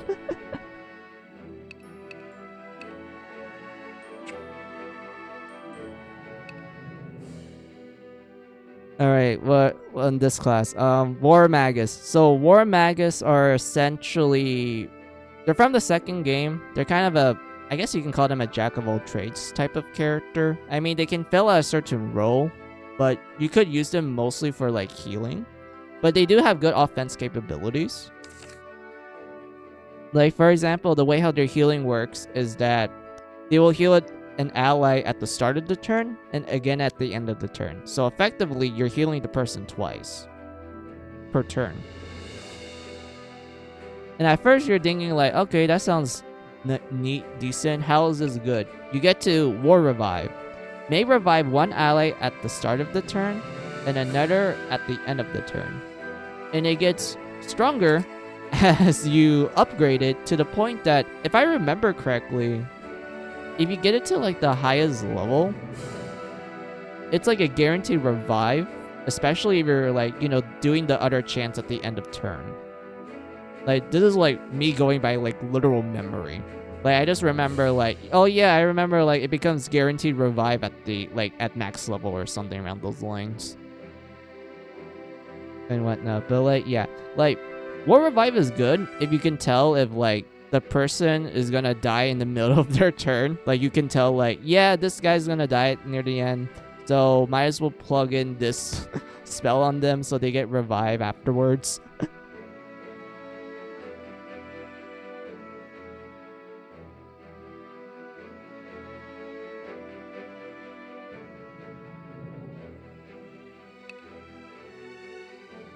And then you learn skills like this and like war response. Those are good. War all heal. Yeah, that one's pretty good too. Barrier is like also decent. Let's see, 2 flavors, healing or being a nuisance. Yeah, the nuisance comes into like this one, random disease. Inflicts status effect. And then after the status effect, you can use like strength slash or like guard slash, which if the target has an ailment, lowers the defense for 7 turns, which is really good. I like, especially with like, you know, debuffs in this game. And then you have head cut, arm cut, leg cut. And then this slash here where it gets stronger if the target has an ailment, and then you can like upgrade it to like a certain level. And it just does ridiculous amount. Especially if you pair it with like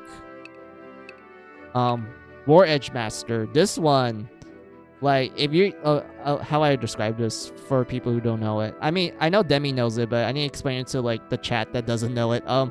Basically, this skill here will make your staff act like a sword in terms of like using skills and such. And you get 2 different effects if you're depending on the weapon you use. If you're using a sword, you get your maximum TP increase.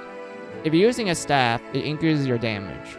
And I know that there's a staff in the game where if you were to plug into your War Magus and they're like dual wielding and they have this skill on, they will just do ridiculous amount of damage. Like, that's what I remembered. I just remember like, oh yeah, there was like a broken like there was like a staff in the game that makes your War Magus do like insane amount of damage if you manage to get it.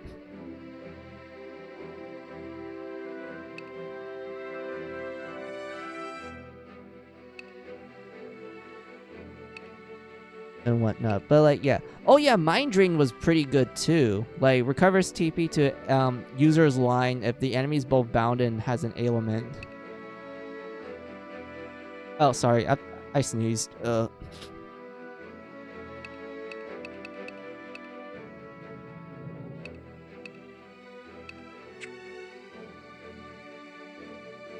But yeah, I mean, War Magus is good. I like them. They're so good. Let's see. We have Highlander. They're the class introduced in Untold 1. That's the remake of the first Etrian Odyssey game. I don't like Untold 1 at all. Like, I'll put it like this. Etrian Odyssey 1 is like my favorite game. And it's like my personal favorite as well. Like, whenever someone asks me like, oh yeah, out of all the Etrian Odyssey games, what's your like your number 1? It's Etrian Odyssey 1. That's like my absolute favorite. And when someone asks me about Until 1, I just say I don't like the game at all. I think it's the worst. And such. But even then, there's some like nice things I can say about Untold 1. And Highlander is one of them.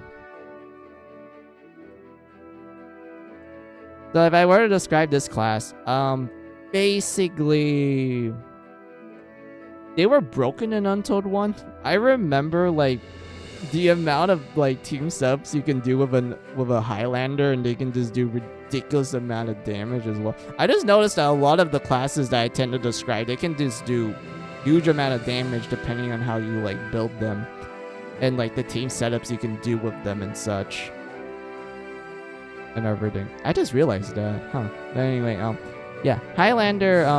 The whole gimmick is that they can.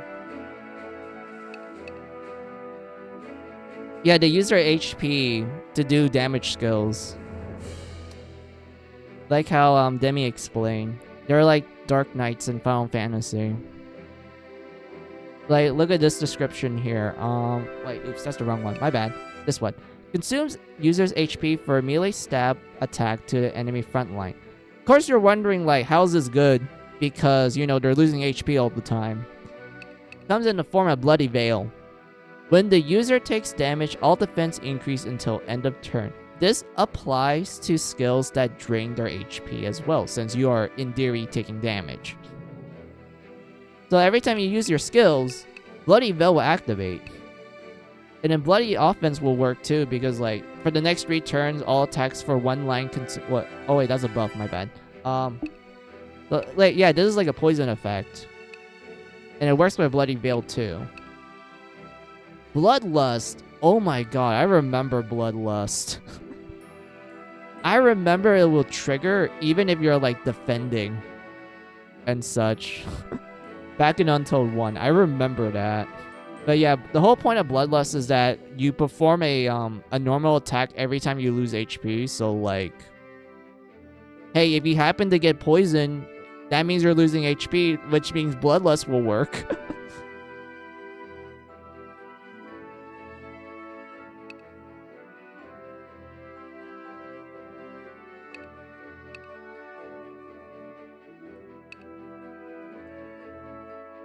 And then I remember this one where, let's see, damage rises if target's HP bar is fuller than the user's. Oh, this just means like, if the HP amount between you and the enemy is like greater, like they have more HP than you, this thing will do like additional more damage. And it's pretty good too. Like, if you use it on bosses, like, damn, bosses ain't gonna last a chance. Then we have Gunner. So Gunner was introduced in the second game. They're back roll glass cannons. They learn a lot of range attacks. They can even do charge shots, which can do a lot of damage. I mean, like, you have to charge it up in order for them to fire it, but it still does damage. You can also make them like a backup healer with healing bullets. Cover fire is also great too for like quick healing if you want to use it. But actually, yeah, if you want to use it.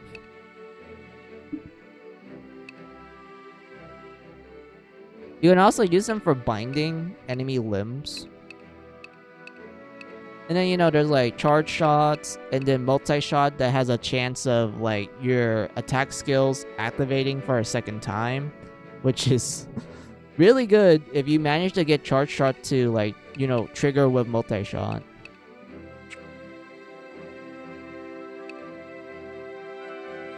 Then we have Prince/Princess. So this class was introduced in Etrian Odyssey 3.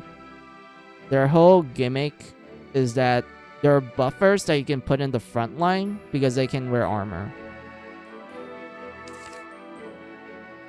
And you can kind of make them like backup healers because of certain skills like this one here. At the end of turn, if the user's HP is full, party recovers HP. I'm pretty sure, yeah, healing degree. For this turn, buff allies drain HP for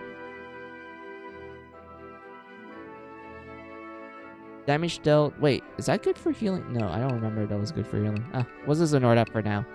We have this one that lets you recover TP for damage taken, which is pretty good. TP recovery is always good, to be honest. Dauntless Order. Oh yeah, this is like an Endure. Clearance. Yeah, this is decent.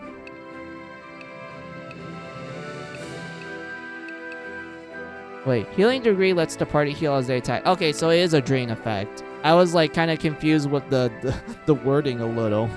I was like, wait a minute. I thought this was a drain effect. How come it says for damage dealt?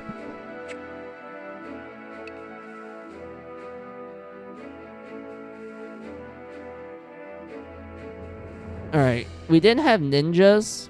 They are the, how would I word them? They're from the Dirt game. They're like your status effect users. They can make shadow clones in themselves that acts like meat shields. You can even make your shadow clones into bombs if you have like a certain skill. They even have the ability to make their normal attacks instant kills if you have this skill.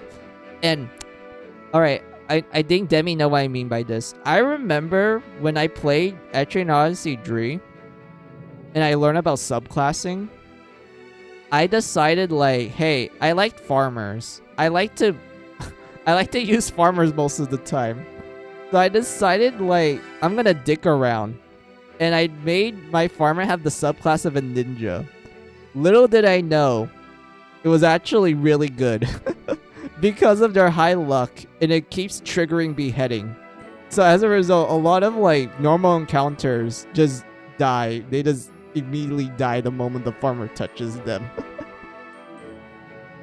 And I remember watching like old YouTube videos of like people taking like a ninja, well, a farmer ninja to fight like the harder bosses in the game. Especially the super boss. I was honestly impressed by like how powerful the farmer can be depending on the subclass you give them. That's a farmer. Yep. Like, man, farmer, I love that. I love this. I love farmers unironically.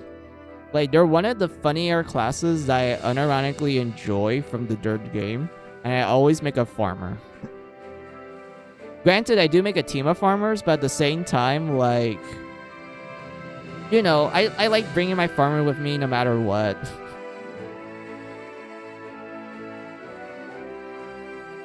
I kind of did the same thing in this game too, although not for the ninja sub. Oh, which one? Which combination? I'm curious, which combination you did with your farmer?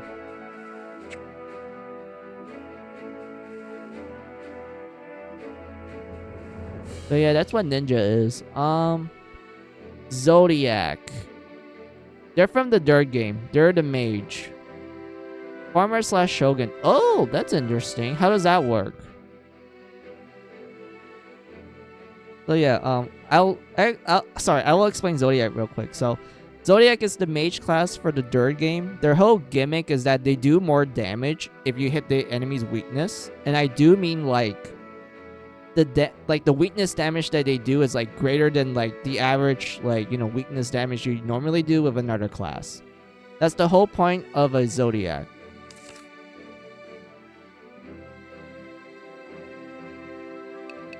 They also learn skills that lets them lower the TP cost for like allies. For this one is a roll allies, but I remember like people would use Zodiac for like certain melee characters. They'll like spam their more stronger skills because of Dark Ether. Like Dark Ether is really good. I remember like people used it a lot back in the Dirt game. Also TP up like helps a lot as well. Free energy was cool. Multi-strike Ether was awesome. And like Meteor just Meteor is Meteor. I mean like I didn't really use Zodiac that much and like Injury, I kind of like abandoned them after like the halfway point and I just used other classes, but like I still remember enjoying Zodiac. Then we have the Farmer. Yes, the Farmer. The class from Etrian Odyssey 3. They're literally designed to farm. They learn skills that lets them like harvest stuff faster. And get more like additional materials and like increase the chances for rare ones as well. I think that was in the Dirt game, but in this one, I still feel like farmers are still lucky enough to get rare materials. But anyway, Earth's Bounty is good because basically if you manage to like, was it max level or was it like you just learn it? I remember in the max level, it's like 30% experience increase and it does stack. So if you have like 3 farmers, it's like 90% experience boost for experience and such. At max is dirty. Alright, it's dirty at max. Gotcha. So yeah, if you manage to have like, I don't know, 3 farmers with this skill max, it's like 90% boost. And such, which is pretty good. I would argue that this is a pretty good skill. Especially to save you for like, you know, grinding reasons and such. But yeah, there's like other cool things about the farmer. But I'd rather not get too into it because it requires me to like, I don't know, explain it in a certain way. So we're gonna say that for like another time. And then we get the Shogun. Shogun is the samurai class of the Dirge game. They can dual wield. They also learn some skills that connect to their dual wielding. Like this one here, like attacks one enemy at the start of turn after target acts, hits again with sub-weapon. So in other words, you're essentially like, I guess you hit the enemy once, and then after the enemy acts, you just perform a counter attack. That's what Echo Slash does.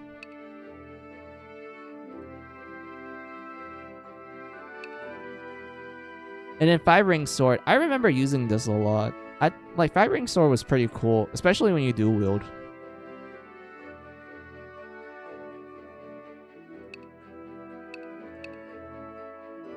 And then command.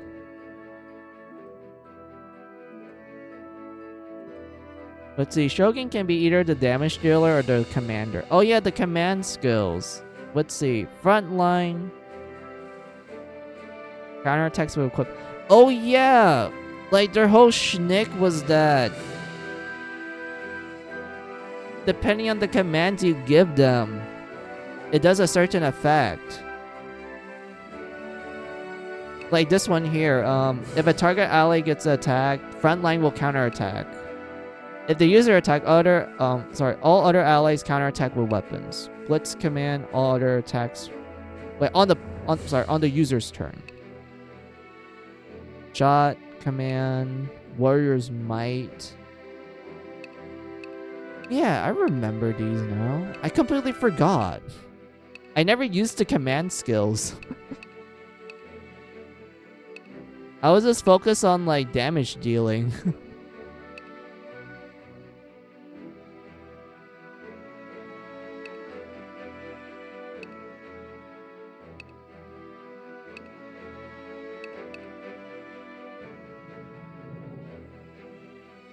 But yeah, my farmer, I gave them commands and execution. Along with skill, with the seed skill and harvest festival, since farmers have awful attack and the others attack for them. Yeah, that's true. Like, farmers, they can't attack for shit. You're gonna be using skills for them.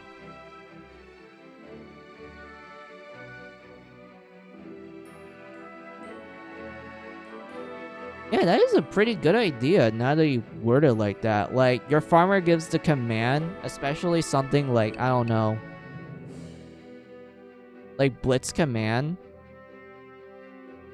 So that means your farmer will like, I'm assuming, like, since you mentioned you have Harvest Festival, I'm assuming you're making your farmer like the one doing like instant kills and such. So because of that, if it doesn't instant kill, that means your allies will, like, you know, finish off the enemy if it, you know, if the instant kill doesn't trigger. But my farmer was made for instant kill. Okay, gotcha. Okay. Okay, it looks like my guess was correct.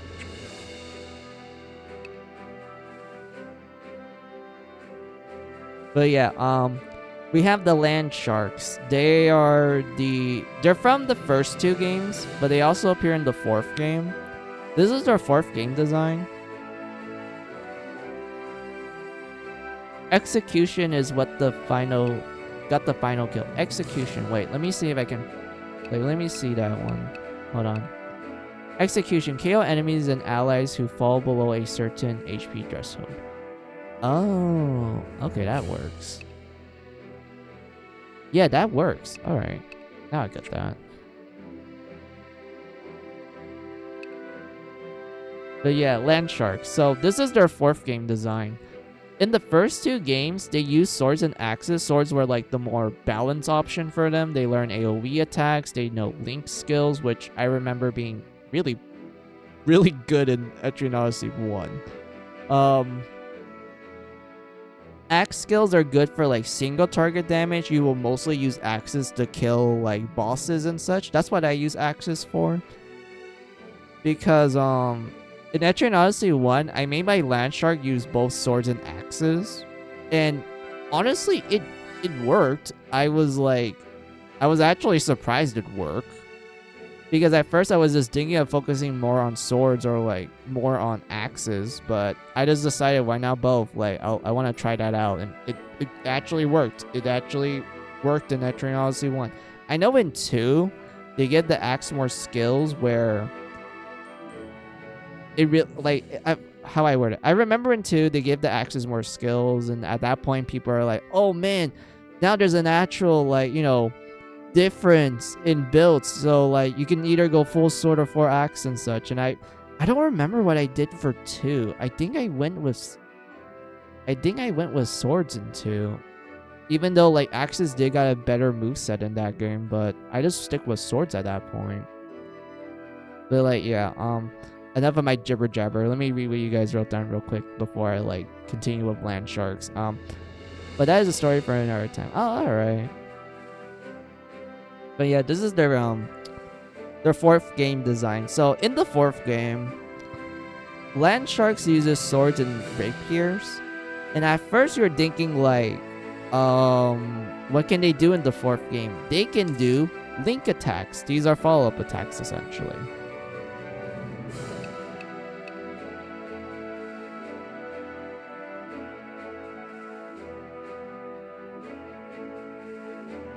One had chasers, but links are now the new trend for land sharks. Yeah. Man, I remember, yeah, chasers were so good in the first game. They were incredibly good. I mean, axes are great for bosses, but man, chasers it does things, man. But yeah, what was I? Oh yeah, so yeah, land sharks in the 4th game, they use link attacks. Basically, what it means is that they will attack the enemy with a melee/element attack, and then do a follow-up attack if the ally hits the same target. That's how link attack works. And you get like 3 of them based on the elements, and then you learn skills that improve their link attacks. Like this one here, this lets them do up to 4 follow-up attacks. This one has a chance of making all their follow-up attacks be like criticals. This one is Link Mastery, which, let's see, effects of all Link skills follow-up attacks increase per action. Oh yeah, it just makes them do more damage. And then Link Finale is like, essentially, if you manage to get your land shark perform like, I don't know, a lot of links in general in a single battle, then when you use Finale, this skill will just do like, just do high damage at that point. I don't remember if there's like a stack or a cap for it, but if there isn't, then like in theory, yeah, like Link Finale is really powerful.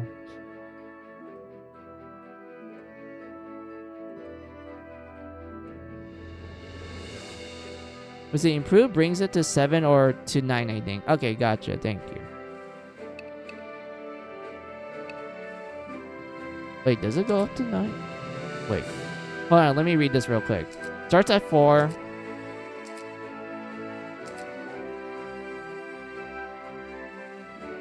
Plus 3. Plus 5. Okay, so it's like... yeah, 9. It's 9. Alright.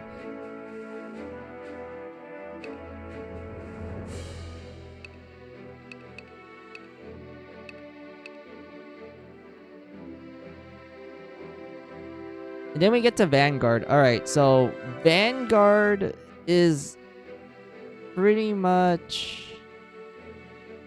I did the math. Finale is the big ender, but really needs all links to hit. So you can't miss one link at all.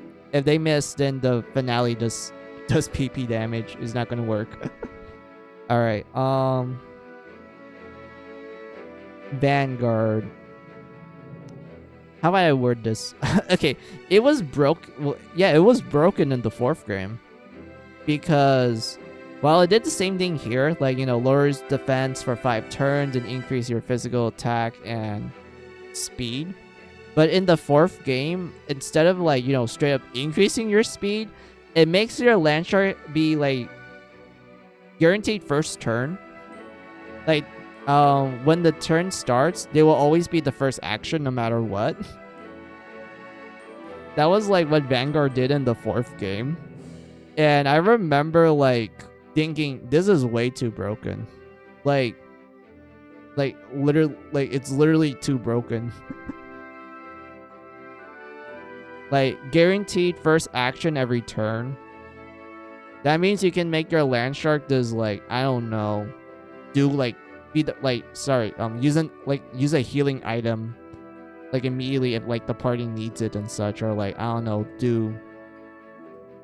like quick debuffing or like other roles you make your land shark do in that game. Like I just remember Vanguard being like being really broken because of that. Of course they have to nerf it here.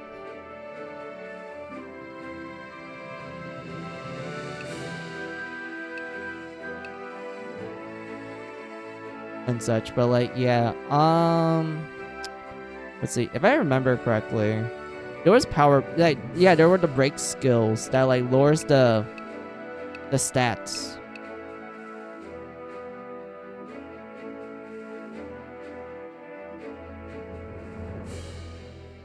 You say broken, but there still are a glass cannon once it's active and for yeah, that's true. Like it does make them a glass cannon, but I don't know. Like having the guaranteed first action in the turn is like way too much of a like powerful buff. It doesn't matter if it's like, you know, oh, there's still a glass cannon and such. I'm like, I don't know, man. Like having the first action in a turn is like incredibly powerful and such. But like, yeah. Wait. Demi, do you remember like the break skills? Like one of them was called Mind Break. Like the hentai tag. Like it was called Mind Break. Like I was laughing when I saw that. I was like, wait a minute. Yeah, there was Mind Break, yeah.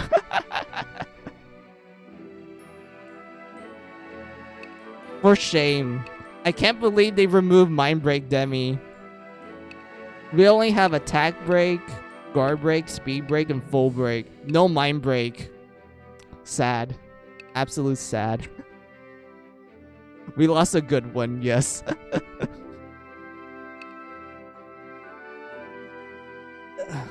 Alright. Then we have Night Seeker. Yep.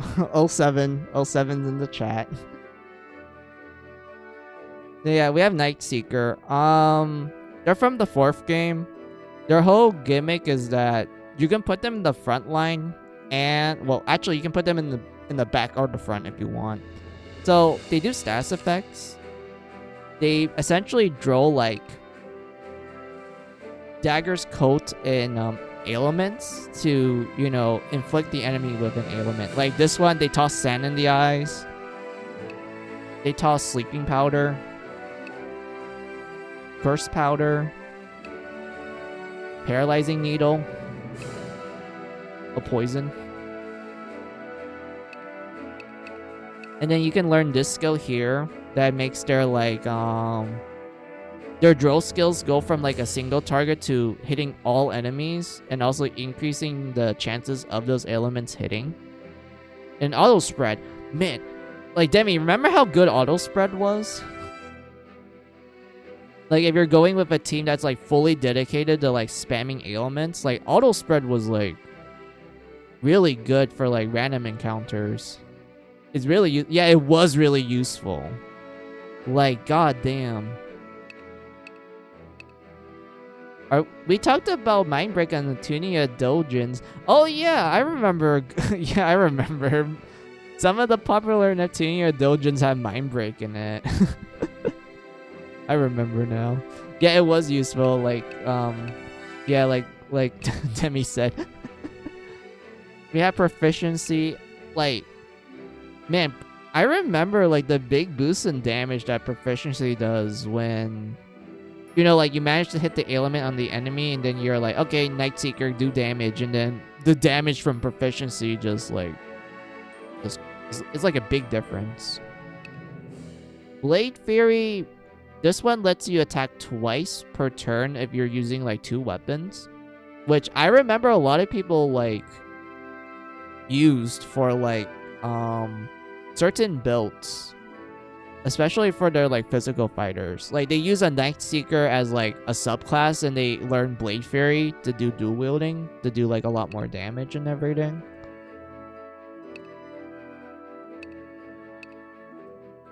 Yeah, follow-up trace was also good too, because like... Wait a minute. Now that I remember this... Hold on, wait, Demi, did this work if you use drive skills from Imperial back in the 4th game? Because I remember, like, people are like, oh yeah, one way you can build an Imperial is, like, make Nightseeker their subclass and, like, learn follow-up with Trace. Yeah, oh my god, yeah, oh my god, yeah, like, Imperial Nightseeker, you use a drive skill, and then if this triggers, you can, like, kill bosses, essentially. Like, it's easy. Like, easy game at that point. Yeah, I remember now. God. Man, like, there were so many broken combinations ever since subclassing was introduced. God damn. It's an attack skill. That was the only requirement. Yeah, like, oh my god. But yeah, Nightseeker is pretty cool. I like them. They're the edgy looking class. Arcanist, how do I word them? They're debuffers. They summon a circle that has like various effects.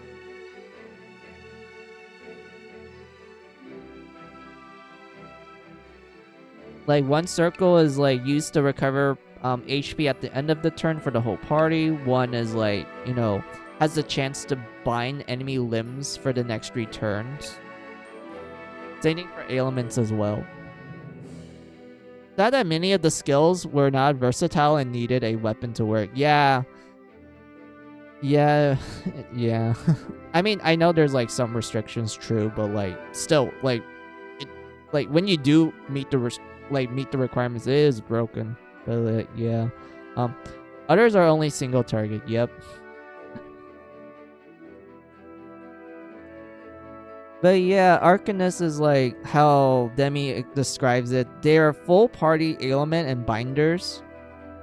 Like they can completely shut down an enemy encounter with their circles, essentially. Now that I think about it, they're like hexers, but they have to summon a circle to do it instead of like using the spell right away.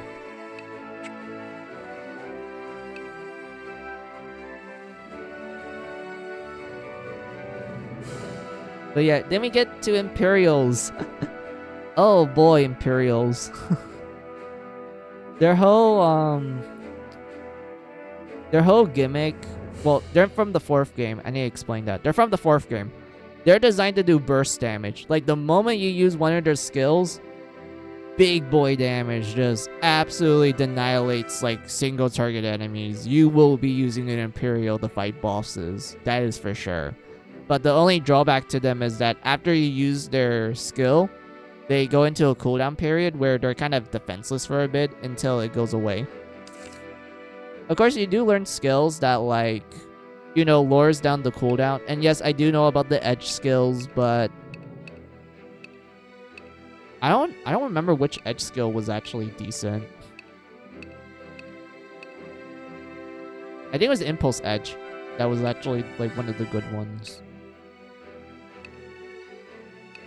Because of, like, TP recovery. Cooling Edge. Wait, Cooling Edge. Wait, was this good? I don't remember. I remember people use Impulse Edge because of the TP recovery. But I don't remember if Cooling Edge was good, because you do learn, like, this skill here.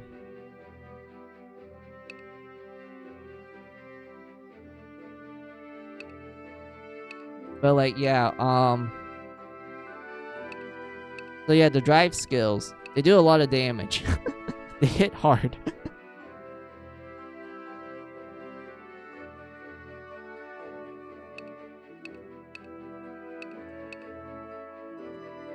Impulse and Blood Edge were the go-to combos. Yeah, it was because like Blood Edge recovers HP, Impulse Edge recovers TP.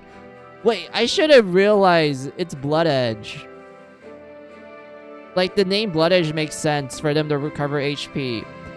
because it reminds me of my favorite like fighting game series, Blaze Blue. The main character's name is Ragnar the Blood Edge. And his whole gimmick is that when he uses his certain attacks, he can drain the enemy's HP to recover his. That was the whole like thing about Ragnar the Blood Edge, his like fighting style in the fighting game. Which was pretty cool because it made sense in character and like lore and everything. But like yeah, I should have realized that Blood Edge equals HP recovery.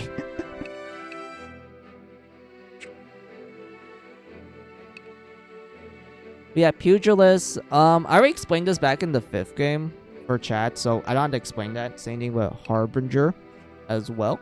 So yeah, those are all the 20 classes of Nexus. There's a lot. There is a lot. Oh man, how long have I been talking? Like 2 hours maybe? Man, I'm just having fun. It's been a while since I actually get into like a... Well, actually no. The last few times I did talk about Etrian Odyssey in huge detail.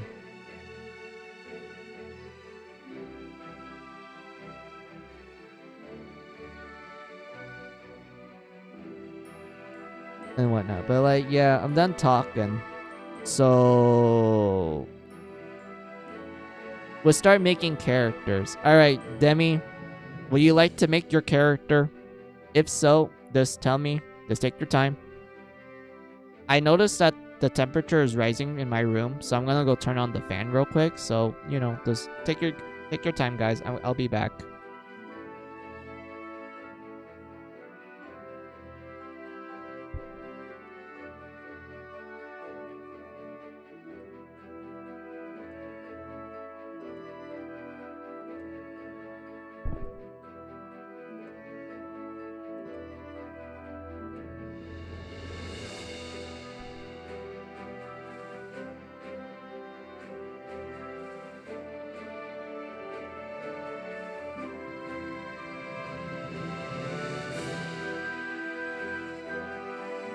Alright.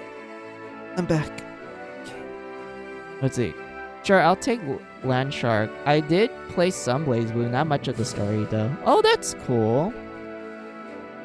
I'm a huge fan of Blaze Blue. I actually played the game for the story.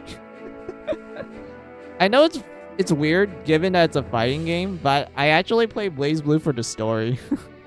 And I actually understand the lore.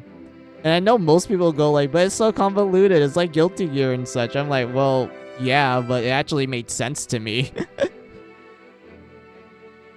It's not weird. Yeah, exactly. It's not like...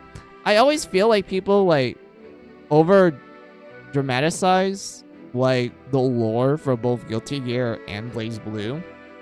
To the point where people are like, oh man, it's like Kingdom Hearts levels of like convoluted and shit. I'm like, no, not really. Like, it makes sense if you go from like the first game and make your way up to the latest entry.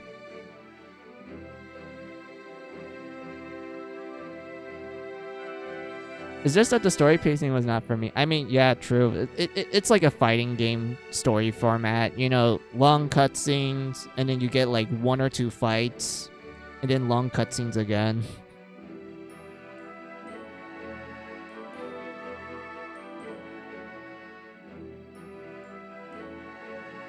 But yeah, let me double check what you said. Let's see. Sure, your take. Alright, you're gonna be a land shark. Alright.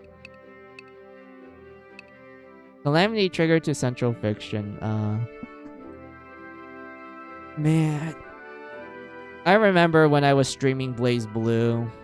I stopped at Continuum Shift because I got busy with like other games. I kind of want to go back and like finish that up because I was in the middle of the story mode. We were doing Rachel's story. And I was trying to get all, well, I actually got all the endings for the other characters because it was actually easy for me to figure out how to get them. For Rachel's story, we got the joke ending. That's the harem ending.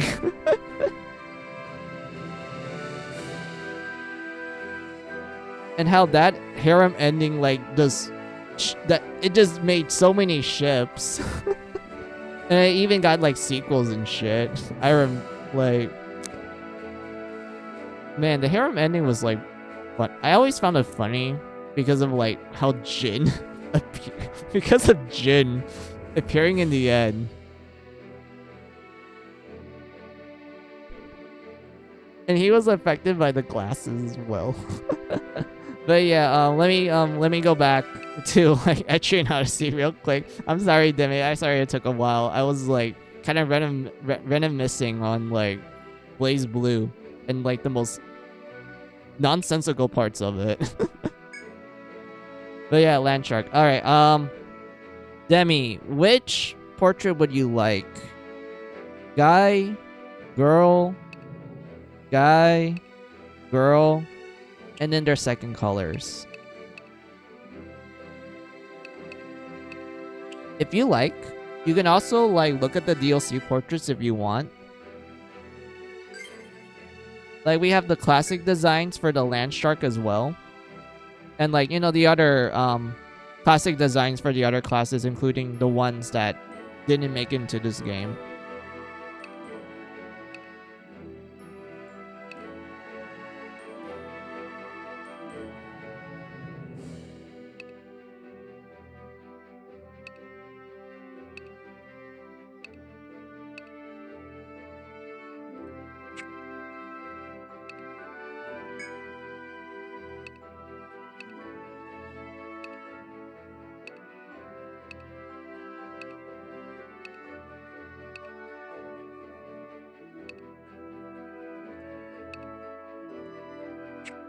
It's fine. I'm drawing while you're having fun. Oh, that's good. That's nice to hear.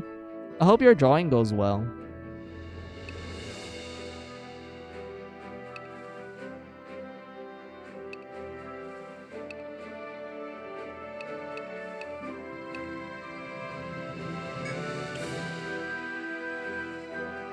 Let's see. Let's go with the first page, second portrait. All right.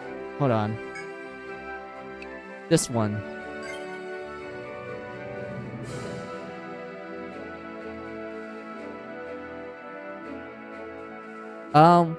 Hair color, eye color. Do you want your eye colors to be... Oh, keep it all the same? Really? You don't want to, like, customize it? Like, she has one eye different than the other? Or just, like, you know, change it in general? But, alright. I'll respect your... Yeah, alright. I'll respect that. What about voice? Do you want male voice or girl voice?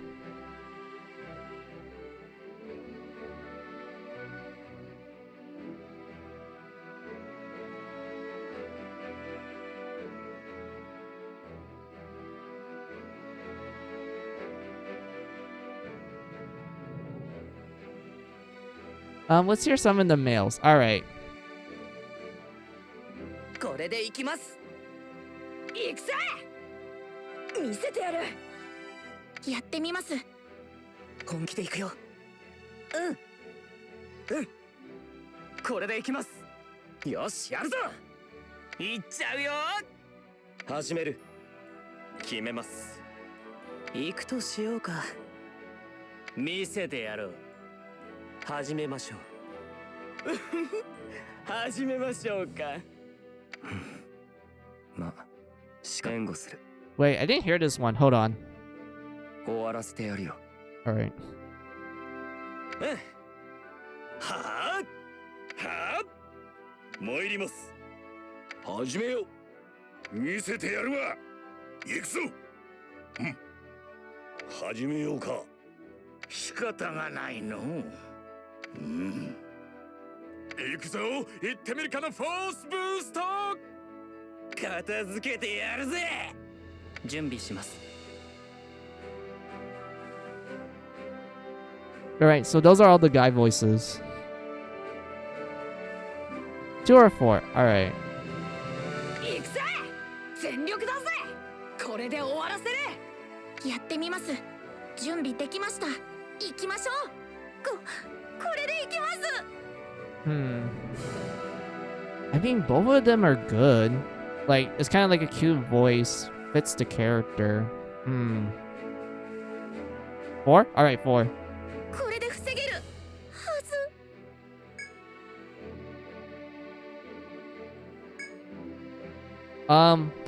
What do you want your name to be?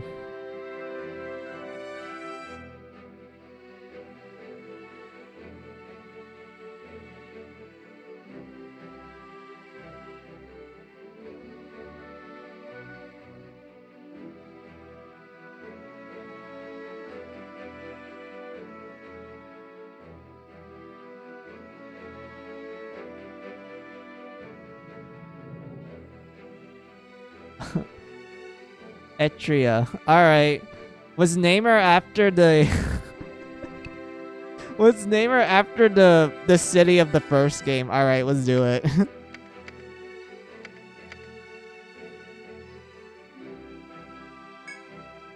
Alright, we have Etria the land shark. Oh yeah, I need to double check to be sure, Demi. Alright, so is this all good? From the class to the look to the colors and to the voice. Is this all good? It's all good. Alright. Etria, welcome to the dawn. Let me save real quick. 気をつけるように。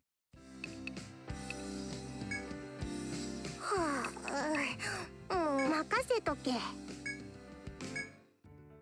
Like John Halo, yes. Exactly. I will be laughing if the canonical name for like the protector girl, you know, the mascot of the series essentially, I'd be laughing if her name is actually Etria. Like the developers just decided, hey, we really like the protector girl and she's like the mascot and shit. What name should we give her? We'll just call it Etria for Etrian Odyssey. I'd be like laughing my ass off if that's actually her canonical name.よく来たな。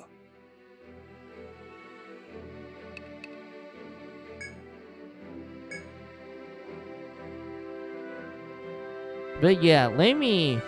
I want to put you in the party, Demi. Hold on. Let's see. I'm a hero. I need at least one.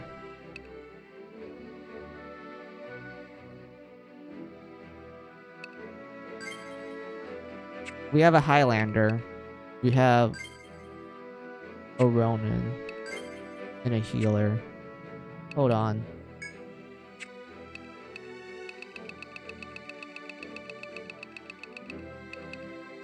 Let's put you in the front. Oh, hold on.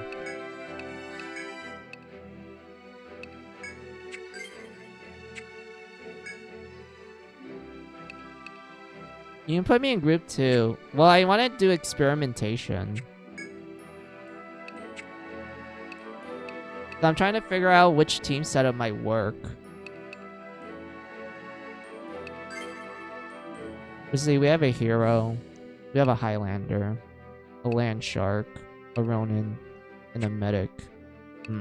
Hold on.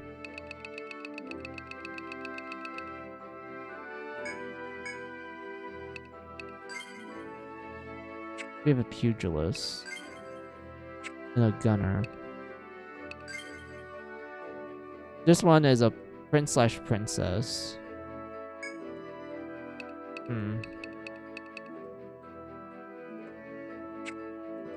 Depends. Are you building the land shark or do I have a path suggestion? Wait, let me double check the skills real quick. Length. And power. Wait, let me double check the skills. And then I'll decide if I will let you have the right to do the building or I do it. Hold on.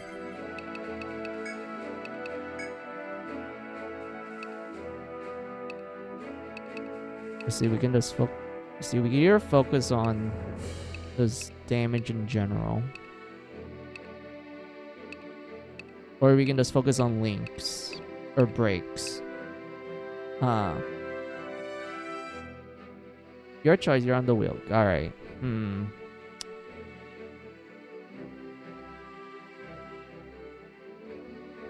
don't know. Because every time I look at links, I just get reminded of how good they were in the 4th game. But at the same time, I do know they had to like nerf it a little bit in Nexus. So, I don't know. Because like the break skills are like they're good technically if you want to make your land shark do like debuff damage while also being a respectable damage dealer. Or you can make them like What would you call this one? Does raw damage in general? Is this what you would call this tree here? Does raw damage in general? Yeah, raw damage. Yeah. I don't know. Like, I mean... Fuck, hold on. Let me think of something. I mean, I already have, like... an idea for a debuffer. Because one of chat is like, how do I word it? One of them is a harbinger. So, I mean, I could synergize them with the land shark by using the debuff skill, but at the same time, I'm like, I don't know. I also have like a war magus as well.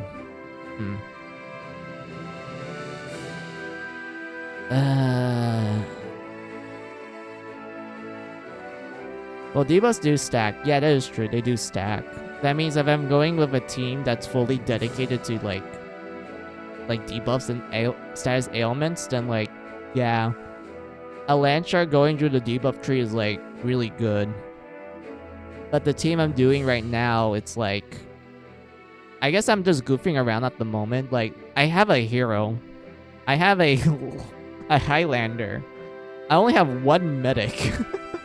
Everyone else are just like damage dealers with no like binding. Well, actually no, Gex has binding skills. That's my gunner. But my Ronin, I got scared for them, so I put them in the back row and make them spam air slash. So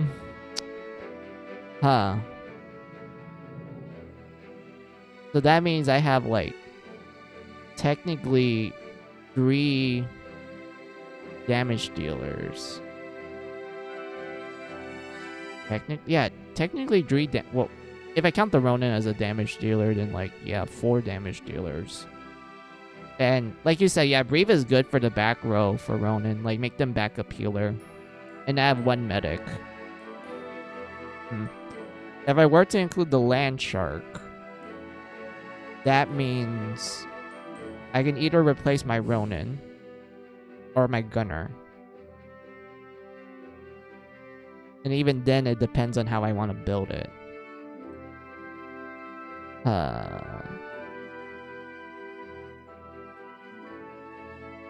You know what? I'm gonna give you the right, Demi. Tell me how you want to be built.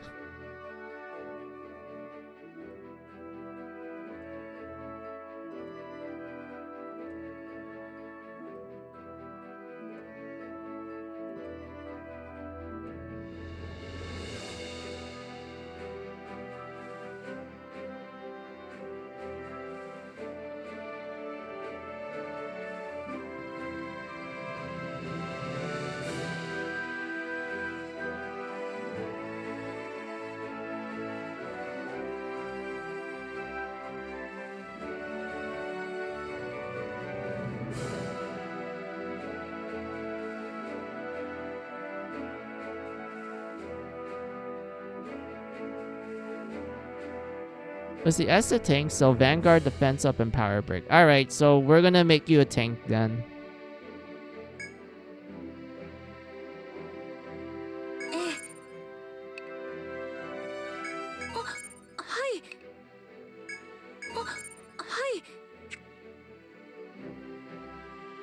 Alright, let's get you a shield. 気をつけるように。いらっしゃい。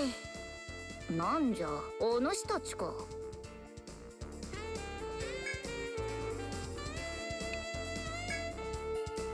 Do I have enough for a shield? Let me double check. Yeah, we have enough. We're gonna give it to you.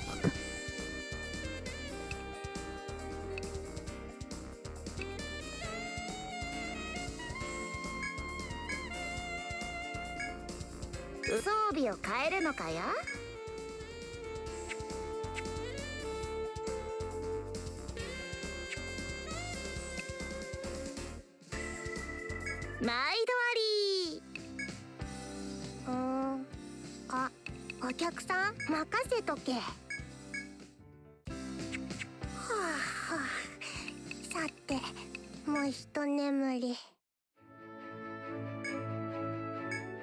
Alright, let's give you a spin.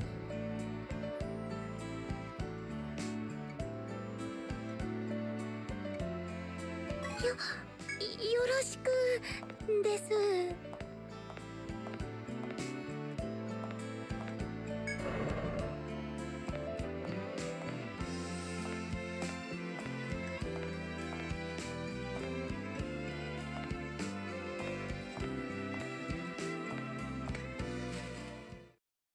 皆さん頑張って。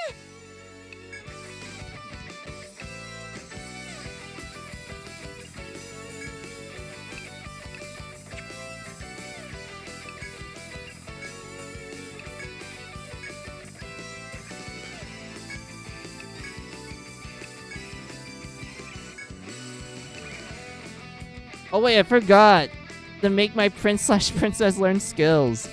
Oops.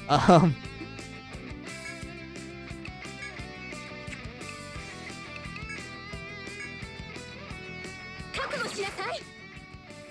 食らいなさい。 Oh, well, 何ですか？ that's fine.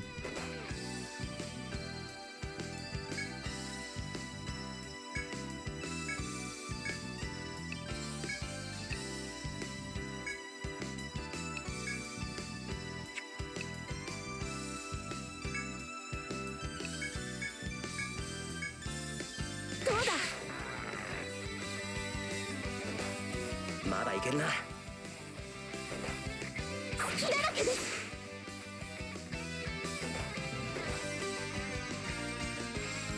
Oh yeah, I forgot. The clone also like how I word it.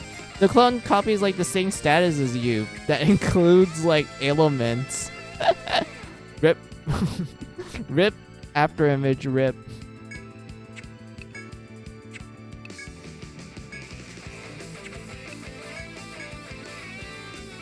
Oop, clone. Yep.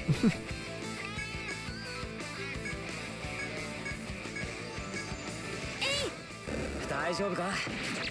当然の結果だ。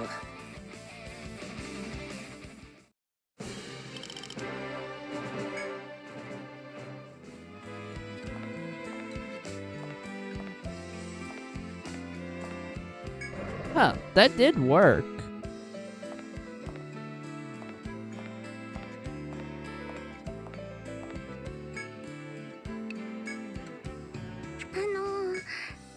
さよならです。はいはい。また来てね。いらっしゃい。なんじゃ、お主たちか。鳥、何を売るのじゃ。毎度あり。はあ、もう起こさないでよ。どうするの？ありがとう。ありがとう。ありがとう。記帳するぞ。いってらっしゃい。Alright. I like this. I'm gonna call this team... I guess team 2. よく来たな。登録だな。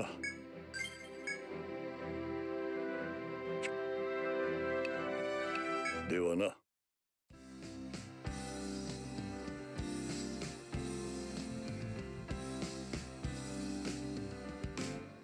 But yeah, I do think this is a good place for me to end. I am feeling the fatigue hitting me, and it's like, let's see, how many hours has it been? Let's see, 6? What? Sorry, what the time is? Not hour. Let's see, it's 6:45. So I streamed for 6 hours and 45 minutes. All right.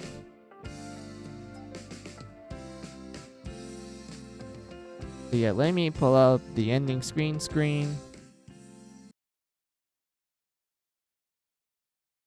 All right. Man, I did a lot today.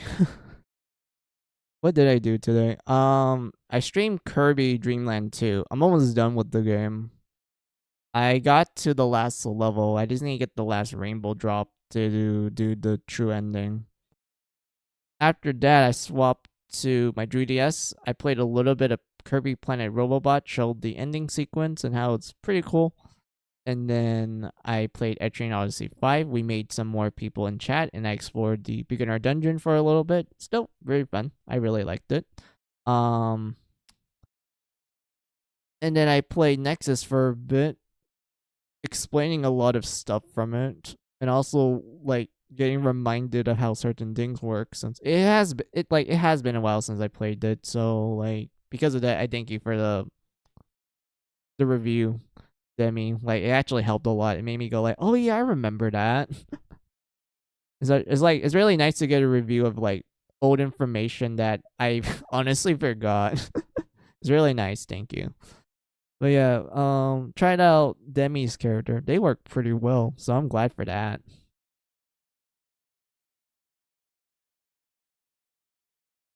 And everything. But like, yeah, that's all I did for this stream. So the next time I'll stream, it probably be,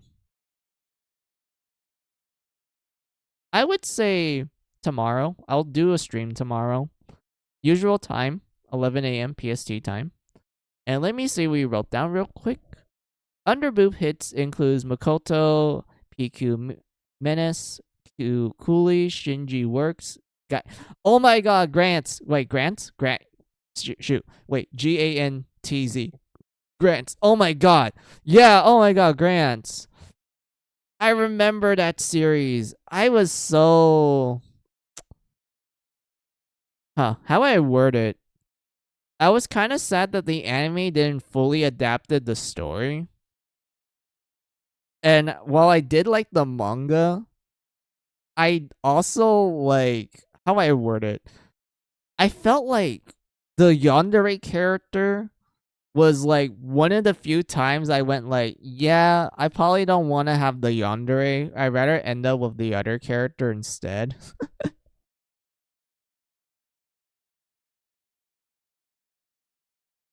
And such, but like Gats was still cool. I actually played the PS2 game. That was a really fun time. I know it was like in Japanese and shit, but I was able to understand it. I still liked it. It was still fun. Oh wait, shit! I'm dropping frames. Oh, god damn it!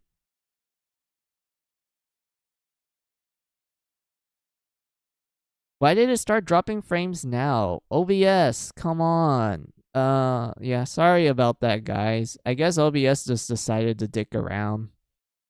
It made me drop frames, so I'm assuming at you guys' end, it seems like I'm having like a delay response. I do apologize for that in the long run.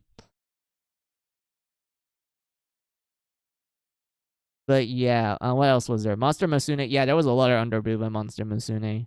Supersonical artwork. Yeah, Supersonical had some very, very, very nice art. 2.5D dude, yeah, 2D.5 seduction. I like that. I love it. It's like an etchier version of like My Dress Up Darling. I know people really like that one, but I'm gonna be real with you. I feel like 2.5D seduction still pretty great. I would say like they both tackle similar things, but I actually like the main character a little more in 2.5D seduction because like I think it's mostly because like he's kind of like what you expect a anime male otaku will be, but in a way that it's like, oh, okay, I get why he acts the way he is, sort of thing. Compared to like, he's kind of how I word it. He's kind of similar to like the main girl in My Dress Up Darling. Like that girl, she literally embraces the fact that she likes eroge shit, like eroge works, which I also love eroge as well. She fully embraces it and everything. Same case with the guy. He fully embraces the fact that he's like a huge fan of like an anime and doesn't really hide it at all. And such. Granted, he can like put up a guard and everything. Well, granted, it makes sense given like the guy's backstory and such, but it's understandable. It's like in the realm of understandability. and everything. But like, yeah, like those are some good under boob, like I guess game character series and everything. Like under boob is always the best boobs if you ask me. You want to know why? It's because everyone has under boob. That's it. That's the only reason why under boob is the best. Doesn't matter the gender, doesn't matter the chest size. Everyone has under boob, no matter what. True equality.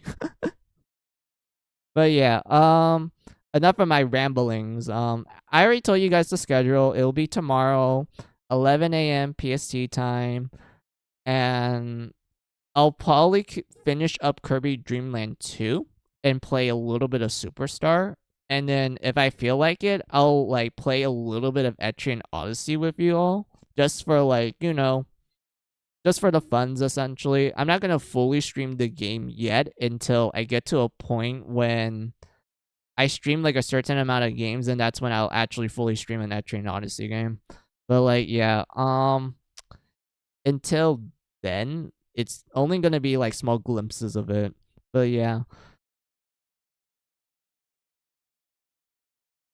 I think I'm done with telling you guys the schedule, so I'll say my thanks and say my goodbyes. So thank you all for watching me. I appreciate it.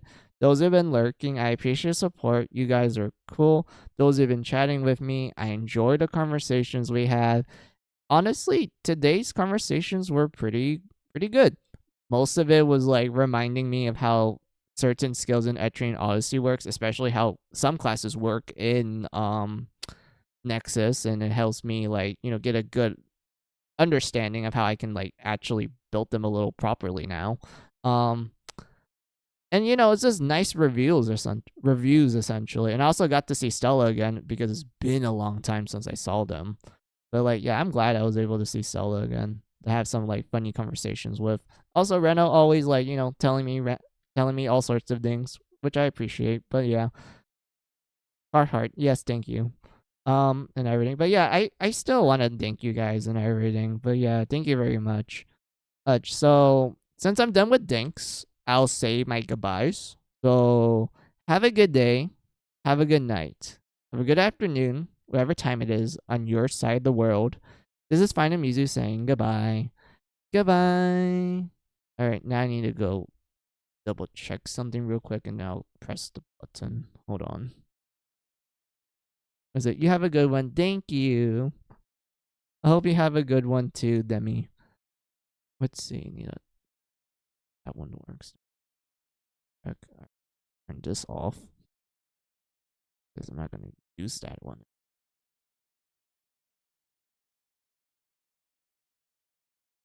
Now I'll press the turn off button. Right. Bye bye.